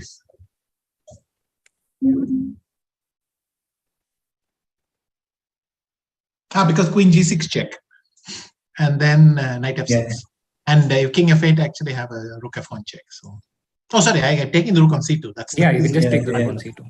There is no need for this. Okay, so e3 doesn't work. What is black supposed to play that is so easy? Bishop f5, maybe.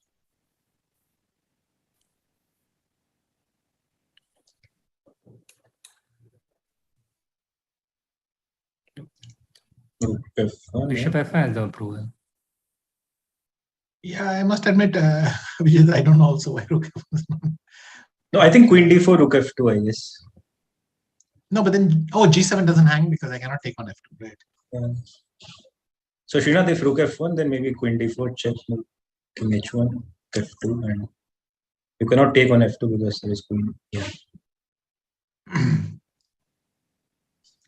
But this is a position which it feels like black has to make accurate moves and white can make moves which don't lose on the spot. So,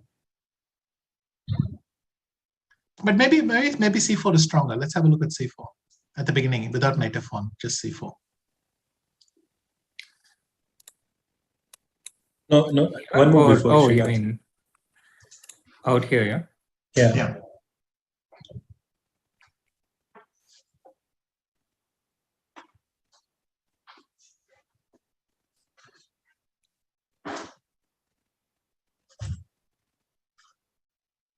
Knight f1 is a bit on the slower side, maybe, yeah.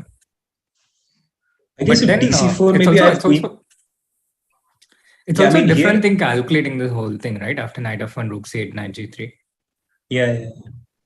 All the way up to queen d4 and rook f2. But I also had queen c3, queen g5 was there.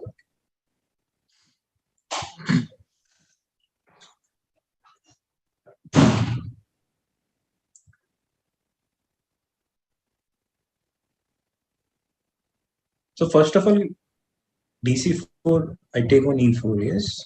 If black plays dc4, I take e4. Well, you can take with the queen. Yeah, queen e4, bishop f7. Oh, and knight c4, you have rook e8. Then I have knight e5. So this is just very nice. Yeah.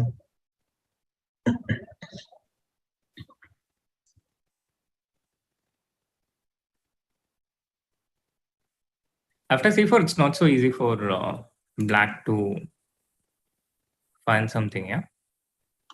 Yeah, but that's what I don't understand. Black's position was solid enough. Yeah, he went to e4. I'm not even convinced he had to castle kingside. I liked king d7, c8 because by the time white pushes b4, a4, b5, I can play g3 or h3 and kick up a fuss here also. Also, I don't need to play. I can start anything, with h4, for instance. Yeah, I was about to say the same thing. Just h4, yeah, and just not commit. Yeah. I don't know. We have to get through some details because white will play f4 and so on. But king d7 seemed quite reasonable to me. And then h4 and g3 sack and open something up.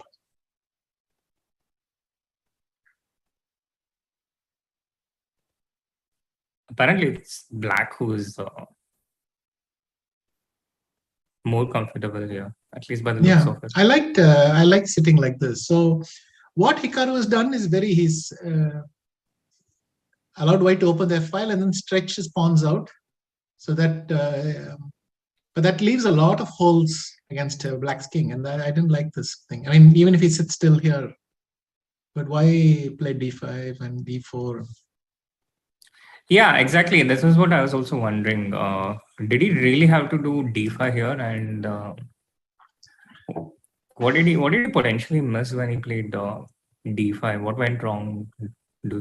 What do you think went wrong? I don't know that it's wrong. It might still be a thing, but he swapped a position which you can play by feeling into one you have to work every move.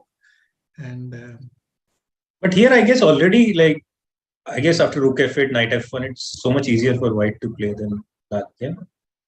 Yes, except that I think I would play king h7, queen h6 very fast. I mean, not after d5, but before that. Rook f1, knight f1, I can play king h7 and queen h6 and try to push you back in some dark squares. It might be manageable. In fact, that brings me back to an earlier move. You remember when he castled? I thought he could even play rook g8 there and try to play queen g5 and push the queen back. It's also just very reasonable. Yeah. I mean, if you go f4, gf3, knight f3, then I can play king d7 and rook g4, rook g8, all sorts of ideas come for me.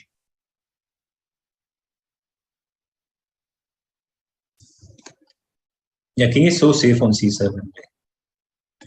It's a4, b4, b5. It's 3 moves, but it's still a lot of moves for.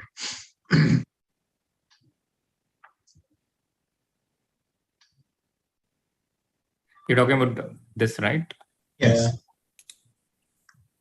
And again, it's a bit longer if the king is on c7 rather than c8 and so on and so on.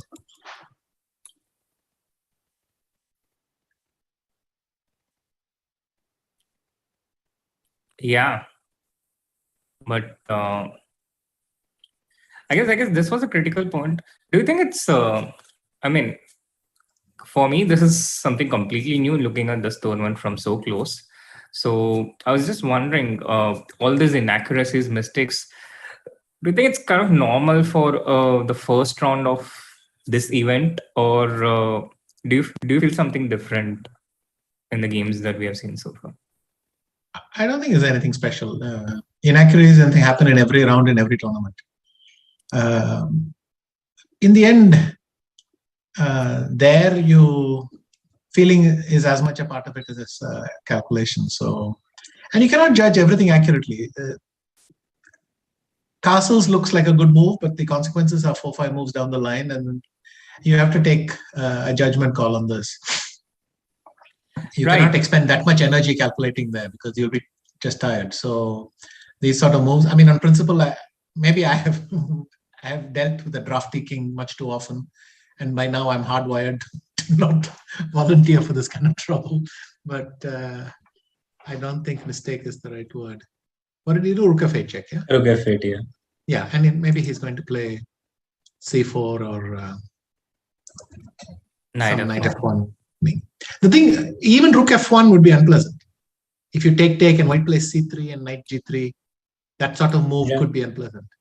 Because I can swap into the endgame, my king has a way in, my queen has a way in. I mean, this king side is so full of holes.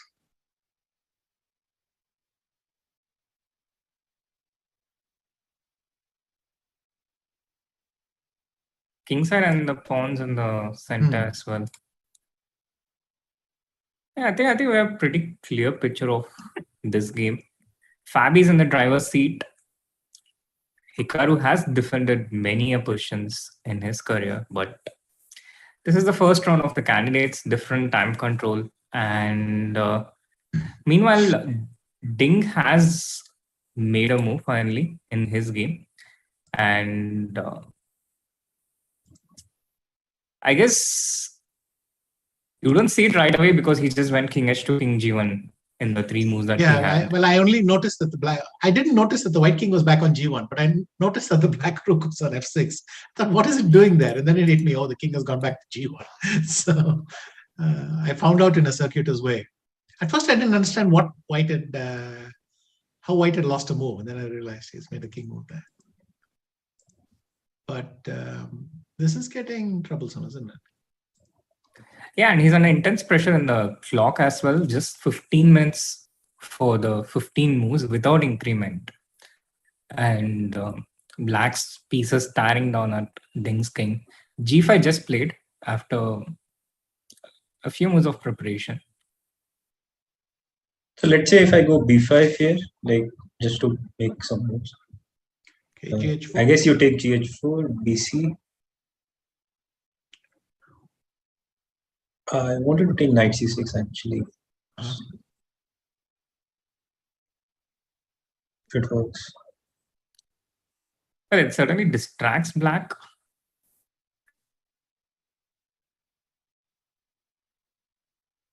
And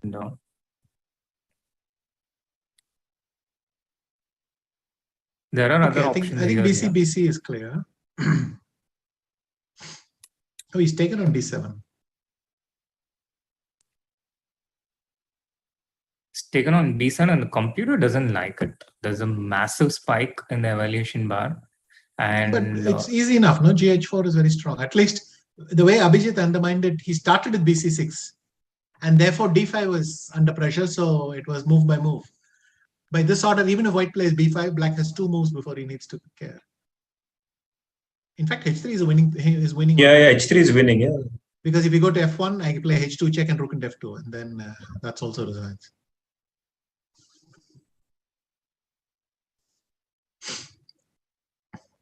GH4. Yeah, h4 taken.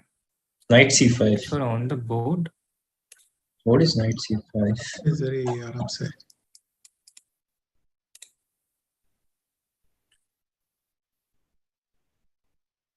Knight, white's position seems to be as jet lagged. At least a few moves behind. Okay, h3. Come on, h3 must be the move. Let's do it. Knight e4. Hg2. And no time for rook into d4. But I don't see. So knight f6 takes and king. You just take. So yeah, takes king g2. Bishop into e2. Yeah. Rook f4. Yeah. Now knight g4. No, then queen e2. Queen e2. King escapes to f3. In fact, even rook h1, I don't see what you're doing. But yeah, maybe knight still computer e4. likes this position. Maybe knight e4. d7. I thought knight g5, but queen d7 is coming. Okay. Maybe just knight d5. Yeah, I don't know. Actually, go back a bit. Maybe knight d5. No, I don't. Can you go back a few moves? Yeah, maybe knight d5 is solid. Yeah, and then maybe knight d5 wins. Yeah. No, instead of. But this also wins, right? Yeah. That's simple. Sure. This is one of the wins. After knight c5. I was wondering after h3, knight takes e4, whether I could make another pause move. Like rook e6. Because if bishop h1, h2, that's bad in itself. And bishop f1, I collect the piece.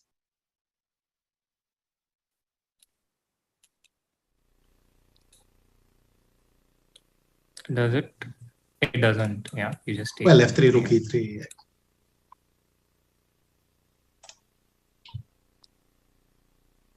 So just a question of choosing, and h3 is pretty straightforward here. Yeah, there's not much of options for black to. I think the line we saw was quite forcing and probably quite an easy one. Knight into f6 all the way up to knight d5. Yeah.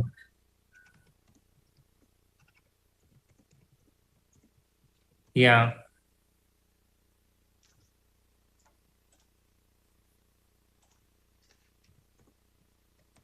I think Nepo will probably think for a bit because the win is quite close. Yeah.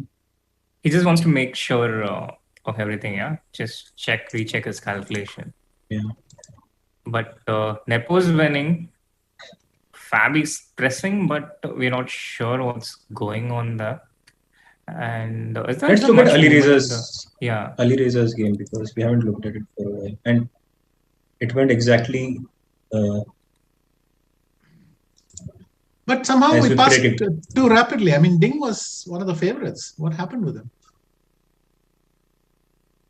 Yeah, but somehow the collapse happened. Even last time, he didn't start very well. Pre-pandemic. Yes. So well, he's played a candidate every year since then. This is his third candidates in a row because for the audience, I can add that the previous one was split in two. But anyway. So what did he do? GH4, and then what did he play? So knight b7, GH4, knight c5 happened on the board. And now we think h3 is winning, yeah? Yeah. Okay, and the computer confirms it as well. So. I mean, there might be some other wins as well. I don't know. Hg3 also looks quite tempting. But Hg3 is very hard to see. Yeah, I don't see the... I mean, now would be a lovely time to slip that pawn back to h7. Jadub and bring it back, and then you have rook h6.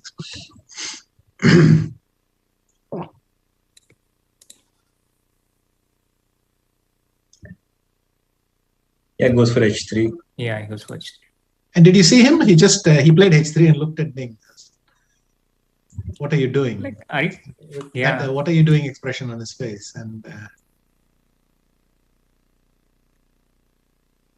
these are the kinds of little things you do. You do when you have a nice position. You you look at your opponent in amazement and you enjoy yourself a bit. So.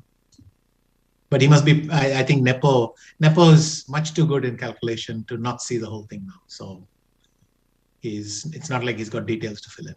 This is over. And in these kind of situations, do you just see one line works and then you just go for it? Or what would be a potential danger? The potential danger is that you miss one detail here or there, and this detail can flip the game around. Once you've done that enough times, it's painful enough that you start thinking, this is what happened to me. I used to play at Nepo speed long back. But after enough times when I missed one small detail at the end, I have learned to start thinking a lot. Nepo apparently has not learned it yet. So he's still in the stage where he just makes the move instantly and goes. Sticks on.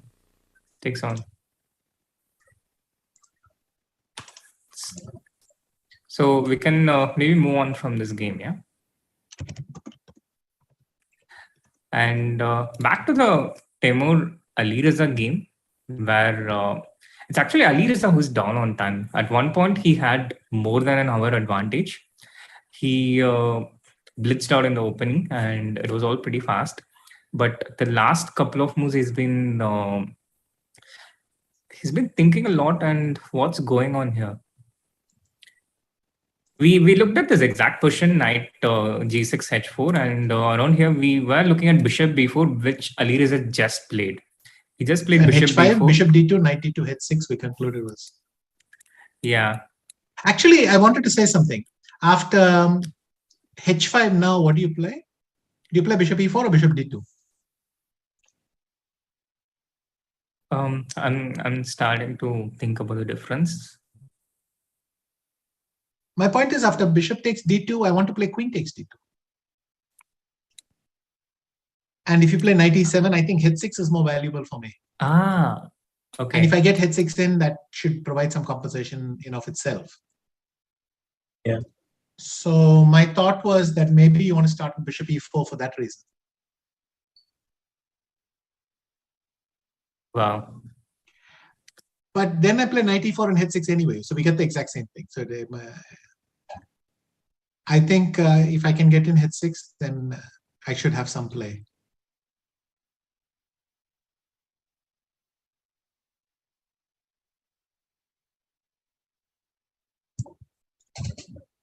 So bishop before h5, and does black need to take something here, or can he just move the knight? Well, you can't move the knight because knight f6 check, but you can play h6, right? Right. This is a pretty checkmate. But h6, I play hg6. And what are you going to do now? Hg5 and knight g5. This is what I wanted in the other position. I could even start with gf7, but then you have rook f5. So let me play knight g5, bishop d2, queen d2, hg6. I just play f3. It's lovely. Bishop d2 Bishop d2 gf7. gf7. Yeah.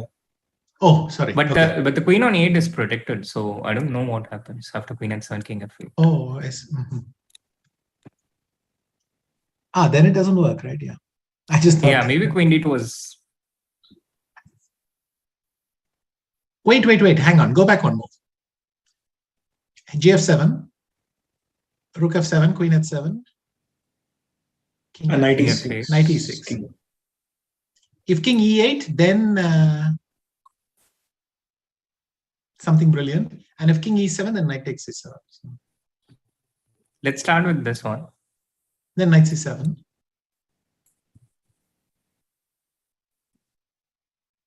And somewhere Queen c6. Actually, I don't see the knockout. But, Yeah, also not totally.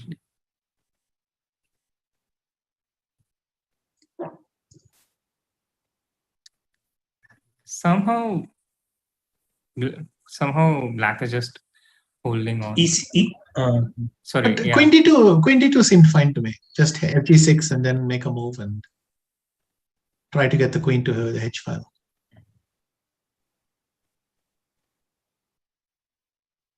But Because also black can play a5, a4 yeah, very far. Yeah, a5, a4 was my idea, but I wanted to. I mean, here I could play g4.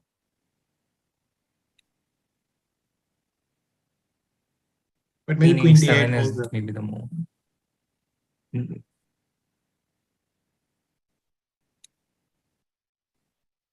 I mean, stops the knight moving, and then I have to go rook e to h2 and threaten something. You can also play f4, no? I can play f4. Oh, threatening queen h2. Sure.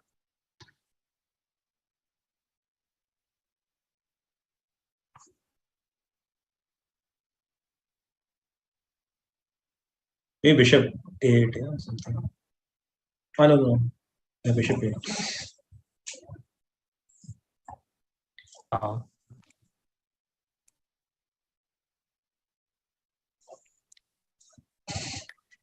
Finally, Rook black e2, is okay. Rook e2.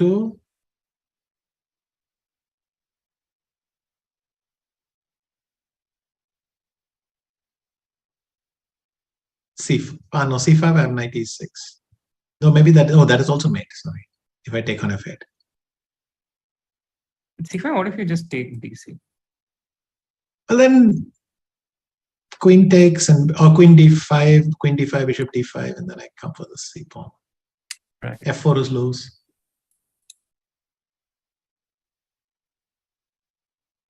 And by the way, knight e6, queen d5 actually works for black because knight f8, I have h1 check, g2 check, and I'm mating on both squares. So. Yeah, let's show that on the board just for. So c5, yeah? c5, Yeah. knight e6. Knight f8, queen h1 check, king f2, queen g2, and after king e1, queen g1 is a checkmate. King e3 doesn't really help. There's queen f3, queen g3, both the moves with a checkmate. A crazy complex line, and maybe we are just getting a bit.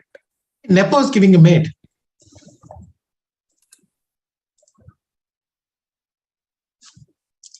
H3 on the board, rook into e4, and we are in Just time H for G2 is the... nice. H G2, rook E8 check, king G7, king G2, rook F2. Shake hands.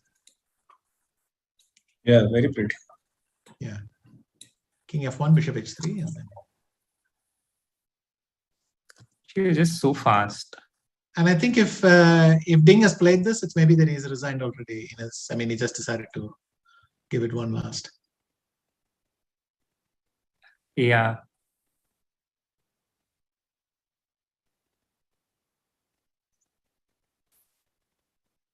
How do you come back from this? Like first round white pieces, you're one of the pre-tournament's favorite, and you lose like this. And If I knew, I would have done it in a few pieces.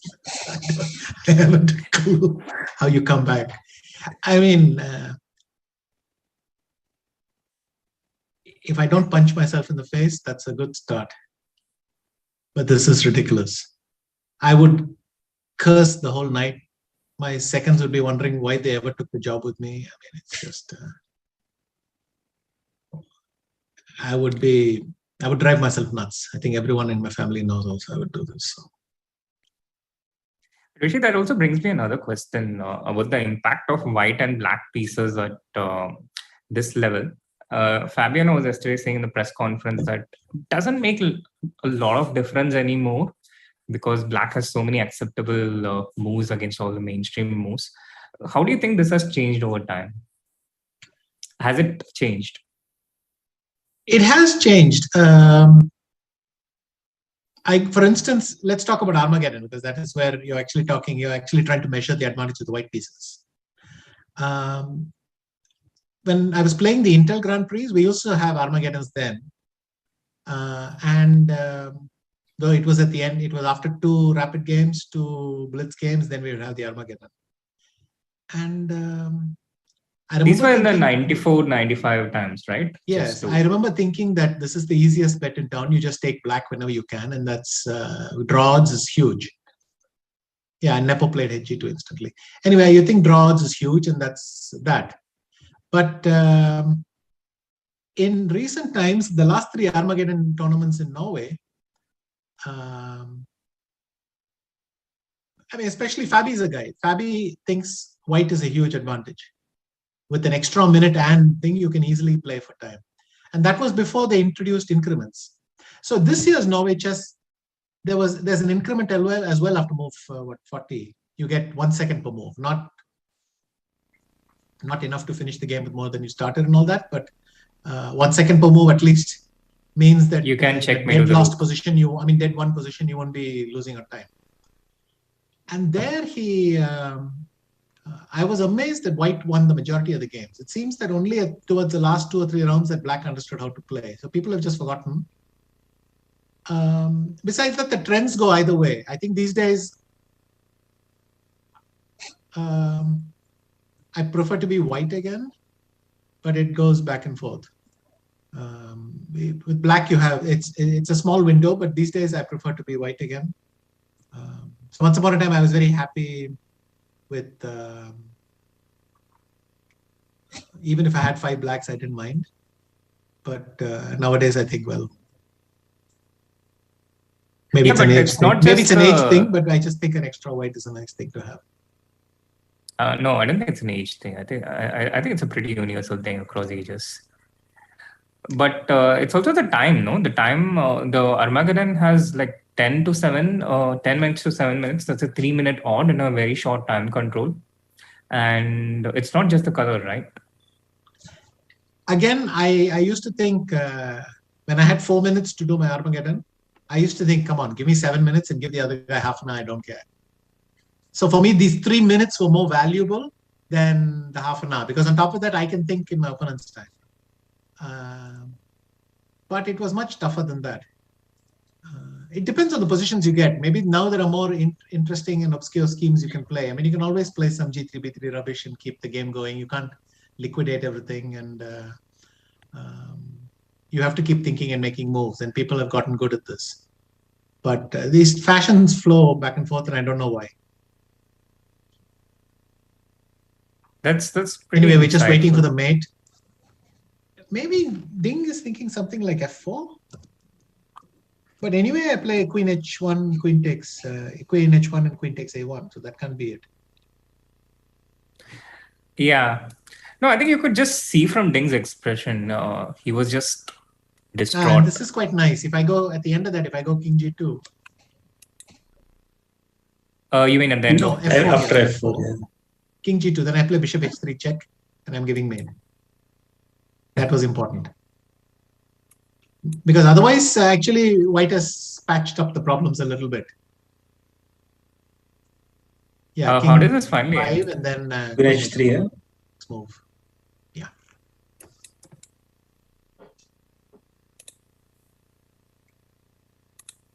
Nepo is going to be a very happy man tonight. I know when I win a game where my opponent collapses in effect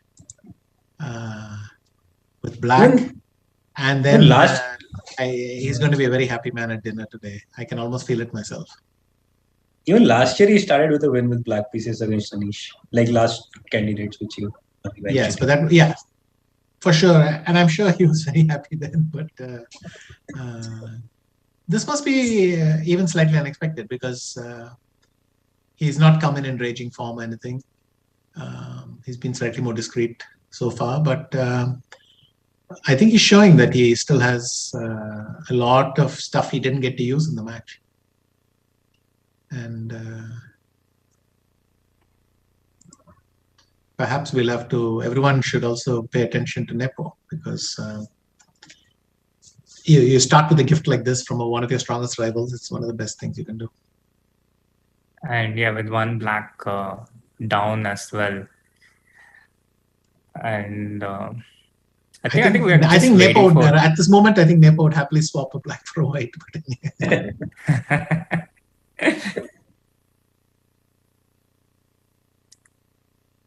What a game. Also, nice like if we switch to Taimur's game, Alireza didn't go for bishop e4 like sir you suggested. He went bishop d2 immediately. So maybe. But maybe we should just stick with this game, yeah, until the final moments, just to. Yeah. Okay, come on. I had to call you back for h2. Yeah, I know. But now we are here, and it's just 2 more minutes, no increment, and f4 played.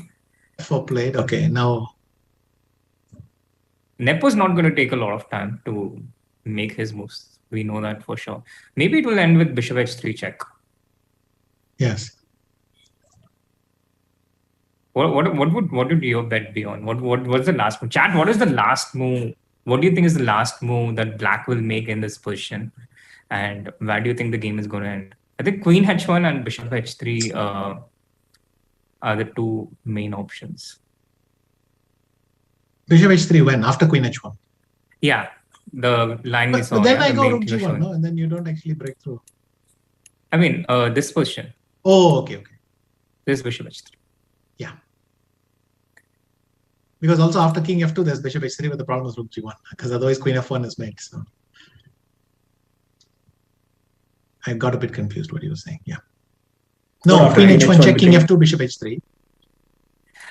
Oh yeah. Threatening queen f1, but then rook g1. Yeah. But you can do it now the rook other g1 way. and it's actually +6 here. Wow. Okay. That could change around. You can also just play bishop e2, bishop f3 slowly and win. I mean, of course.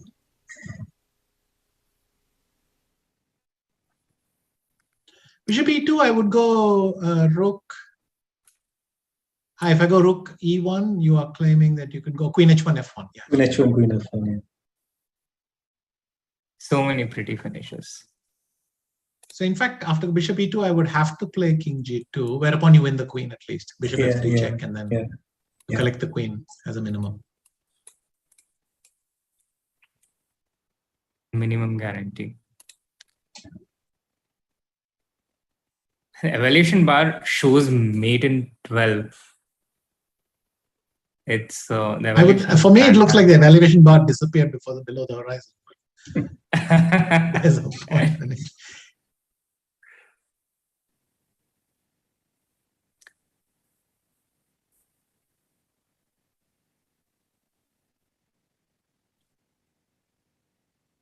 It's going to be tough footing. I hate myself so much when I do something like this that I can just...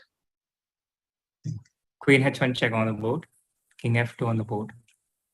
And Queen A1 just instantly. Oh, he takes king into G2. And now maybe... he learned from my game with Mohammad Yarrow, he shouldn't resign too early. Bishop H3 check played in less than a minute, in barely 41 seconds. And is that a resignation there? It's over. Yeah. Yeah. Yeah, there comes a resignation. And with that, we have the first result of the candidates 2022. And Vishy, we know that you have a very busy schedule. And with that, we'll go in for a short break. And any final thoughts before we let you go? Sure. So Fabi's got a dream position. I think it's now great odds for him to win, that he will win, in fact. Rapport can hang tough, but it's pretty unpleasant as well. Of course, Rapport has this advantage that he has bishop e3, d4 now. And that might not even be too bad. But it's no dream position. Is there some problem with d4 here? Not really, yeah? Well, it's black's move, so I would play bishop e3. Yeah, after bishop e3. b4, correct. a4, knight b7, I thought was... we should be able to get home in one piece. Yeah, true. In fact, there is no argument against knight b7 here, but I would rather get the bishop to e3 first.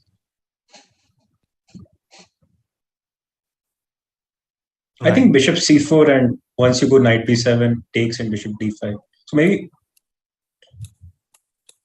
or maybe to play first b3, because now... Oh, after bishop e3, you want to go bishop c4 here. That might be or b3 maybe first, because in the final position, I didn't like a4 so much for black.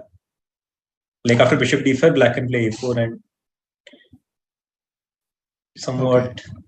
Okay, so I play bishop e3 now. What do you play? b3 maybe? Then I go knight b7.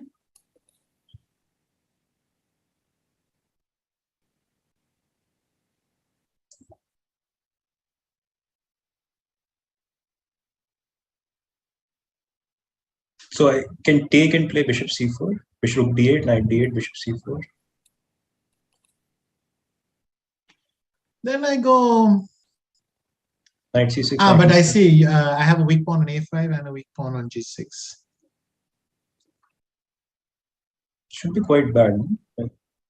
Yeah, maybe he's still not out of the woods.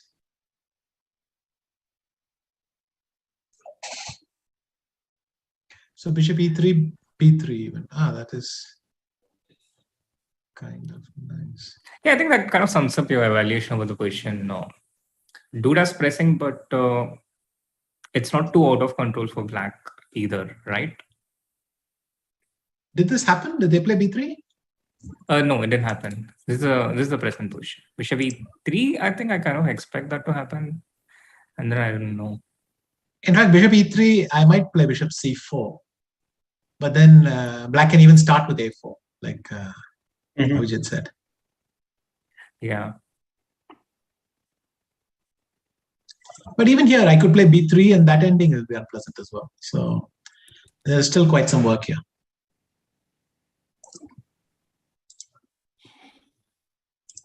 So yeah, here this Duda will be pressing for a while. And what do you think about this final game, Taimur versus Alireza? This position. Well, the current position, I think Taimur is doing reasonably. H g6, H g5, and then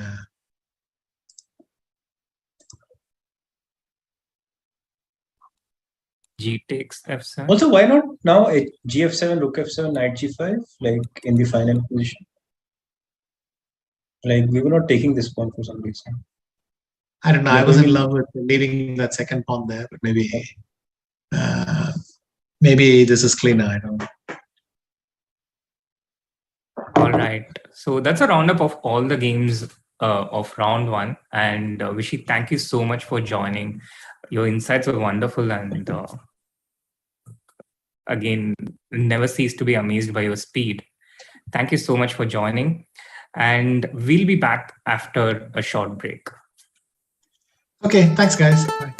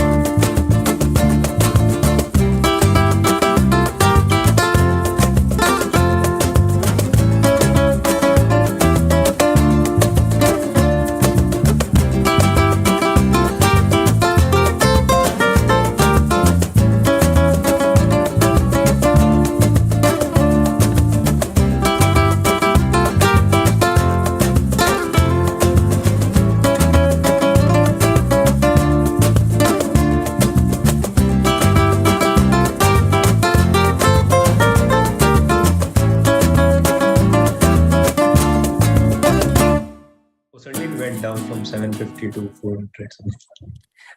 Welcome back, everyone. And we have Bishop E3 as expected in the Duda Rapport game.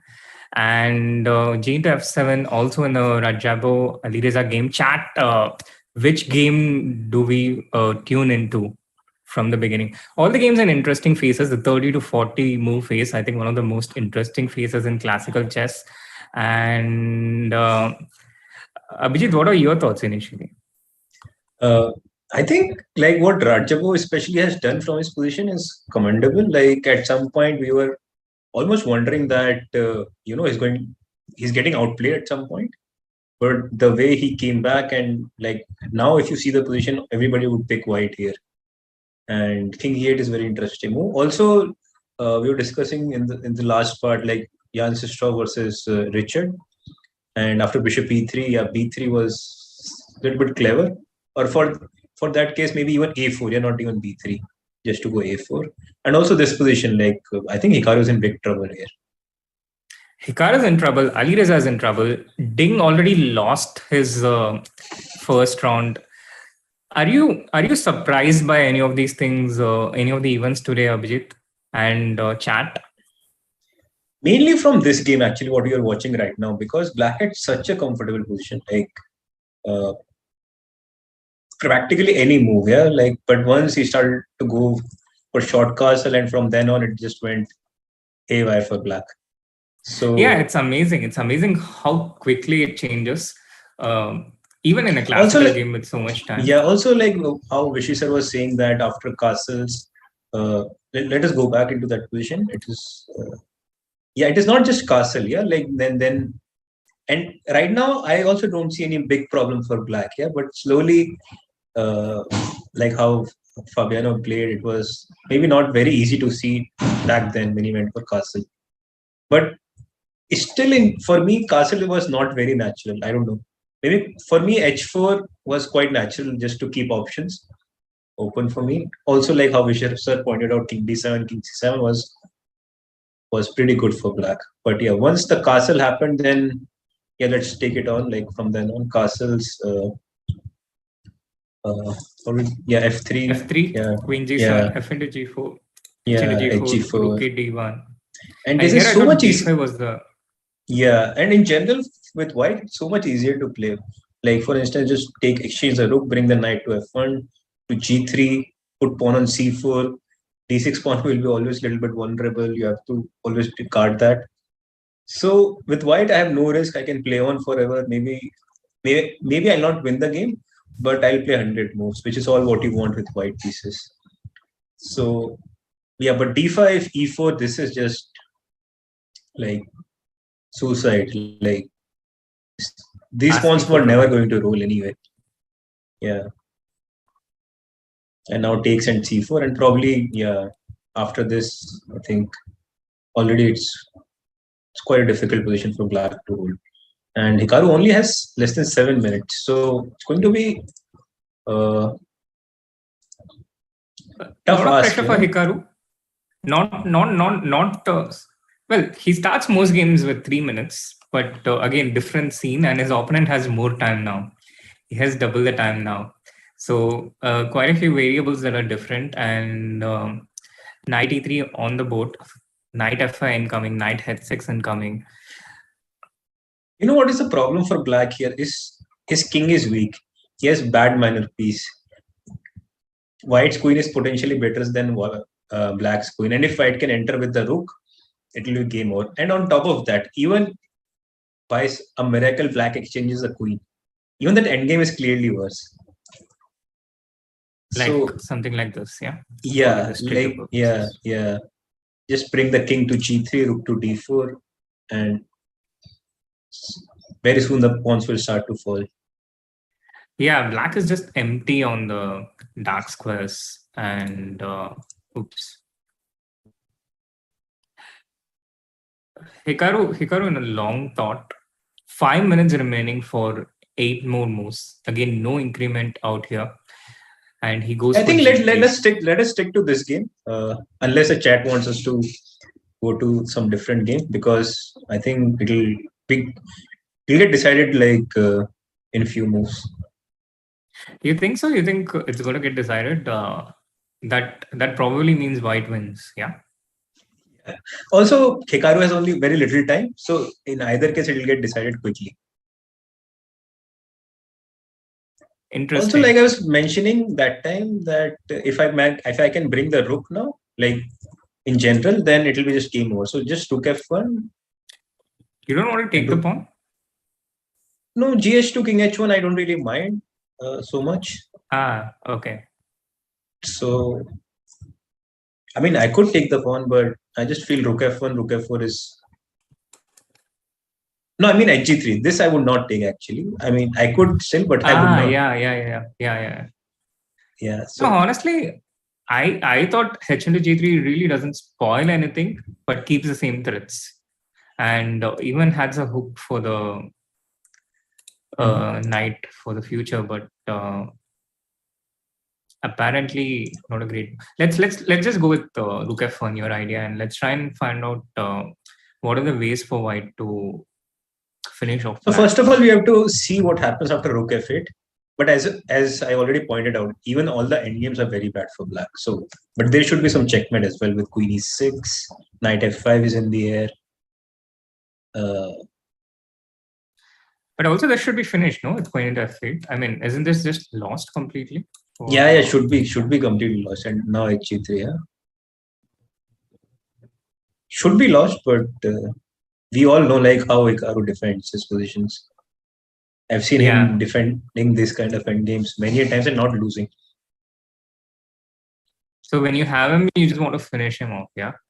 Yeah. Another option is to take rook into f8, queen into f8, and queen into g3 check. And you keep your pawns. And Of course. there should be some way to trade the queens off. Yeah, this is very easy. Also, if you do, I mean, generally queen and knight works better together rather than queen and bishop.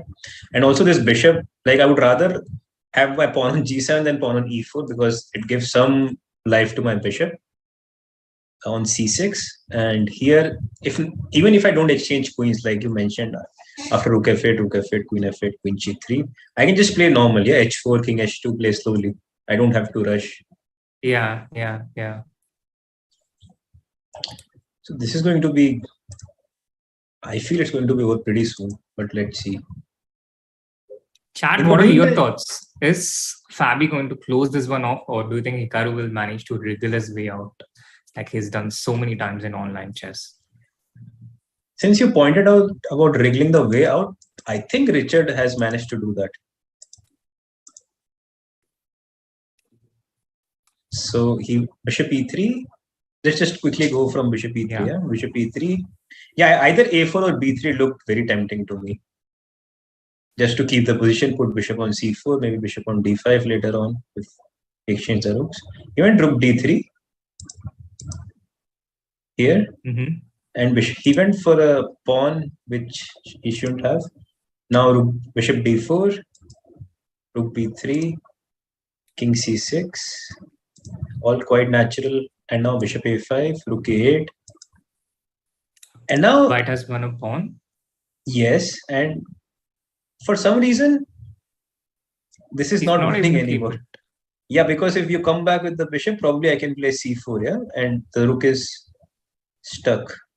Rook b4, bishop c5. I mean, you can still give up the exchange. Yeah, these positions tend to be quite nice for... bishop into c4. This is the point. I think this is the point that was missed. Okay. Could be. But let's just go back. Let's just go back a moment. Like then why he didn't go bishop d2 or bishop e1?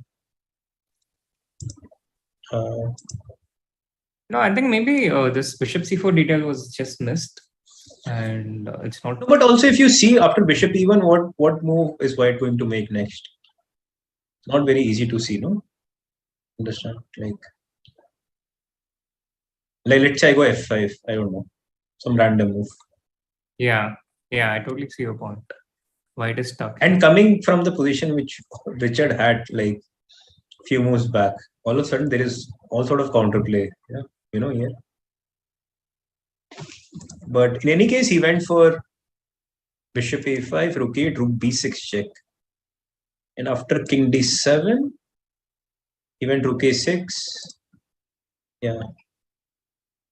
And bishop a6. But this is definitely not winning, I think. Just bishop b2, a4, c4. I'm pretty sure black will have enough counterplay, yeah? Because this bishop on a6 is also stuck. I'll put my king on c6 and probably just wait, no? The pair of bishops are just totally not operating at all. And I think this one's set to be equal. And do you want to have a quick look at the Rajabo Alireza game? Yeah, please.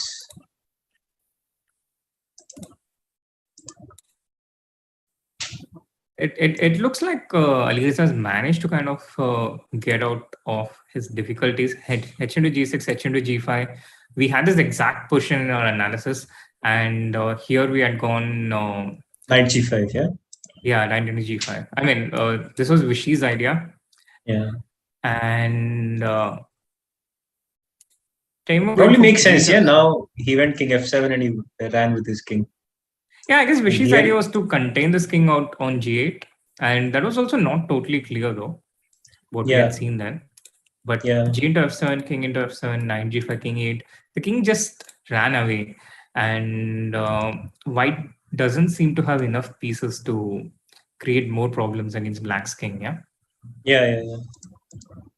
But I think after this, gf7, king f7, like knight, I'm not sure about this f3 move, to be honest. Like, I think the essence is like you have to do something very fast with white. Somehow I feel. And if I have to do f3, then okay. I'm hoping for some sort of knight e4, bishop e4 anyway with black.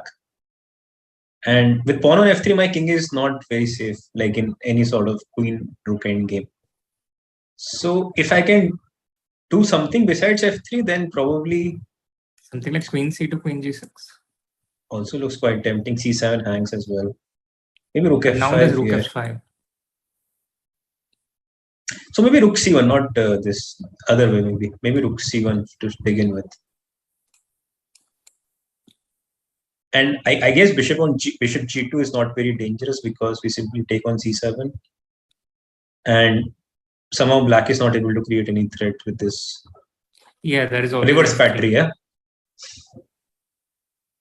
So I guess rook c1 you have to defend somehow, but in general, if you have to play something like queen b7, then I feel rook c1 has his. This I was wondering if I could go queen a5 and harass you from the other side. And you have to make some concession, yeah, either to go rook c8 or. Yeah, but you're not threatening anything now, and somehow many moves I have. F4, F5 looks also quite tempting.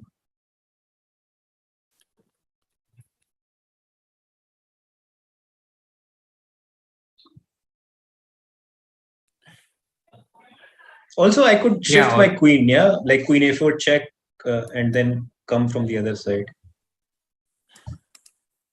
If bishop c6, then yeah, either queen d1 or queen c2 and come from this side. True.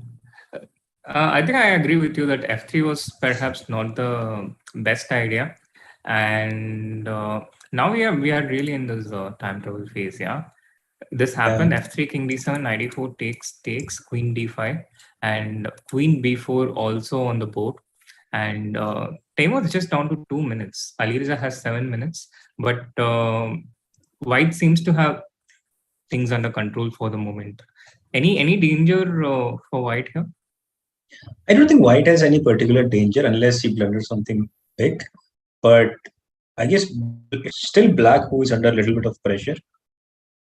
But okay, I'm not sure because this a pawn also can run, once I start to attack your king with both my queen and rook. So for instance, queen b4, how do you play? Rook, you put rook on the second rank or you put rook on the first rank, like let's say rook h8 or I don't know. Where do you put? And if rook f4, queen a2 is a move or not?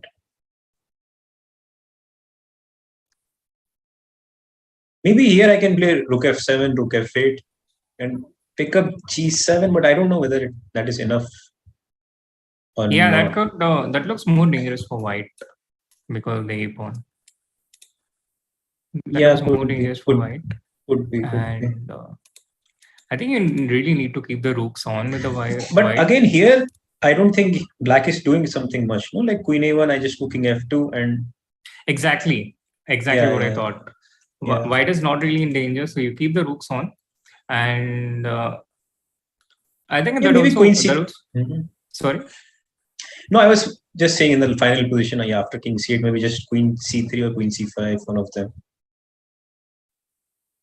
is, and again it's white who is pressing, yeah. Yeah, again it's white who's pressing. So let us go back, like from the starting position after queen b4.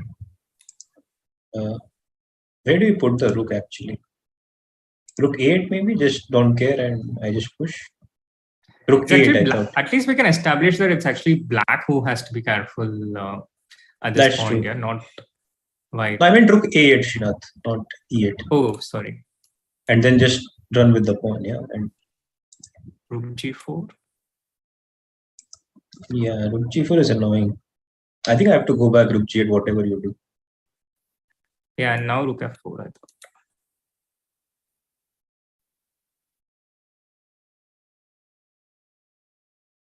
Yeah, it is a little bit unpleasant for sure, but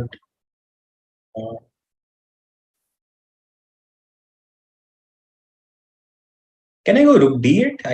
Actually, I'll go rook d8, not anywhere, just rook d8 in the beginning. Because whenever you move your rook, I'll go king c8 and I'll also attack your d4 pawn. Rook d8 might just be the move. And but Alireza has gone with rook g8. He's in fact gone rook g8 already. And I think this also, it's not totally out of the question, because you do have these options of g5, g4, and the black king can go to c8.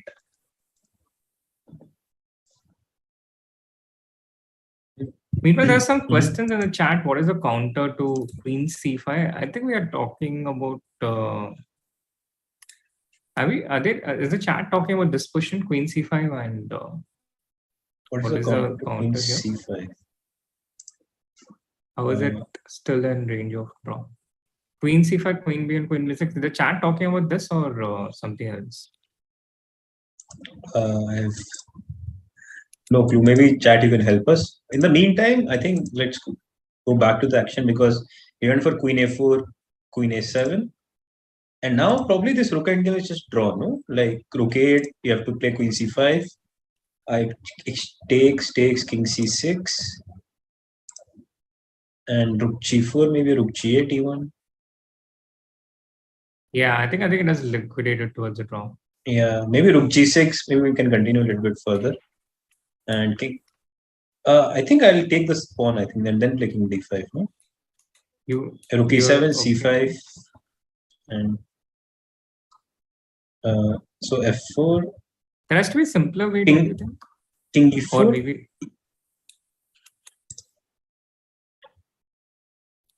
Yeah, I guess this also goes towards the draw. True. Yeah. In general, I also I could play c4. Yeah. And once I get c4, next move is rook c8, and for you it will be difficult to stop this pawn. In the end. No, I mean instead of king e4, if I go c4 directly. True. But yeah, I think we can conclude that this one's likely to end in a draw. And Duda's also pretty even for the moment, I think. But the game between Fabi and Hikaru, it's at the critical point. And I think let's stick to this one till the time control. Yeah. So this is the present position we have. Queen into g3, chess taken. And, so rook f1, yeah. He went rook f1, which is... I have a feeling that we are going to see the second win in the candidates. Second win, okay. At some point, I was thinking we may not even see second time control in this game. But... No, but Hikaru finds a way to keep the game going. He always does. Yeah, but g3 rook f1 was just over, yeah? I think... Oh, we actually missed something. G3 rook f1, then first GS2 check and then rook f8. Ah, yeah. But now there is no back rank, yeah? So we can play knight f5 or all those things. Okay. No e3, you mean. Among other things. Yeah. Yeah, but what's going on in the present position? Is there a win for Fabi here? 1.5 minutes remaining. And Queen has just played. Yeah, he just Queen f4. He gave a check, yeah? But I felt like just Queen f4, knight g4. That's very practical and advice to everybody. You should do this. But I hope he didn't. Okay, only once, yeah. Take a break maybe and then regroup and see the win, because the win is there, I am sure. So they made the time control here. Let's quickly jump to Alireza's game because they haven't made the time control yet. Smooth 38 there. They have gone for this exact thing which we were talking about. We're looking c5. Yeah, probably even this is simpler. Yeah, rook g7, you go. Actually, do what? Maybe it's not as simple as what you showed. But king d5, king e5, yeah, also should be enough. But this is one of the 2 versus 1 which is you don't want to get. You want pawn in front of these 2 pawns, not in the side. But maybe rook c8, yeah, and then just run. Oh, he goes for this. Yeah, as soon as I speak something, they make the different move.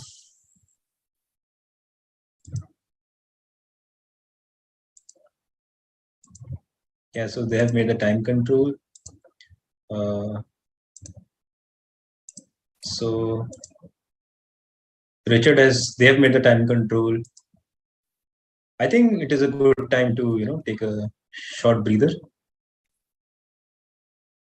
when everybody has finished it. Yeah.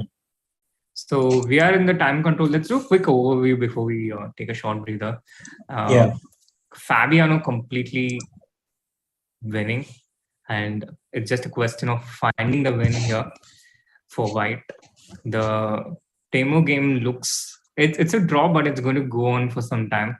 And what are your thoughts? Srinath, now when I see the position, I feel like after rook f7, it's going to be a little bit tricky to make a draw here. As black, no? In Taimu's game. Well, Abhijeet, to answer with brutal honesty, I see the evaluation bar and it shows pretty close to equal. So okay, I'm just guessing there has to be a way.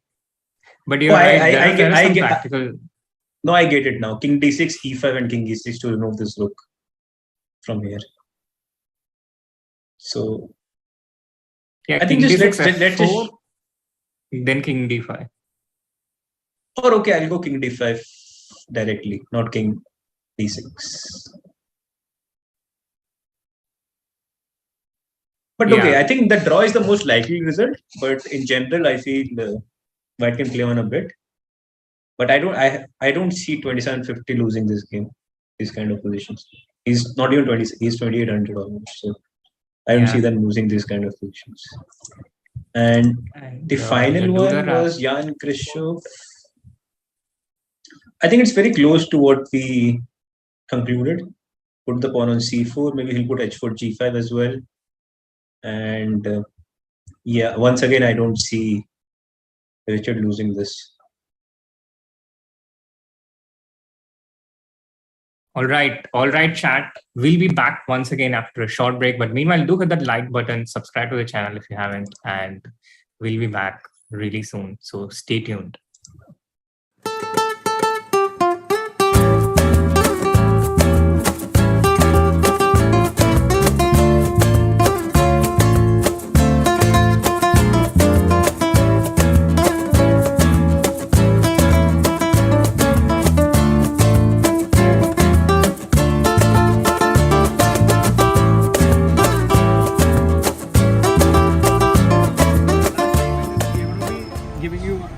Like you can choose 3 candidates.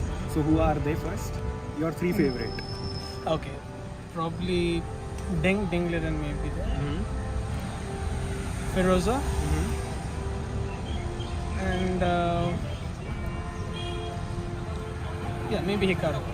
Okay, and now can you please give one superhero character to each one of them? Superhero can I give me Marvel or DC? Captain America, Hulk, Spider-Man, Superman. If you not into it, but okay. I think Firouzja can be Flash. And Hikaru is something that all-rounder. I don't get anything. What about the other one? Liren is silent. Like Strange. Okay. Professor X. Who is that actor in I think Green Hornet, right? Green Hornet? No. Just this episode, I don't know which one. The silent guy who kills and gets away. Yeah, Hikaru can be a Superman. Okay, Liren I already said. Nakamura because he is a streamer. And I think Alireza because he is a youngster and if only he plays, Carlsen might play. Otherwise, nobody will play with him. So these are the 3 ones. Okay, and if you had to give a superhero name to Ding, Hikaru and Alireza, what would they be? Ding, Doctor Strange. Okay. And Hikaru, you can say Iron Man. And Alireza, Spider-Man, the little kid. Alright, I will choose Fabiano Caruana. I'll choose I will choose Richard Rappo and I'll choose Liren. Okay, and now we want you to associate 3 superhero characters with these 3 players that you mentioned. Obviously, Fabiano Caruana has the magic element, so he'll be the Harry Potter of the chess world if he wins, and also looks like Harry Potter. And for Ding Liren, I think is going to be a samurai, chess samurai, because he has that element, Zen element in his chess. And for Richard Drapo, I would say, if you had to bring a superhero, then he would be this Captain America. Okay, sure. So it will be definitely Ding, Firouzja, and Nepo, I guess. And if you had to give them superhero names, what would that be? That's a difficult one. All three of them, right? Yeah. Can I skip this? Okay, I think Nepo deserves a chance, and Firouzja, and Duda. And if you had to give these 3 players a superhero name, what would they be? Superhero name, okay. Or any nickname. Okay, Nepo would be like, a phoenix, rising from the ashes again. And Firouzja would be kid from Persia. Okay. Yeah. And Duda, I'm not sure. Duda. Okay. Firouzja, Nakamura, and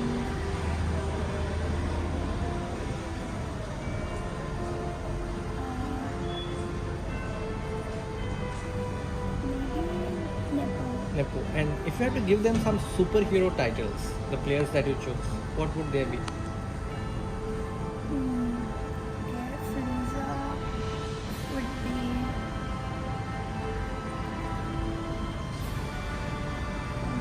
Iron Man. Iron Man, okay.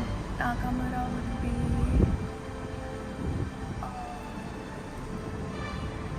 Doctor Strange. Doctor Strange, okay. And then Nepo? Thanos, okay.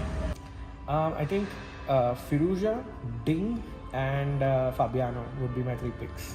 Now we would want to give them a superhero names.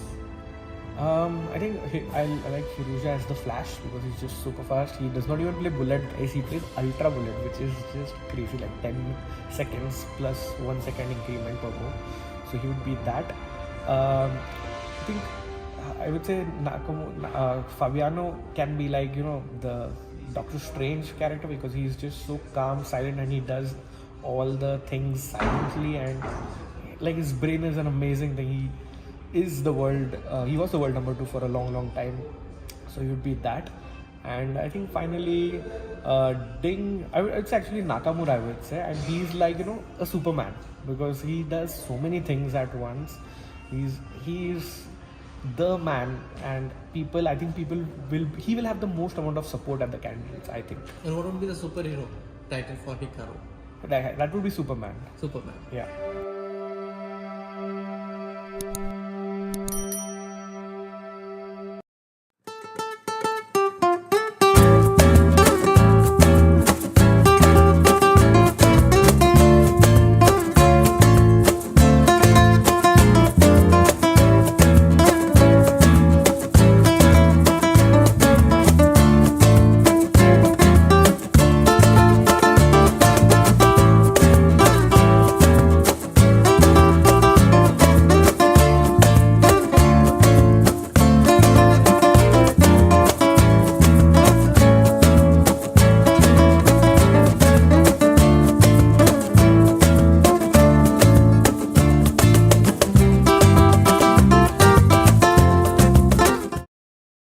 Welcome back, everyone, for the round 1 of the candidates broadcast.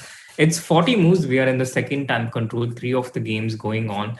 Ding Liren with the white pieces, having an unexpected loss against Jan Nepomniachtchi. But meanwhile, we also have some pretty interesting games going on. And I think the most interesting game right now is the game between Fabiano against Hikaru Nakamura, the All-American encounter. We have 2 players from the United States of America in this tournament, and they play in the first round because they can't play towards the end of the tournament from the same country. And it is pretty intense position right now on the board, Queen H4, and it's basically a question of whether Hikaru can survive this, or is Fabiano going to close this one out? And what are your thoughts, Abhijeet? I think 90% of the time, I think Fabiano is going to win this game, because first of all, I don't really see how does he react to knight f5. And in the last time, Hikaru went for queen h7, but probably after queen h7, we have queen f4, and he cannot change the queens anymore. And our idea is to simply play knight g4, put the knight on f6, and there should be knockout very soon. Right. I don't expect Hikaru to repeat the second time, but maybe queen h4. White's threat is knight f5 now, knight h6 incoming. Maybe bishop d7, yeah, to stop. Exactly. But do you stop knight f5 still? Because knight you f5, take, I take with. Can I just go e3 here, or is it queen c4 check and rook h5? Yeah. Yeah. Yeah, with e3 there's queen c4 check and rook h5. How do you defend? Rook e5. If I move the rook, then there's some queen. Yeah, maybe rook e5. Queen d8 check, there's queen h7. I can also play rook f4, yeah, to keep the same threat of winning the. But apparently this is not that great. No, yeah, I was not sure what is happening to rook g4 in the previous position also. Like if I just take your queen after e3, let's say rook g4. Ah, you mean just queen e1 here? Yeah, actually this is just winning for white. True. So also rook f4 was not the best move, because I see the bar moving. Rook g5, yeah, what are we? Just stops everything and creates the threat of zone with rook g2. So yeah, not rook f4, maybe something else here. What else can we play here?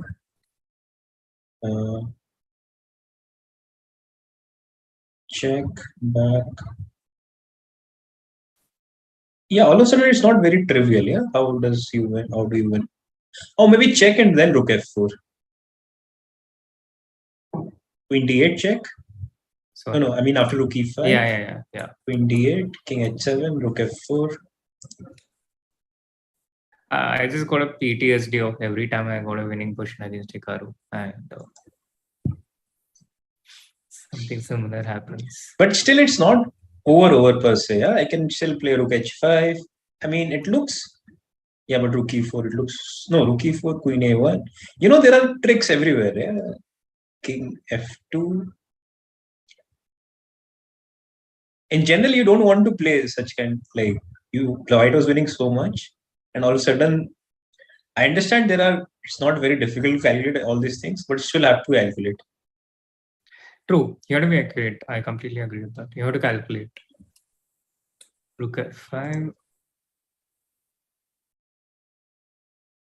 It's not so easy, and bishop d7 has been played by Hikaru, and now Fabi is back in the seat. Hikaru is taking a walk. Bishop d7. Bishop d7, knight f5 is, I think, a pretty natural move. But after knight f5, bishop at f5, rook into f5, rook e5, we are. It's not so easy for white anymore. So we need to try and. But maybe we need. Yeah. You think it is so simple to see all this from far for white and then play queen d8 and then rook f4? No, I don't think it's trivial, but this is also not like winning, right? It's an advantage, but it still goes on, and well, it's really hazy. Yeah. Also, to a chat like who actually missed Anand sir. Don't worry, he's going to join us again tomorrow in the evening. So do not worry. Like do not think that, oh, I wasted my chance to ask some questions to Vishy sir. He'll be there again and again, so don't worry about it.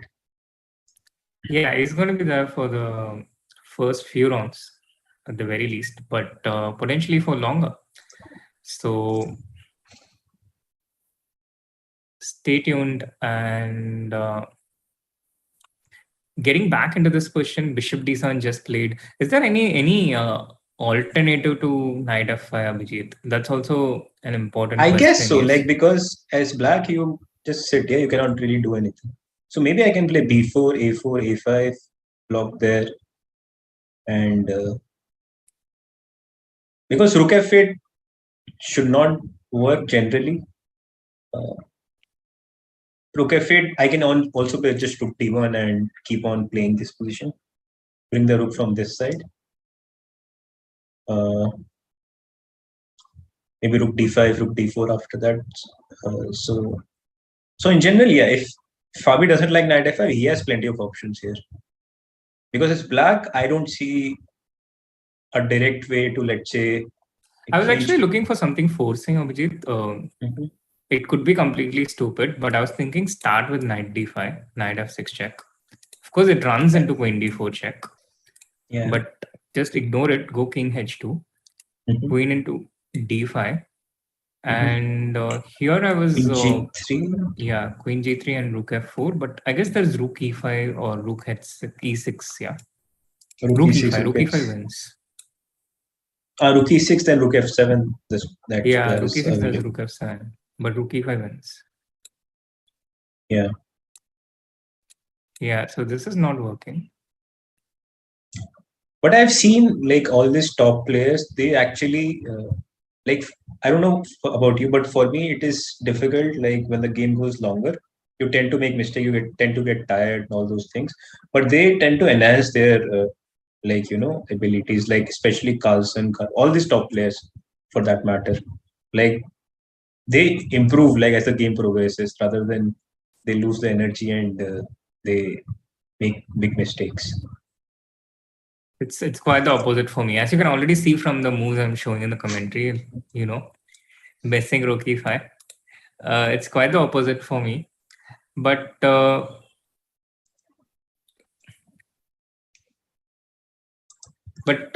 what is a concrete way? What is the straightforward way here? No, I like Knight F5. Actually, it was quite forcing because the line we saw, I didn't really see how black was defending. So after Rook E5, Queen D8, Queen D8, King H7, Rook F4, and now I'm threatening Rook H4 check, and then Rook G4 check, and pick up the Queen. And how do you parry that threat? It's not very easy for me to see. I mean, we did see this Rook H5, Rook E4, Queen A1, but I guess there are just few checks, I guess. So this King G3 and I think Queen C or Queen C3 even. I think Queen C3 first. Yeah, Queen C3 after King G4 you don't have checks. But even I'm not mating. Yeah, let's say Rook F7. It continues. Like, that's what I'm trying to say. King G7.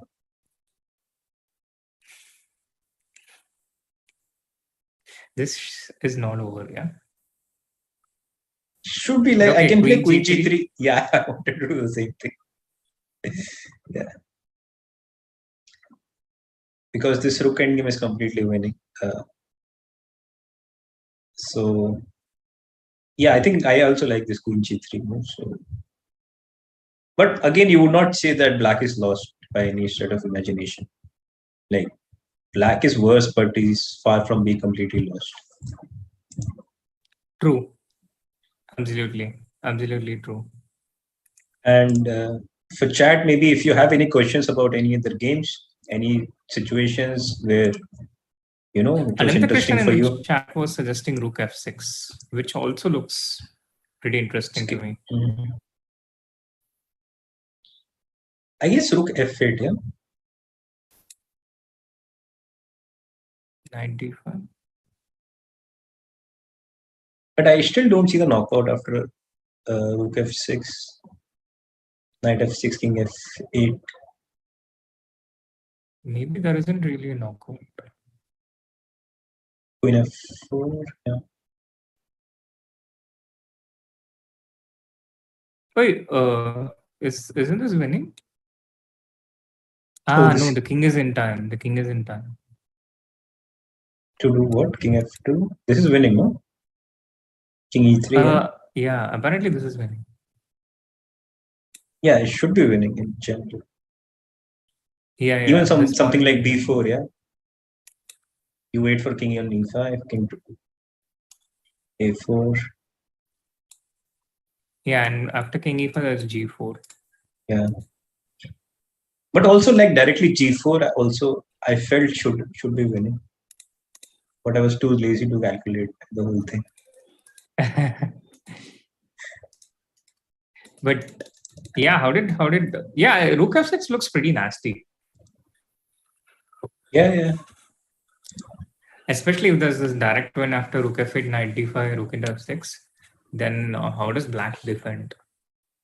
So first of all, what is white threatening is my question. That's generally like to the people in the chat, like that's how you want to defend bad positions. So I really don't see what is white threatening. I think white just want to regroup with queen f4. But again, I don't see a threat, yeah, after queen f4 in general. Yeah, Anantha Krishnan goes rook h6, queen h5, rook g6, but that feels a bit slow, to be honest. Yeah, because I will always have rook e5 somewhere, like once you put queen on h5. So also for that matter, I can start with rook e5, rook g5. Maybe defend like this side of the board. So these looks like the main lines here. Rook f6 and the other option is no, I think if I don't see a win after knight f5, probably I'll just wait with b4 rather than commit something. Because I guess b4, all these moves are quite useful for me. b4, a4, a5 maybe. Right. Kind of exploiting the fact that black cannot take bishop into a4. Also the fact that it's not easy to make a move as black. It's sort of a, like you say, a pass, yeah, like you make a move. It's not easy to. Maybe queen d4 is the move, because queen g5 you go back, queen g7, and sort of black passes the move to white again. But here maybe queen d5 check, and maybe I can just pick up the pawn. But yeah, something. Yeah, rook f4, rook f7. Rook f7 seems to be winning. Queen a1, king Yeah. h2, and now there's queen h5. Yeah. Also bishop e6. I think just queen h5. Check first. Yeah. So, like for me as a practical player, I would probably think about knight f5. If I don't see a clear cut win, then I'll just pass here, like b4. Some move on the queen side. b4 because okay, you have light square bishop. I want to keep my pawns on the dark square so that you can never attack it. Right. So what is a lot of sense. What is happening in the other games? By the way, Anantha Krishnan goes rook f6, rook e5. No, I will play rook e5 either directly or after queen h5. Yeah. He got a move there, but yeah, rook h6. There's black is in time with rook g5, and it's not so easy for white to break through this, I think. Yeah. I mean, if you think from the position he had, yes, but if you see this position, still looks completely winning. Yeah? Something like rook h8 and queen h8, queen g5 also seems to be quite decent. Exactly, and although Hikaru's done magic against a lot of people, I can't imagine him pulling it off against Fabi.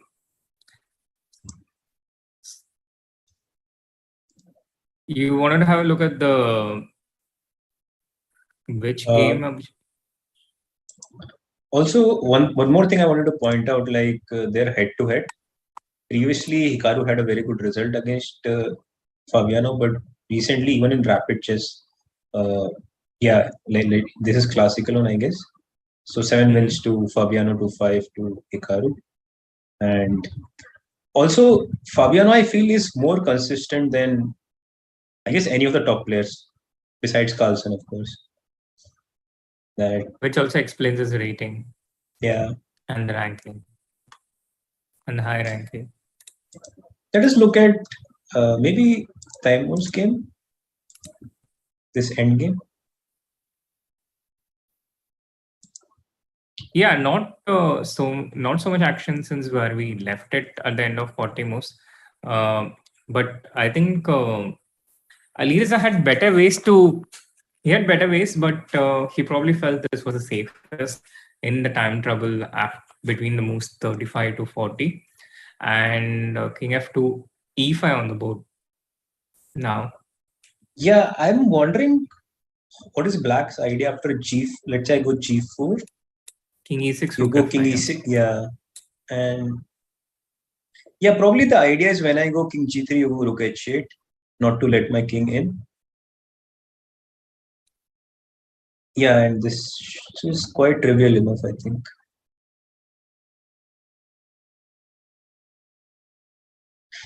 This reminds me of this game of where Firouzja was white against Mehmet Yarev. Let me try to pick it up there, how it was. And it was also quite similar. I think the difference was black's pawn was on E4 there, and white pawns were on F2 and G3. Was it also a classical game?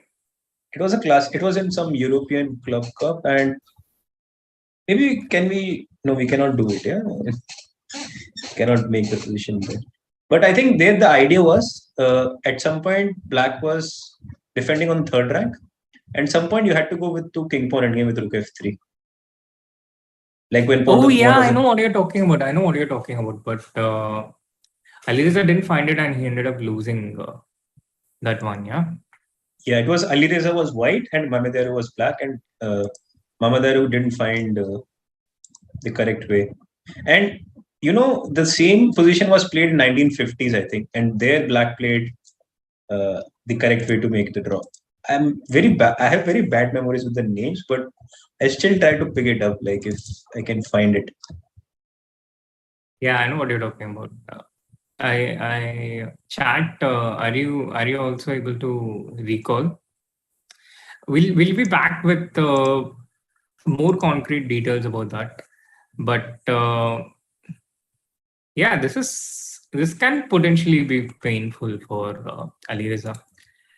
E5, G4, King E6, Rook F5 looks pretty trivial, but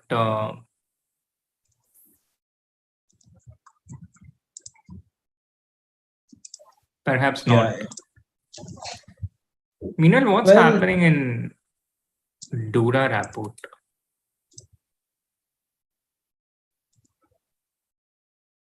They're just shuffling around, I think. This game's going to go for some time. But how? For sure. Let's say bishop G5, and I just chase your bishop around. Let's say knight F7, 96. And the point, chat, is that I don't mind giving up the C4 pawn as long as I exchange this dark square bishop versus a knight. Yeah. So, which was... So for example, yeah, like this. And probably going to play G5. I mean, I don't have to, but why not?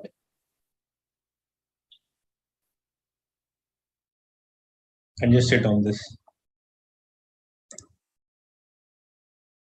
Yeah, this is just going to be a draw.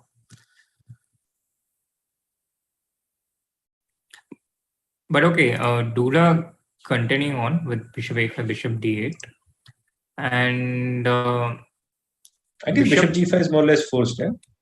Yeah, bishop G5 expected on the board. And now let's say white tries to just improve his position with king D1. Okay, so king d7.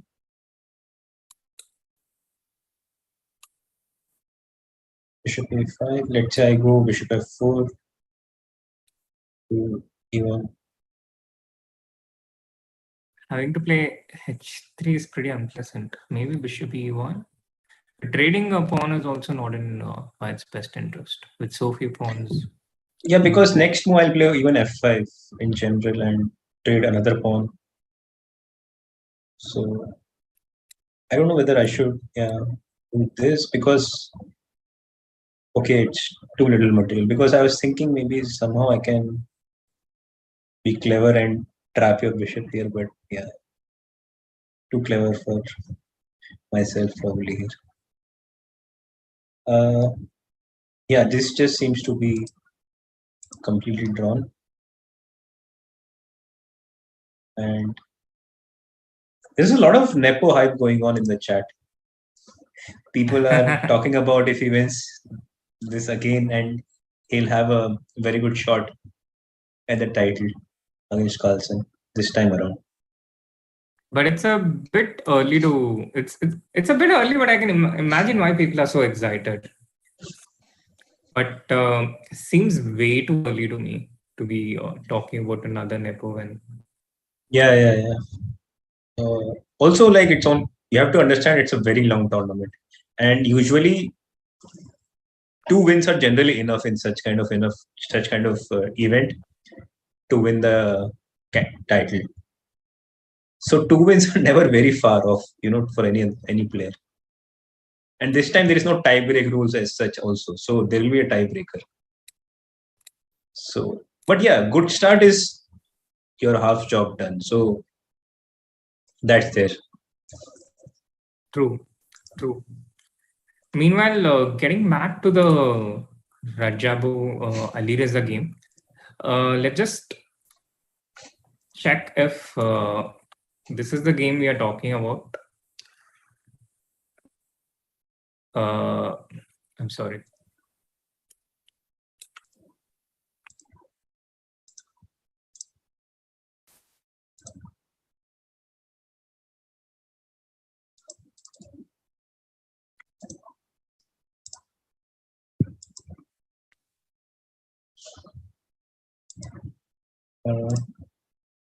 So Duda is still thinking, but I don't think he'll come to anywhere. So I guess the only other result from this game would be decisive result would be between the Americans, Fabiano versus Hikaru. But Fabiano is taking his sweet little time, which is actually good. Like if you're sure you are winning, better make it double or sure, triple sure, not to spoil it at the end.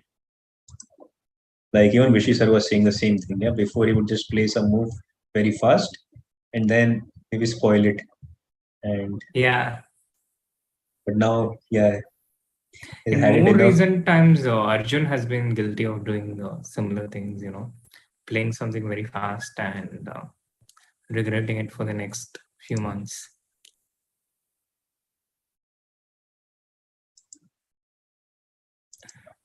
So maybe we can come back to Hikaru's game, I guess. We're just trying to get this game where we were, which we were talking about. Okay. In the meantime, I have a question for the chat. Like, who has won the most amount of time the candidates tournaments? Oh, that's a question for the chat. Yes. That's a question for me too. No, we already discussed it before the stream. Oh, so that is the person with the most number of wins. There is another person, but yeah, tied with. Yeah. I don't know who the other person is. I mean, if you think like it's not very hard to predict, like just the method of elimination. Yeah. So how many people has played how many World Championship matches and how they qualified? True. Is Aditya Bharadwaj's answer correct? No, unfortunately not. So I remember Korchuna, I think he won twice the candidates because twice he played against Karpo for the World Championship match. Right. Yes, so we have a couple of correct answers. Keshav, Sarda, Abhijeet Mishra, Rinku Kumari, yes. So Vishy sir has won it 4 times. But there is also another legend who has won it 4 times. Oh. Yes.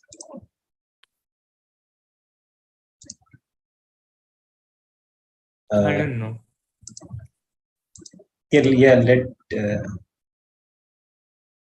Okay, so we have a winner. Anmol Singh, she has said Karpo. Yeah, I thought of Karpo. Yes. Anmol Singh Count Dracula. Yeah, so Karpo has won 4 times also. So yeah, kudos to all of you. Meanwhile, Abhijeet, talking about this endgame which we have in Raja's game, and I think Rook F5 is the expected move here. But we also have the game which you are talking about. Alireza White against Shaq with there with the black pieces, and this was the endgame. Do you want to take us through this? Yeah, so I think Rook, how it went. Like, can you go on a little bit further? Yeah, Rook B3 was correct. And the point was he wanted to put the Rook on E8 and bring the king the other side. And yeah, so he'll put his Rook on F8 at some point. White will put his Rook on F8 and try to bring. Yeah, so go on. So I'll give check. You have to come on this side because otherwise Rook F4 will be painful. And now, yeah. And then King E3 next, and we pick up the E4 pawn. So you go King E5, King F1, and white side is very simple. I want to play King G2, and then bring the king from the other side, like King H3, King G4, depending on what black does. But here black had this move Rook F3. I don't remember there is another game, the same position which was played in late 30s or early 40s. I cannot recall who were the players, but and this pawn game is drawn like after Rook F3, F3. Yeah. Although this was not clear to the players during the game, and but if you think of it, it's not very difficult. Yeah, I mean I guess Mamedero was already 2800 that time or close, and so was Firouzja. Yeah, so they're the best players in the world. It was a classical time control as well. No, I think even these players, they make mistakes when the game goes on for a really long time. I think so. And the game continued King D4. And after King G2, I think it's already winning for white because Rook F3 is no longer an option. And white starts pushing his pawn after getting the king out on this side. So the problem is the black king is cut off from coming onto the F file. And this king and pawn, they just advance together. And black has only his rook to protect against the pawn. This rook on F8 cuts off the black's king as well as defends the F2 pawn. So think of a multi-purpose rook, a rook which does 2 things at once. And that's this rook. It's an MVP. So this is the danger that Alireza can befall into in this position as well. We have something similar, the rook on the F file. It is cutting off the black king and the pawn on F3 also protected by the white rook. The rook doing both these things, but it's also not entirely the same. You see there is a bit of difference in the pawn structure here compared to this position. White's pawn not as advanced and black's pawn not as advanced, but I think the big difference is this pawn on F3. And it's better on F2. Yeah, also for black, it's better on E5 because it will be easier to defend. And but I think because Alireza has played this position with white, so I have a feeling that I don't think he will have any trouble, surviving this. And okay, we see G4, King E6, King Rook F5, So yeah, this has happened in the game. I think just wait, something, any move, Rook B8 or something. Rook A3, I expect. Mm-hmm. Yeah, Rook A3 A3 also. and then ask how are you going to improve? When this King G3 the Z4. Right. Oh, I mean, the whole winning plan in that game was getting this king to H3. Now, white has to get the king to H4 to get something similar. But also, there's no space for the rook to hide on the f-file because rook f8, king e7, rook f5, king e6. And the rook has no space. Whereas in the other endgame, here the rook could not have been chastened away. It has 5 squares on the f-file. Whereas here it has only 4 squares. Yeah. So let us now quickly see how Duda versus Rapo is going on. Yeah, I guess. What do you think? How many more moves the game will continue? Knowing Duda, I think it can go for even 10 more moves. Chat, what do you think? Okay, I think I have another question. Not a question, but just we can make a poll saying that which game is going to finish next. Will it be Alireza? Will it be Hikaru? Or this game? Yeah. By the way, we haven't looked at this game, for a while. Fabiano versus Hikaru. Even for Rook D1 actually, instead of Knight F5 or any other move. Also makes a lot of sense, Yeah, in line with what we were talking about. He covers the D4 square, he makes a pass, he asks Hikaru to make his move. But also, Hikaru is holding on, I mean, the kind of position he had at this point with Knight E3, you would have returned him off. But he kept finding these moves, which makes it difficult for his opponent.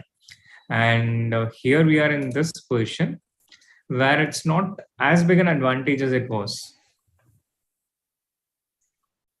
But it's not easy for black also. Like Rook D5 is coming in. Oh, he went Bishop E6. Knight D5, what is happening? Yeah, I wanted to ask the same thing. Now the same at the other side I want to come. Although I don't see a mate after Rook F8 though. But you can just take this pawn, no? Yeah, of course. But I guess Queen G4, if it's possible. At least Knight E7 and Queen D1 hangs as well, so you have to be a little bit precise.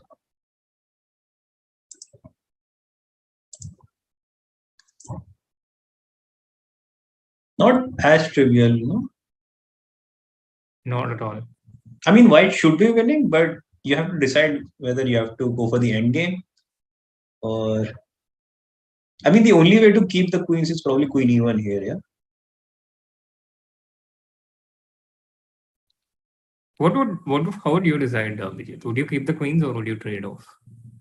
I think I would probably keep the queens on because for black, it's much more difficult to keep the queens. Like if I keep the queens for black, it'll be much more difficult to continue. So yeah, I would keep the queens on too. But in general, if I see there is a forced technical win, let's say some rook endgame I'm getting, or some knight versus bishop endgame I'm getting, for sure. Then probably I'll go there because then I don't have to think. My hand can win me the game. Yeah, but in this particular position. Yeah, in this particular position, I don't see a clear technical win. So probably I'll go Queen E1. Exactly. And but let us see what happened actually. Bishop E6 is thinking, Yeah, he's thinking after Bishop E6, and I kind of think knight d5 was the intention. So, but also queen e4, if you want, you can take it right away, no? Like,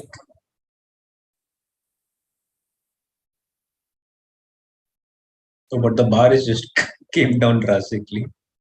bishop f7 is queen f4. Maybe he wants to play queen e5 and yeah, hope for the best. Yeah, the same. And trading the queens off is a big respite for. Yeah, also like in this position, like bishop has improved his position, and rook is quite active, and the play becomes so much easier for black. He just, let's say if he exchange the queens right away. Yeah, let's just show it. Like, so queen e5, rook e5, king f2, for instance. Probably just a5, a4. Try to exchange as many pawns as we can. No, I mean a5 with the idea of sorry. Yeah, that's what happens when you go on system 2. And yeah, draw seems to be more likely than a win for white because of the too few pawns on the board. Yeah. So yeah, probably that's why queen e4 directly is not great. So yeah, no, I like your 95 rook f8 queen e4 thing.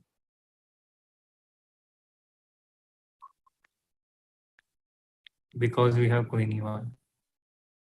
Fortunately. No, but I'm sure like even here, yeah,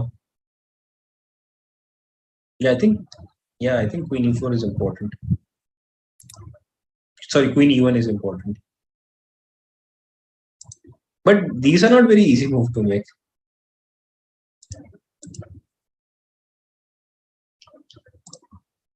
Or to see, I mean, once you get the position, yes, you will make queen e1. But from far, but to see from far, yeah, in your head. Yeah. What other choices do you? Why is it 6.4 here? Is there a forced win we are missing here?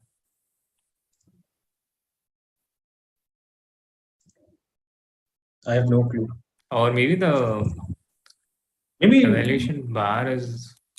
How do you know 6.4? By the way, I cannot see 6.4. 7.1. Oh my God. Chat, do you see 6.4 or 7.1? Or like Srinath is just messing with me? I'm sure the chat also. No, I see the bar. It's just like I cannot see any black. Only very little spot on the top left. But that is 7.1, Abhijeet. Oh, never knew that. But thank you. You can see the number at the left side bottom near A1 square. Ah, okay. And there he goes. He makes knight d5. And the computer doesn't like it because the evaluation it runs on it doesn't run on a very high depth, so the evaluation can go a bit back and forth. But rook f8 is forced here, right? In general. Yeah, because bishop into d5, rook into d5, you're just losing this one, right? Yeah, because here you don't even have rook e5 kind of things like earlier, because rook d8 is just game over. We pick up the queen and that's it. Yeah. So rook f8, and now, yeah, but I would not back myself to see queen e4, queen g4, queen e1 like in a second time control. Maybe I would not, but it's like 50-50, yeah. But Fabi can.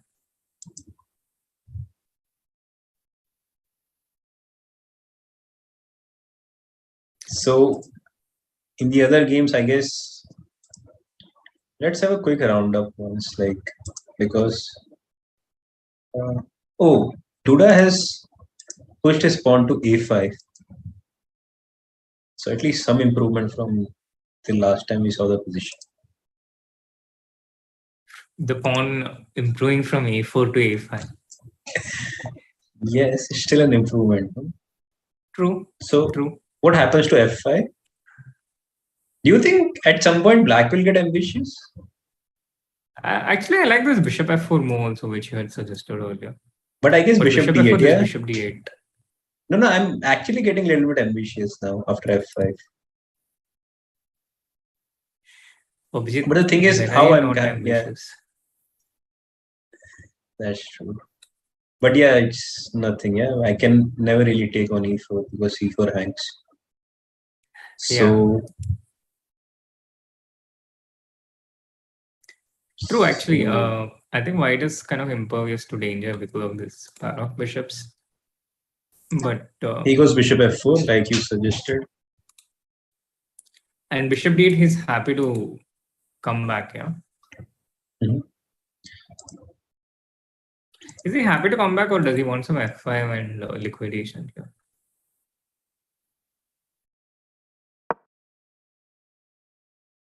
Maybe f5 and liquidation. But he would have done it before also, no? Like, but he didn't go here. But also bishop g5, if white is not showing anything, then why should I change the position if draw is good enough for me? But I can start coming in now, no? So bishop f4. White's position has improved a bit compared to the previous time. And now if I pick up the pawn? Sorry? We don't exchange the thing. Okay. Yeah. Okay, let's go back a little. You tricked me there. Yeah. So let's go back to the position when I went bishop g5, you went king c2, yeah?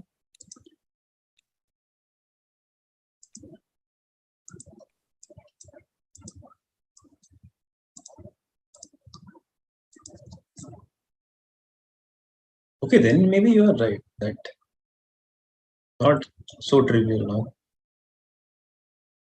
Yeah, maybe your way is better. Bishop instead of bishop g5, just f5. Yeah. F5. Yeah. Yeah. Cleaner. I've been so used to being in these situations where I'm defending and trying to force a draw. It just comes instinctively to me to try and kill the game. Right. Meanwhile, Yeah, there was a question for us. Who do you think will be the next Indian to reach candidates? Yeah, I was actually thinking that's a better question for the chat. I answered it myself in the interview on chess.com India. What was your answer? Sorry, I missed your interview. But I think let's... It's not... I wouldn't blame you, Abhijeet. It was published like just an hour before the start of the candidates. But I think it was... I think it's still, better idea for the chat to answer it first, and then we can pitch in with our thoughts. Since my answer is already out there, I can't change it anyway. So the chat can go first. And what are your thoughts? Who do you think will be the next Indian to reach candidates? I think the closest are Hari and Vidit for quite some time. So I would still back them. Of course, all these young guys, Arjun, Nihal, Gukesh, are also coming up. But I still feel right now, if I have to put a bet on somebody, it would be these two guys, Hari and Vidit. I answered with Gukesh. Yeah, because you'll not put your money where your mouth is. So, I understand. All of them are quite young and very motivated and improving rapidly. But it's when Alireza was coming up, still everybody knew he will come up, but he still has to take that journey, all the way to the top. Oh yes, absolutely. And Alireza and these guys already has taken a very long journey, so they are closer than anybody else in Indian chess. So And we didn't talk about Vishy, sir. Maybe he the could next be. Indian. I thought next candidate from India, but okay. If it is the next candidate from India, I think that's a pretty obvious answer. There's no question that Vishy is the best player in India right now. I think best chess player in India. And Anantha Krishnan is like VD was close in World Cup. He was very close in Sochi, and at one point he actually got knocked out by Duda, who later went on to beat Magnus. And it was, I think, with Magnus playing in the World Cup at that time, it felt like Magnus was going to qualify to the World Cup for sure. So one spot was taken by him, and it was a quarterfinal between Vidit and Duda.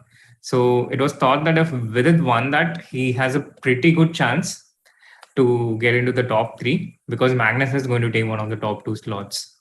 But then Duda went to the semi-final defeating Vidit, and he defeated Magnus as well. And eventually winning the whole thing. Yeah. It was amazing. That run. Okay, I mean, if you're counting the women, of course, Konero Humpy is, I think, already in the candidates. Mm-hmm. Yeah. Harika can also make it if she gets the right opportunities, yes, for sure. But for sure. Meanwhile, do we have any? We have some We have some changes in this Fabiano Hikaru's game. So knight d5, rook f8 happened. After queen e4, Hikaru went for queen h6. And it's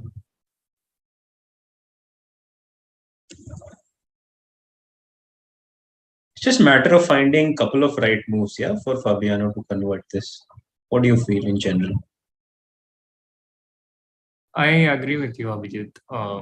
Also, something like knight e7 check. If I'm right, it's 8.1 now. Yeah, it is 8.1. It's shot up like the temperatures in India right now. And or probably last year's cryptos.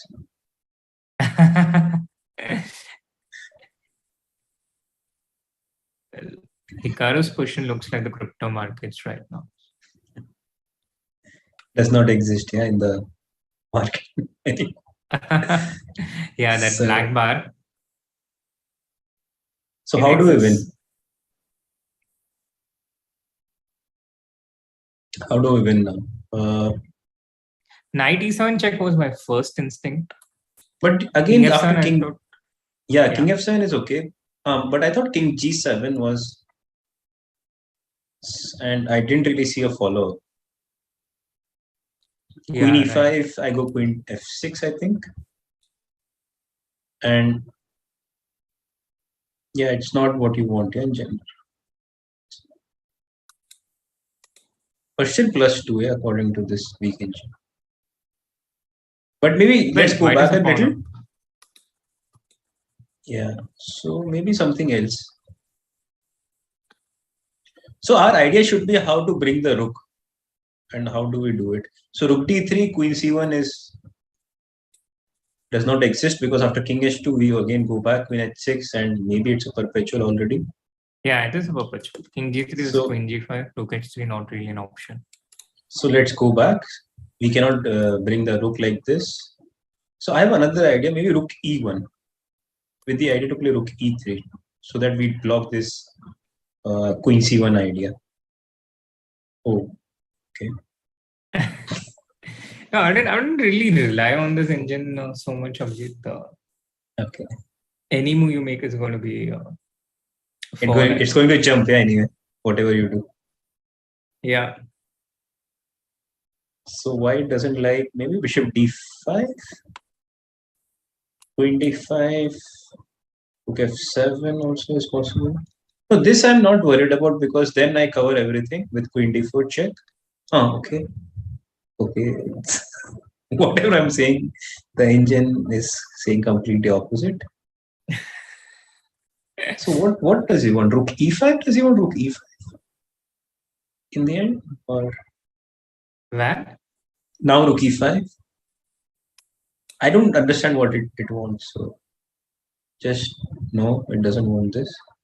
Rook e4.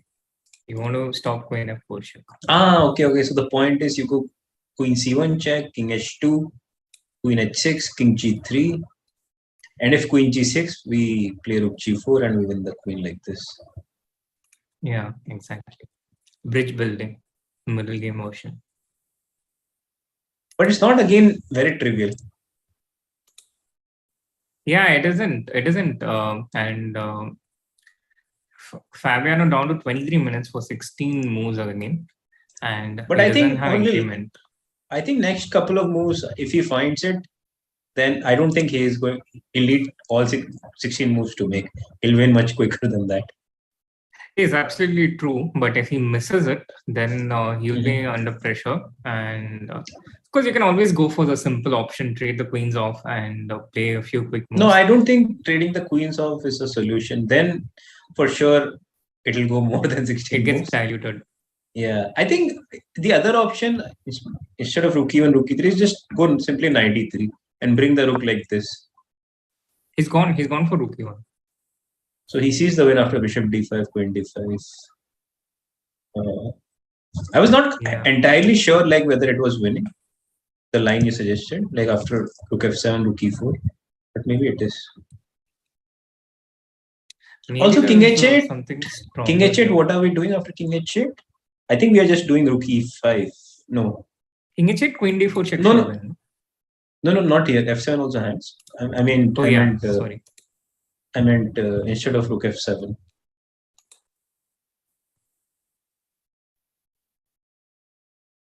I think queen d4 is a safe check because we cover most of the dark squares. Or queen e5 for that matter. Or maybe queen e5 and rook e3. And we cover almost everything. We bring rook to the game and probably that's it.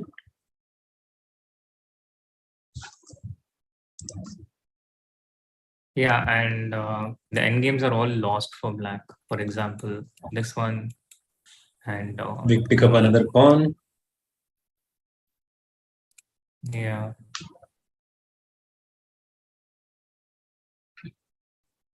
Yeah.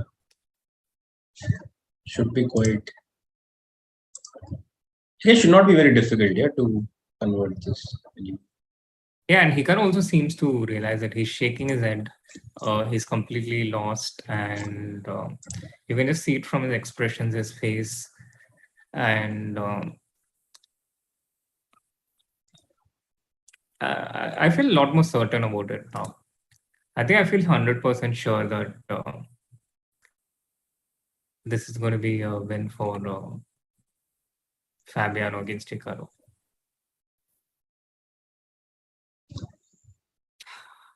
100% is a completely confident thing to say, Yeah. Also, when you see the bar like this, it gives you even more confidence to say that 100%. Yeah, the bar and Hikaru's expressions. True. The other.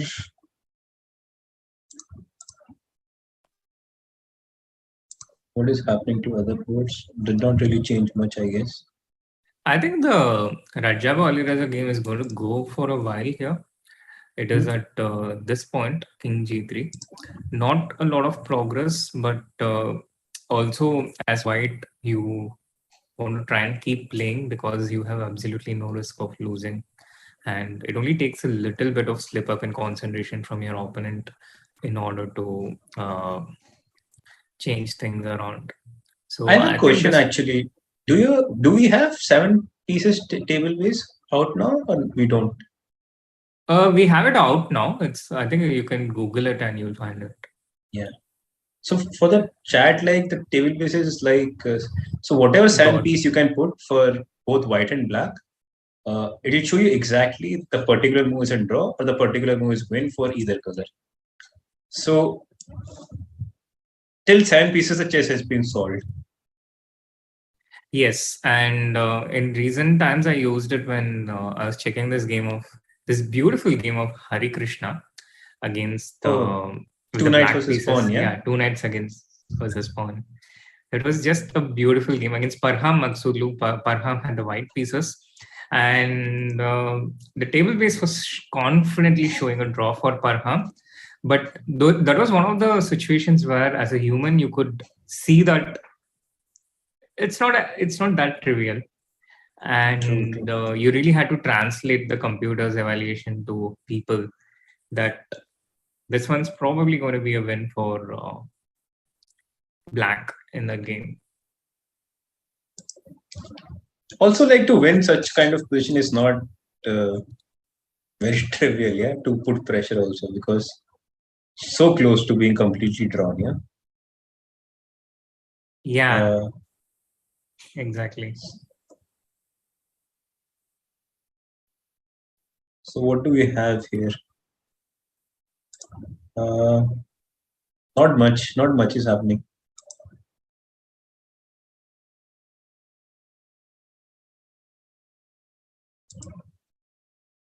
It's gone rook c2.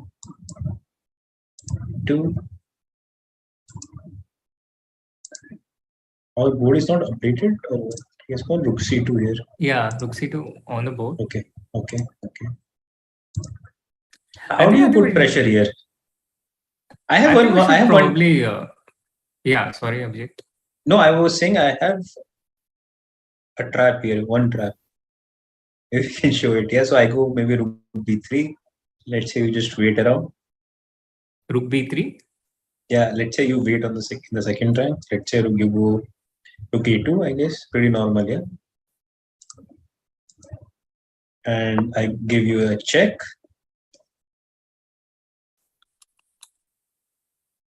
And ask you, where do you go?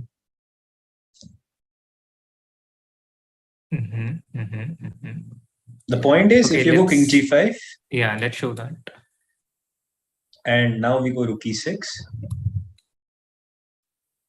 And there is no way black. E3. Yeah, rook e3. And now rook e5. Maybe let's ask the chat. No,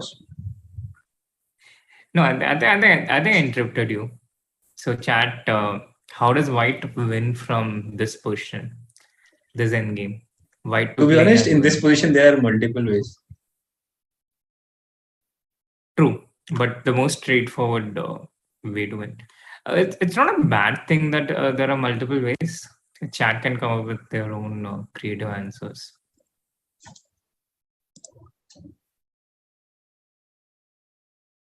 Oh, already I see one. Ananta Krishna is pretty attentive in the stream, I should say. Also, Aditya's answer is correct. Like king f2 also wins. Yeah, king f2 leads to some very pretty mates if black king comes in like this. Yeah. Or like this.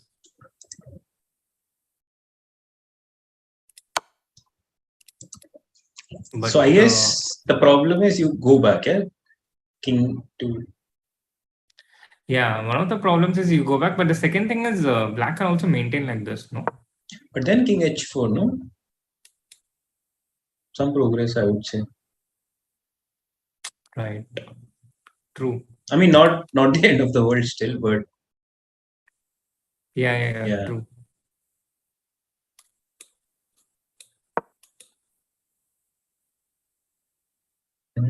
And now I thought g5 and rook f6. This one's also not totally easy for black. Yeah, but feels like somehow what we are doing is not right with black. Like as white, I'm getting whatever I want to play. Maybe rook on e2 first of all is a bad piece. Yeah, you should put rook in the corner. Let's say rook a2. So whenever you do something, there is always, let's say, king f7 or king g7, whatever.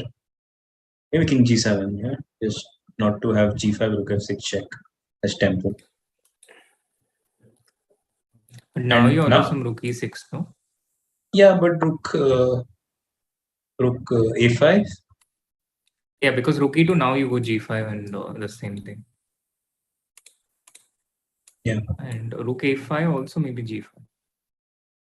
But, yeah, so king.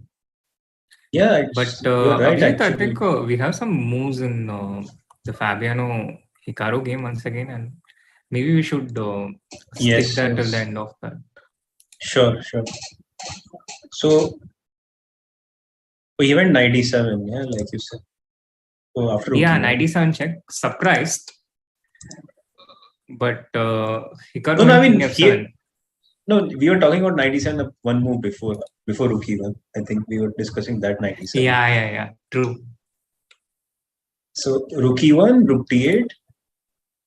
Now it makes a lot 90. more sense. Yeah, now your knight is attacked, yeah, and you defend it with a check. So King F7, Knight F5, Queen F6, probably Rook F1. Yeah, it feels just came over. Yeah, I think we have tuned in towards the final. Yeah, I think let's not go to any other board. I think this is going to end very soon. True. Like you said, he's not going to need all those 12, 16 moves, whatever is remaining. Yeah. But what a major win for Fabiano. And if he manages to finish this one off, then it would be Fabiano and Nepo getting that early win going on. And how much of an impact do you think that will have having an early good start? Oh, big impact. And also, I feel, especially for Nepo, he's sort of a momentum player also. Like, if he plays well, he can play really well for a lot of games put together. And for Fabiano, I think it matters, but he's one of the guys, like, psychologically, he's very strong. So for him, it's not very difficult for him to bounce back. And talking about bouncing back, I remember even last candidates, it was a horrid time for Ting in the beginning. But yes, but if you remember the game between him and Caruana, where Caruana was just blasting out his moves with black pieces, super sharp opening, and he managed to keep his calm. Yeah, Ding managed to keep his calm and managed. But then that also happened after a 1 year delay, right? I think that happened in the resumption. I don't know. Maybe you're right, but yeah, if I remember right, chat, you can help us on this one. But if I remember right, I think the Ding Fabiano game where Fabiano was the black pieces, it was a Slav defense game. I think it happened in 2021 after the resumption. And the first part of the candidates, the first 7 rounds, it happened in 2020. In probably the first ever candidates in the history which was played across 2 years. Oh no, Vinit Kumar says it was in the first half. Yeah, I also felt it was first half, but I never trust my memory in these kind of things. So 96 does not win currently, or what?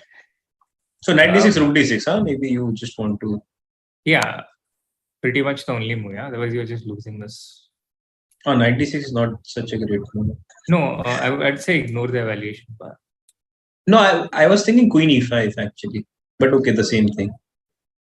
But this, yeah, Queen E5, yeah, it's the same thing. You can take on F1 yourself and then check with the check, and Rook F6 and or Rook D7, yeah. But he goes Knight H6 check. King G7, Queen G4 check also on the board. Yeah, and resignation. He's still playing on. No, it's a resignation, I think. So because I think Queen G6.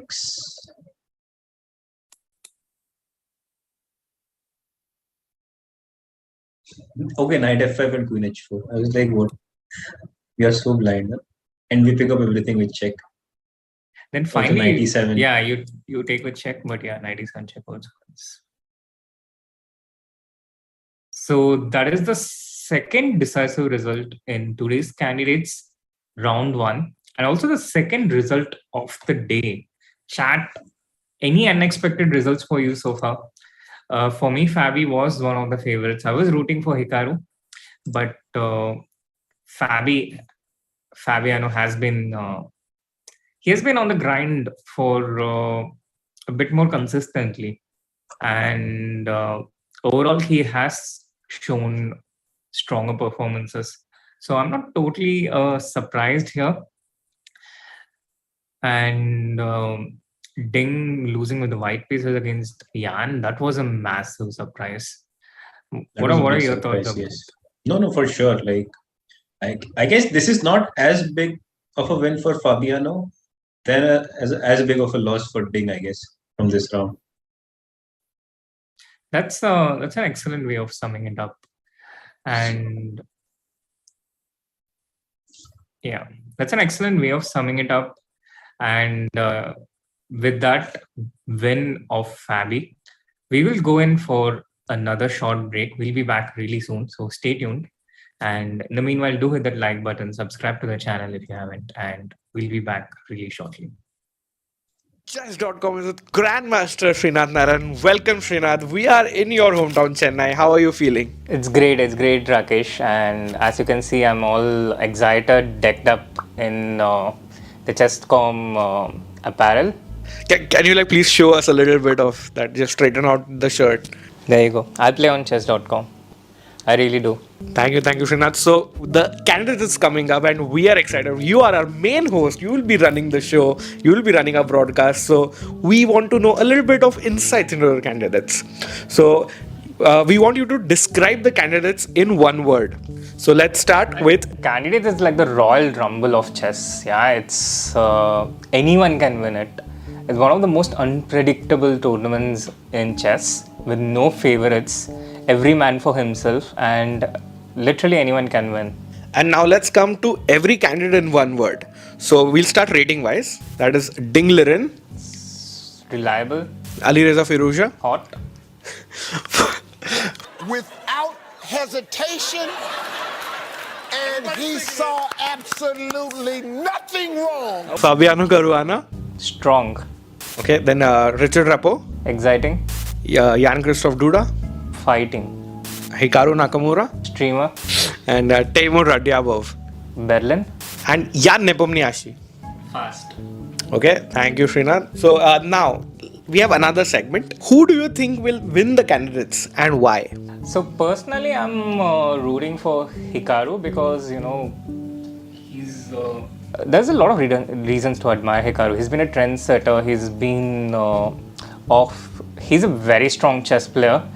Even a bit underestimated because he's been doing a lot of other things in recent times, streaming and doing content. But he's an incredibly strong chess player, and I love the fact that he's able to do so many things at such a high level. And his comeback this year in the Grand Prix was brilliant. So first and foremost, I'm rooting for Hikaru, and it will also be pretty exciting if Alireza can make it. It feels a bit early right now, but that's exactly the kind of feeling people get when they watch some of these prodigies, and they prove them wrong exactly. So these are my top two picks for the Candidates Tournament. And so you mentioned Firouzja here, and what are your thoughts on Magnus Carlsen saying that he'll only play the match if Firouzja wins the Candidates? I can imagine a lot of honesty in that statement, to be honest. It is very exhausting to prepare for a World Championship match. You have to look at a ton of opening. You have to study all those things. You have to remember. And first and foremost, I think people enjoy the playing aspect of chess. Of course, this is different for every player, but people love playing. And I think there's just so many aspects of preparation that goes into a World Championship match, which I don't think Magnus enjoys so much. And I can relate a lot to this in the younger generation of people coming up as well. If you put them if you put them in a speed chess match, they would be so much more excited than if you put them in a World Championship match. Because in speed chess you just play for 4 hours and there's not as much preparation involved. There's not as much cramming of information in your head, remembering, recollecting. Of course, that has a different type of preparation, but it has a lot to do with the playing aspect. So I can imagine that he's being honest about it. It also, I think, marks a kind of shift in the mindset of the generation that is there at present. Magnus, Hikaru kind of leading the way. That's a great answer. And now coming back to Hikaru, what qualities of Hikaru made him qualified to the candidates according to you? I think it's just that he is a very strong chess player and he kept things very simple. But mainly I think it's just his strength, He was so strong in the Grand Prix, in the tournaments he played. I think he's clearly in the 2750 to 2800 strength level. And his opposition was a bit weaker than that, I think. So he was just a stronger chess player and he sailed through. And lastly, which Indian player do you think will be the first to qualify for the candidates now in the near future? Well, I think looking at recent trends, Gukesh is definitely one big favorite. His rise has been incredible and there are a lot of unique qualities that stand out in him. And he's the youngest of the lot. Of course, it can be any one of these five cream of the lot, the juniors, consisting of Arjun, Nihal, Prag, Gukesh and Raunak. But right now, Gukesh is the youngest of the lot and I think that gives him a bit of an advantage. Thank you so much, Srinath, and best of luck for all your future endeavors. Thank you so much, Rakesh. Rakesh bhai. Bye. Guys, please subscribe.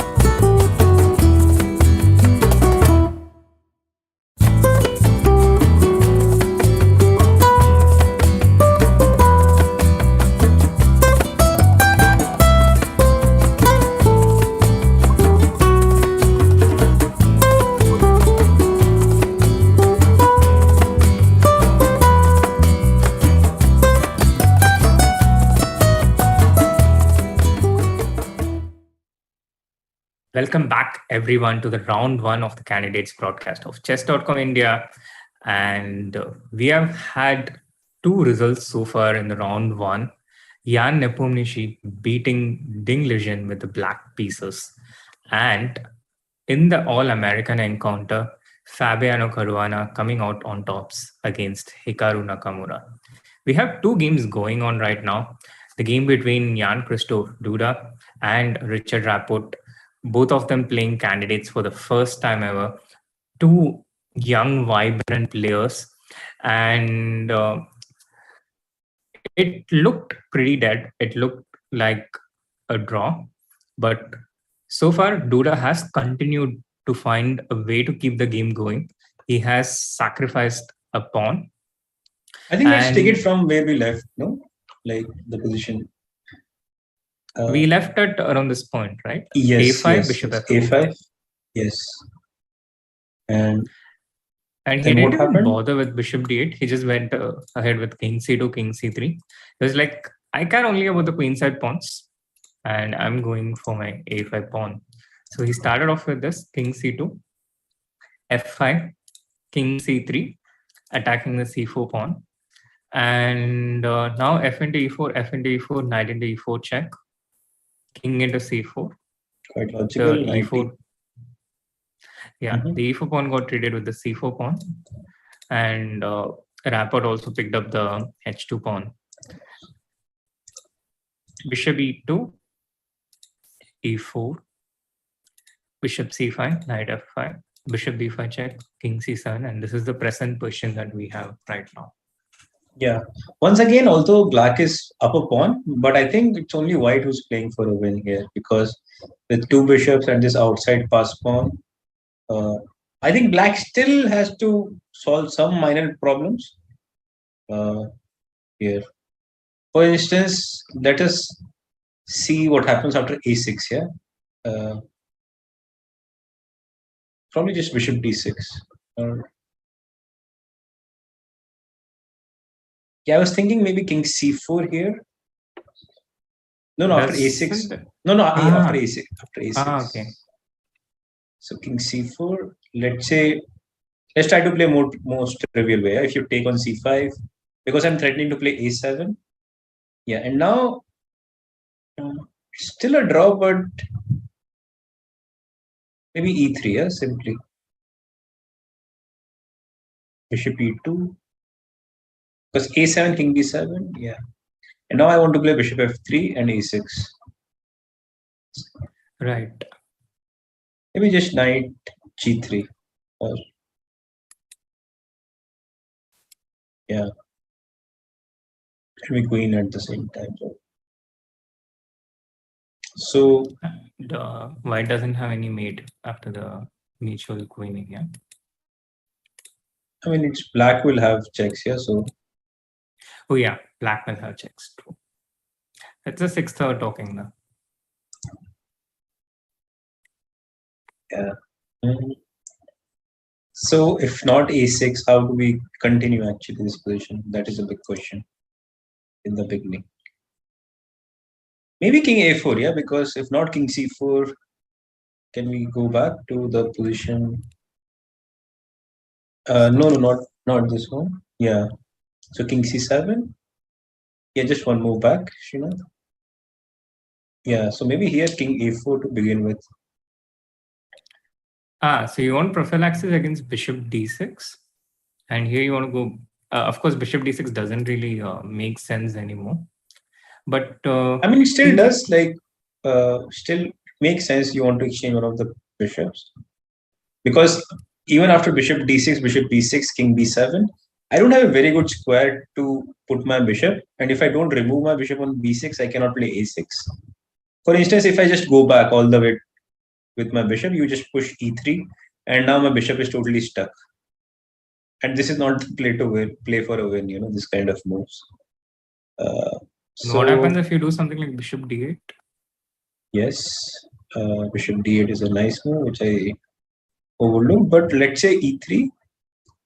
A6 check. Okay, king a7. King a5 is bishop c5. But in general, I thought if I put bishop c5, if I control this diagonal, then I don't think I should have. Worry. Yeah, too much problem here. Also, knight d4 is coming, yeah. So probably you have to be a little bit careful. Knight d4 or knight g3 maybe. So yeah, let's see what Dubra does here. They don't have a lot of time actually. He has to make. Oh, he doesn't have to make a lot of moves. 6 moves they have to make to reach the second time control. The third time control. The third time control. Sorry. These days you don't have too many tournaments with 3 time controls. Yeah, so. With Aeroflot not happening every year, I think it has become pretty limited. Also, Gibraltar didn't have like the major open like Aeroflot of Gibraltar. Exactly. Meanwhile, Vinit Kumar in the chat is asking, do you think it's even more tiring for the challengers that they should first qualify for the candidates and then win it? Yes, but the point is no one's forcing them to do it. Yeah, they do it out of their own will. Like no one is being like, you won the World Cup and you have to play the candidates. Oh, by the way, do we have a result in the Rajab Alireza game? Seems like they have just agreed for a draw. They have, I think, just agreed for a draw or not. No, they haven't. The game is still going on. But I don't know. Maybe I hallucinated. I saw them signing the score sheet somewhere. 6th out talking maybe. But yeah, I guess Rajab was all the right to play in this position, but it's just that I don't see how a way forward. Like like what he did, rook c2. If king h4, you just give a check on h2. King has to come back. And they are well past the second time control as well at 63 moves. Yeah. So now they also have increment, yeah? Yeah, they also have a 30-second increment. And what other traps can be here? What other things, what other pitfalls can black fall into in this kind of endgame? Oh, if rook b8 now? Or okay, check is good. King f7? I think this is the position we are looking at. You are in time. Yeah. We had this exact position earlier. So, I wanted to play same rook f5. But now, hold on a second. Like, what do you do now? You play king f7? I like king f7, yeah.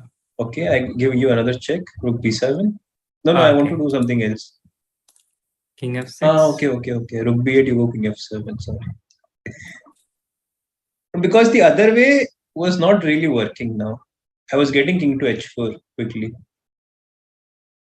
Like if it was my move, no, instead of king f7, if it was my move, I would give rook f8. King goes to e6 or e7, then I come out with my king, yeah? And if you play king g6, then again rook f5. Maybe just make a random move, some rook c2. Yeah. You want to maintain the rook on the second rank, yeah? Yeah. So if we go to the g file, then we just play rook f5.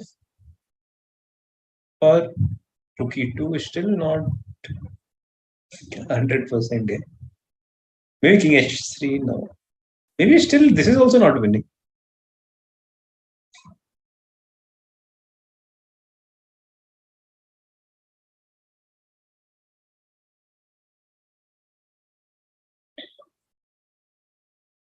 No, I don't think this is winning, no? What do you think?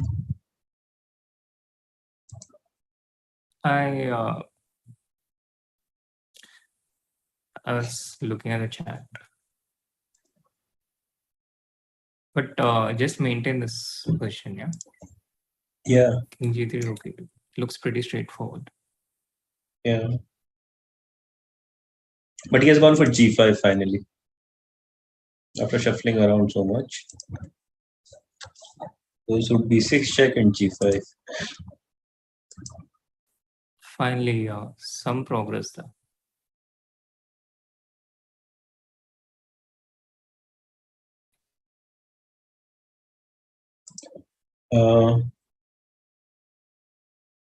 Rook a4.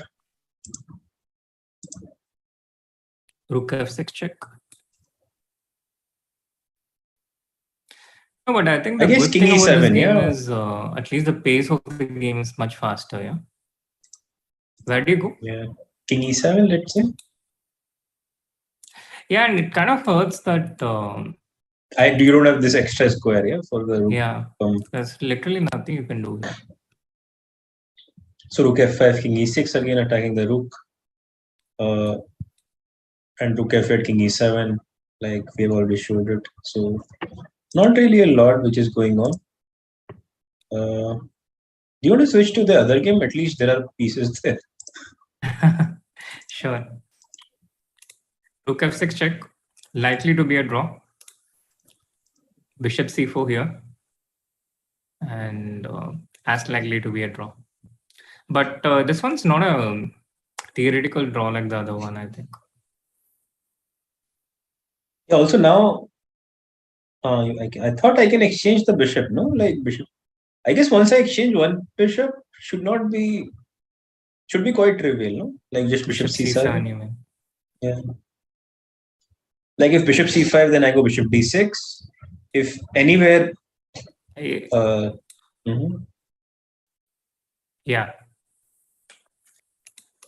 Continue. a6, king c6, yeah? In this position, right? Yeah. True. So not a lot that can happen wrong here for black. And if not bishop c5, let's say he goes anywhere else, let's say bishop f2 or bishop g1, then after bishop c7, I mean, like. Yeah, so then just e3, and now this bishop is completely shut off. You can never really give a check from this diagonal, so king on a7 is pretty safe. But what if I play king c5? I always have bishop d6, no, generally. Now but also bishop b6. Okay, what? Just 1 second. If I. Yeah, this seems. Knight e3. Yeah. Also, I'm just wondering, can you play for? Sorry. I missed that bishop b6 was a check. I thought bishop b6, I'll first give bishop d5 check. And then. But, yeah. Yeah. All the things that happen in the brain after 6 hours. Yeah. But he goes for 96.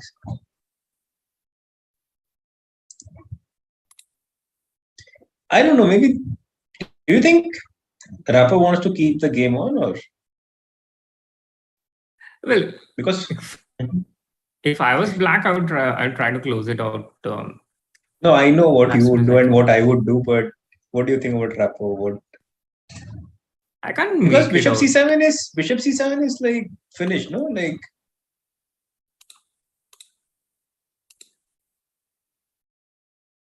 I don't know why does the computer show like 0.8? Ah, okay. So it starts with bishop d5 check here. Okay, king d8, I guess. And now bishop c5. And if I have bishop d6? Oh, okay, now I okay. think just take the pawn.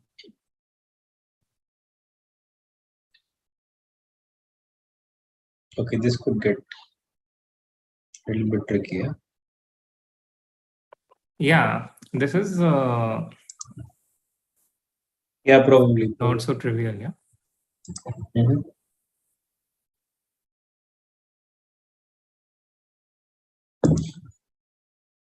I mean, at least why give up a pawn when you can do the same without giving it up? Yeah. So 96, bishop e2. And probably knight f5 back, yeah? What is the problem? You already mentioned, yeah, this bishop doesn't have too many good squares. Like bishop c5 once again, probably we go bishop d6, yeah? Yeah.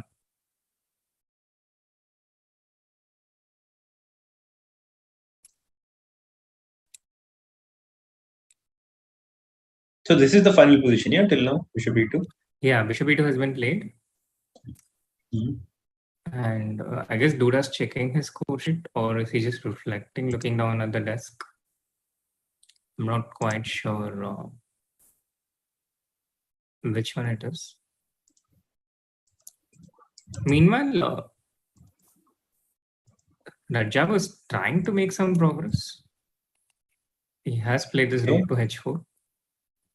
And one thing for certain, rook h4 is not a right move for black. Rook into h4. This we should not do. True. This king pawn game is completely lost. So how do you defend here as black?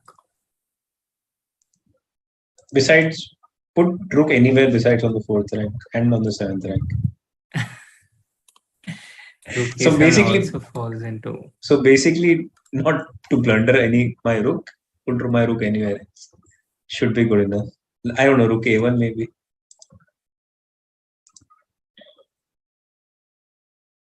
King g4, rook a4 check. Yeah. Then king hy. Rook a3. After king hy? Or? After king hy, rook a3, yeah.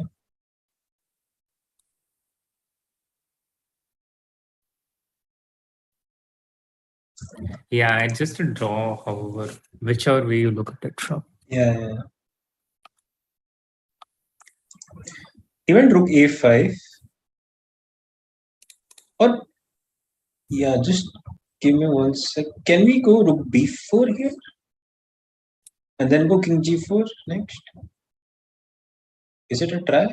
But I think you just put... To be honest, how do you play after rook b4?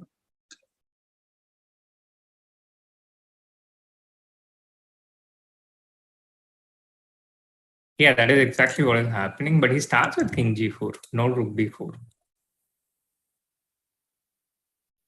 And it's a difficult question to answer, no, in the 5th hour.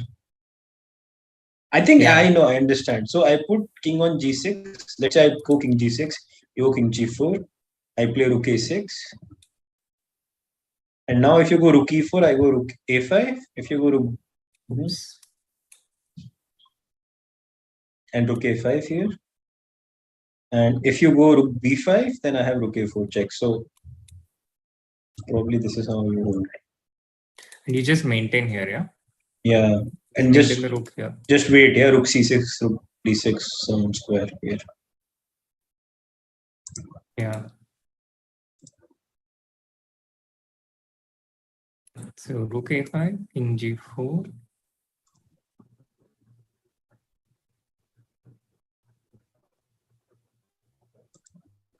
Yeah, probably. It is very close, which game we will finish next. I know. Actually, we should have the chat once again guess which game is likely to end first. And this one's not going to be easy. The rook a4 check played, king h5 played, and now rook a3. This is the variation we had discussed earlier. Also, you don't need rook a3. I can put like even rook a1. Or he played rook a3. No, he didn't count. Just rook a1, yeah. King h6. Just rook g1. Yeah, now you don't want to play rook g4.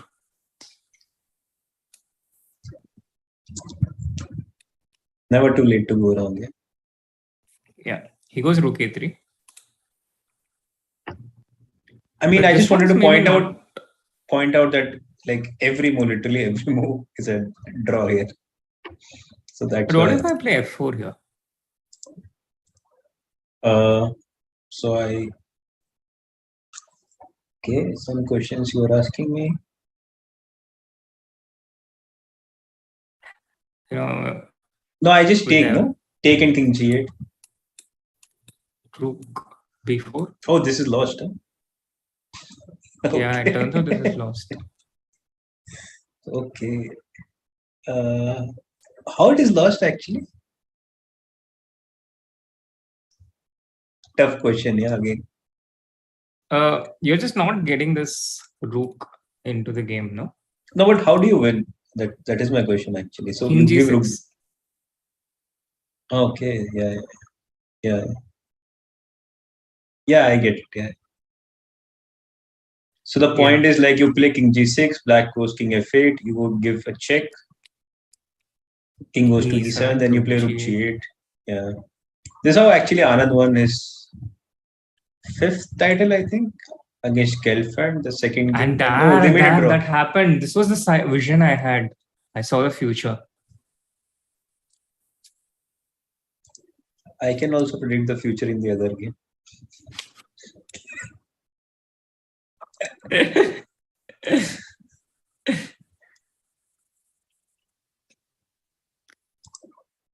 So after F4, into F4, they agreed for a draw.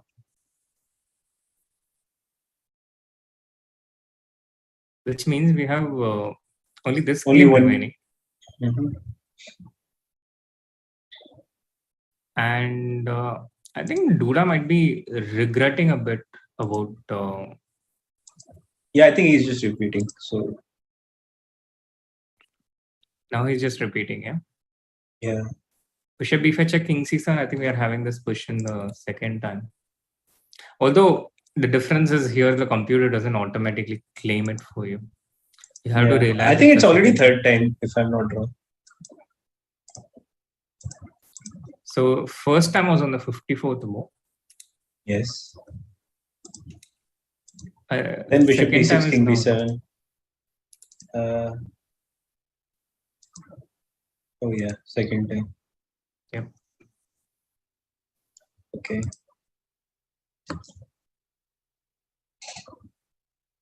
You don't see happiness on my face, no, when I say it was third time. Or you just thought it. I was just saying some random fact, which was not true anyway. I didn't look at your expression that time. It's too busy playing detective.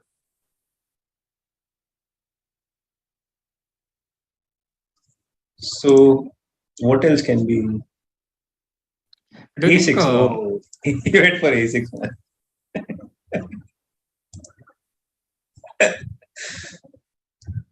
Oh, another score sheet.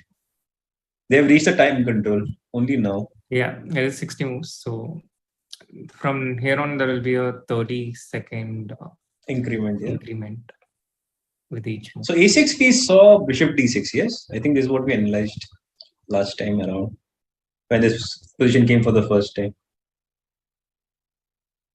Sorry, Bishop D6 check was played. Bishop D6. No, we checked Bishop D6 here already. No.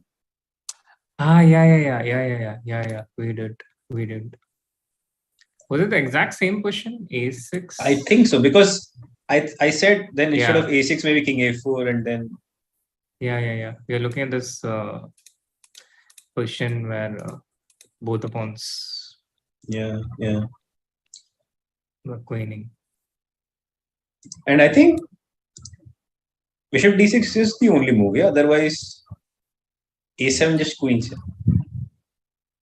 Yeah, A7, Bishop C6. Yeah, Bishop but Rapo looks a little bit nervous, no? Like, if you see his face, wanted to play something with the bishop, but then he took out his hand immediately. He goes for it. He goes for it. I think everyone sees ghosts when they have had their brain fried for such a long time. Also, when you are so close to your goal, no? Like throughout the game, you were suffering, probably even lost at some point. And when you see like draw is right in front of you, yeah, you tend to get a little bit nervous. In the sense that you're almost there to reaching your goal, yeah. And you could always spoil it right at the end. All too familiar situation. Yeah. So, how does white continue here? After Bishop D6. Yeah.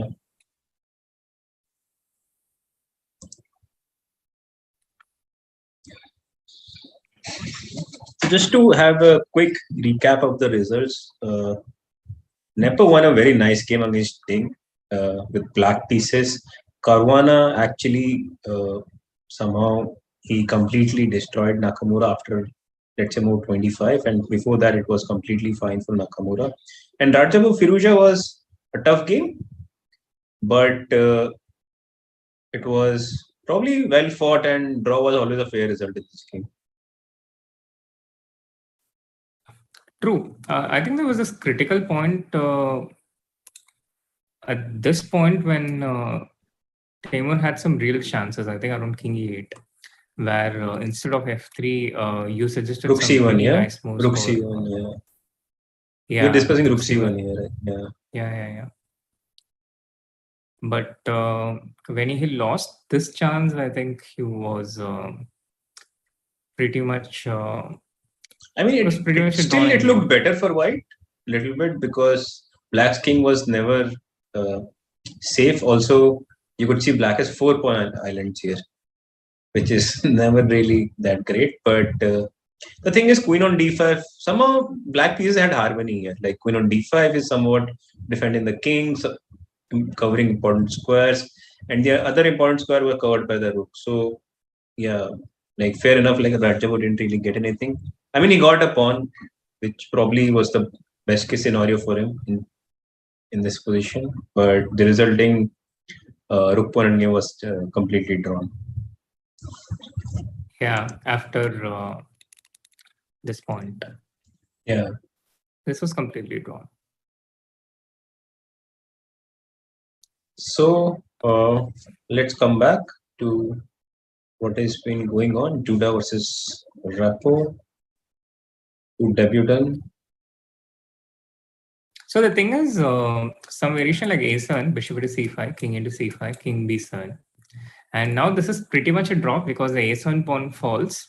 And now after bishop c6 check, king into a7, bishop into e4, black can simply give up this knight and win the other pawn.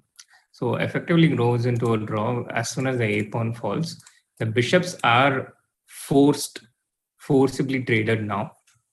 So it also means only the light square bishop of white survives. And this light square bishop cannot help this pawn advance to a7. True. So the only way for white to be able to make progress is to get this bishop onto c6 first, not allow the black king to b7. Yeah, I think the thing was, Duro tried a little bit before he kept his bishop on c4, so that in this current position he could play bishop d5, and then go for like you suggested with a7 and have this diagonal covered, and not to let black's king run away with king b7. He had gone for a7, probably. I think a draw offer, sort of a silent draw offer. Yeah. It's a draw offer, and Rapport takes new score sheet after the 60 moves. Yeah, but I think this is I think Duda would be very upset from this game. Like the position he had after 10, 12 moves. Like once he played c5, I thought he was the first person to finish his game and probably finish in a style. But yeah, probably nerve, first time playing candidates also takes his toll on you. Yeah, even the best suffer from nerves the first time. And now we have these moves. The end that I think we anticipated. Knight into g2, bishop into g2, and they are playing till the bar king and bishop. Yeah, against king. That was a nice push, with the hand from Morocco when he pushed H3. It's like he was playing carom, not chess. I don't know if Rapport knows what carom is.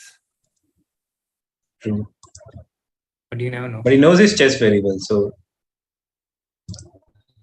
So yeah, it was an exciting day actually. First of all, two decisive, 50% of the games were decisive, and the other 50% also had a lot of chances in that. Like Duda was completely winning. Then I think Taimur, it was a very sharp game. It could go either way. And I think Timur played actually quite well. Like in the middle game, he navigated his way very accurately. And when he got this chance, if he would have used this chance, probably he could have put more pressure on Firouzja. But in general, a very nice game from Timur. Like especially coming from the last tournament where he didn't play so well. This is a welcome sign for all his chess fans. Yeah, but I also think it was kind of a very predictable thing that his chess is going to be a lot better in this tournament compared to his previous two tournaments. He's it's a completely different player who plays pre such an important tournament and post such an important tournament. And that was. Let's see the standings. Yeah.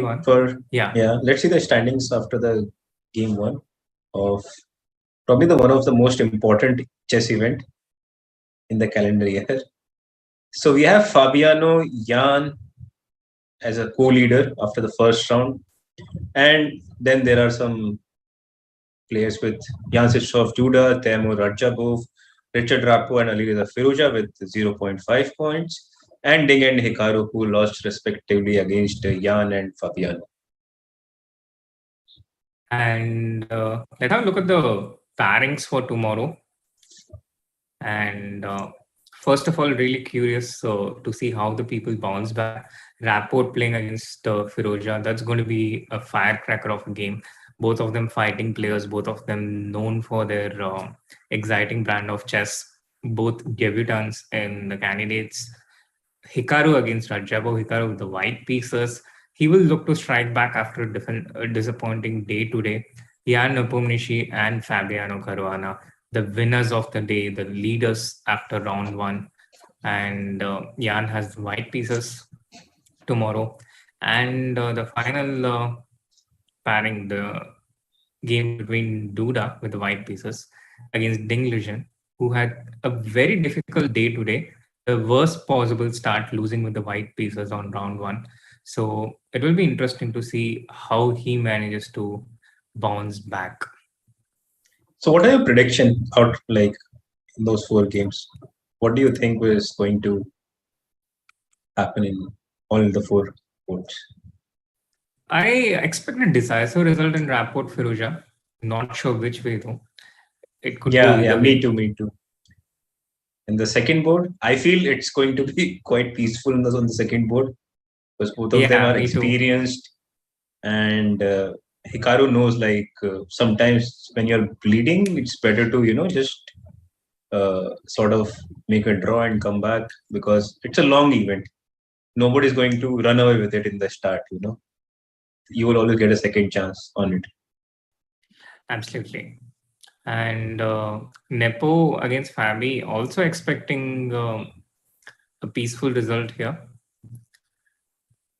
Nepo with the white pieces, but Fabi is super solid in general. And Duda with the white pieces against Ding. This can also, I think, draws the likeliest result here. But I feel there will be again two decisive results tomorrow. I don't know which board, but I feel there will be enough excitement for us tomorrow as well. And chat, what are your thoughts? Do let us know, and do let us know in the comments as well. This was an exciting first day. Loved doing this with you guys and with you as well, Abhijeet. Same here, Srinath, and love the way how chat responded.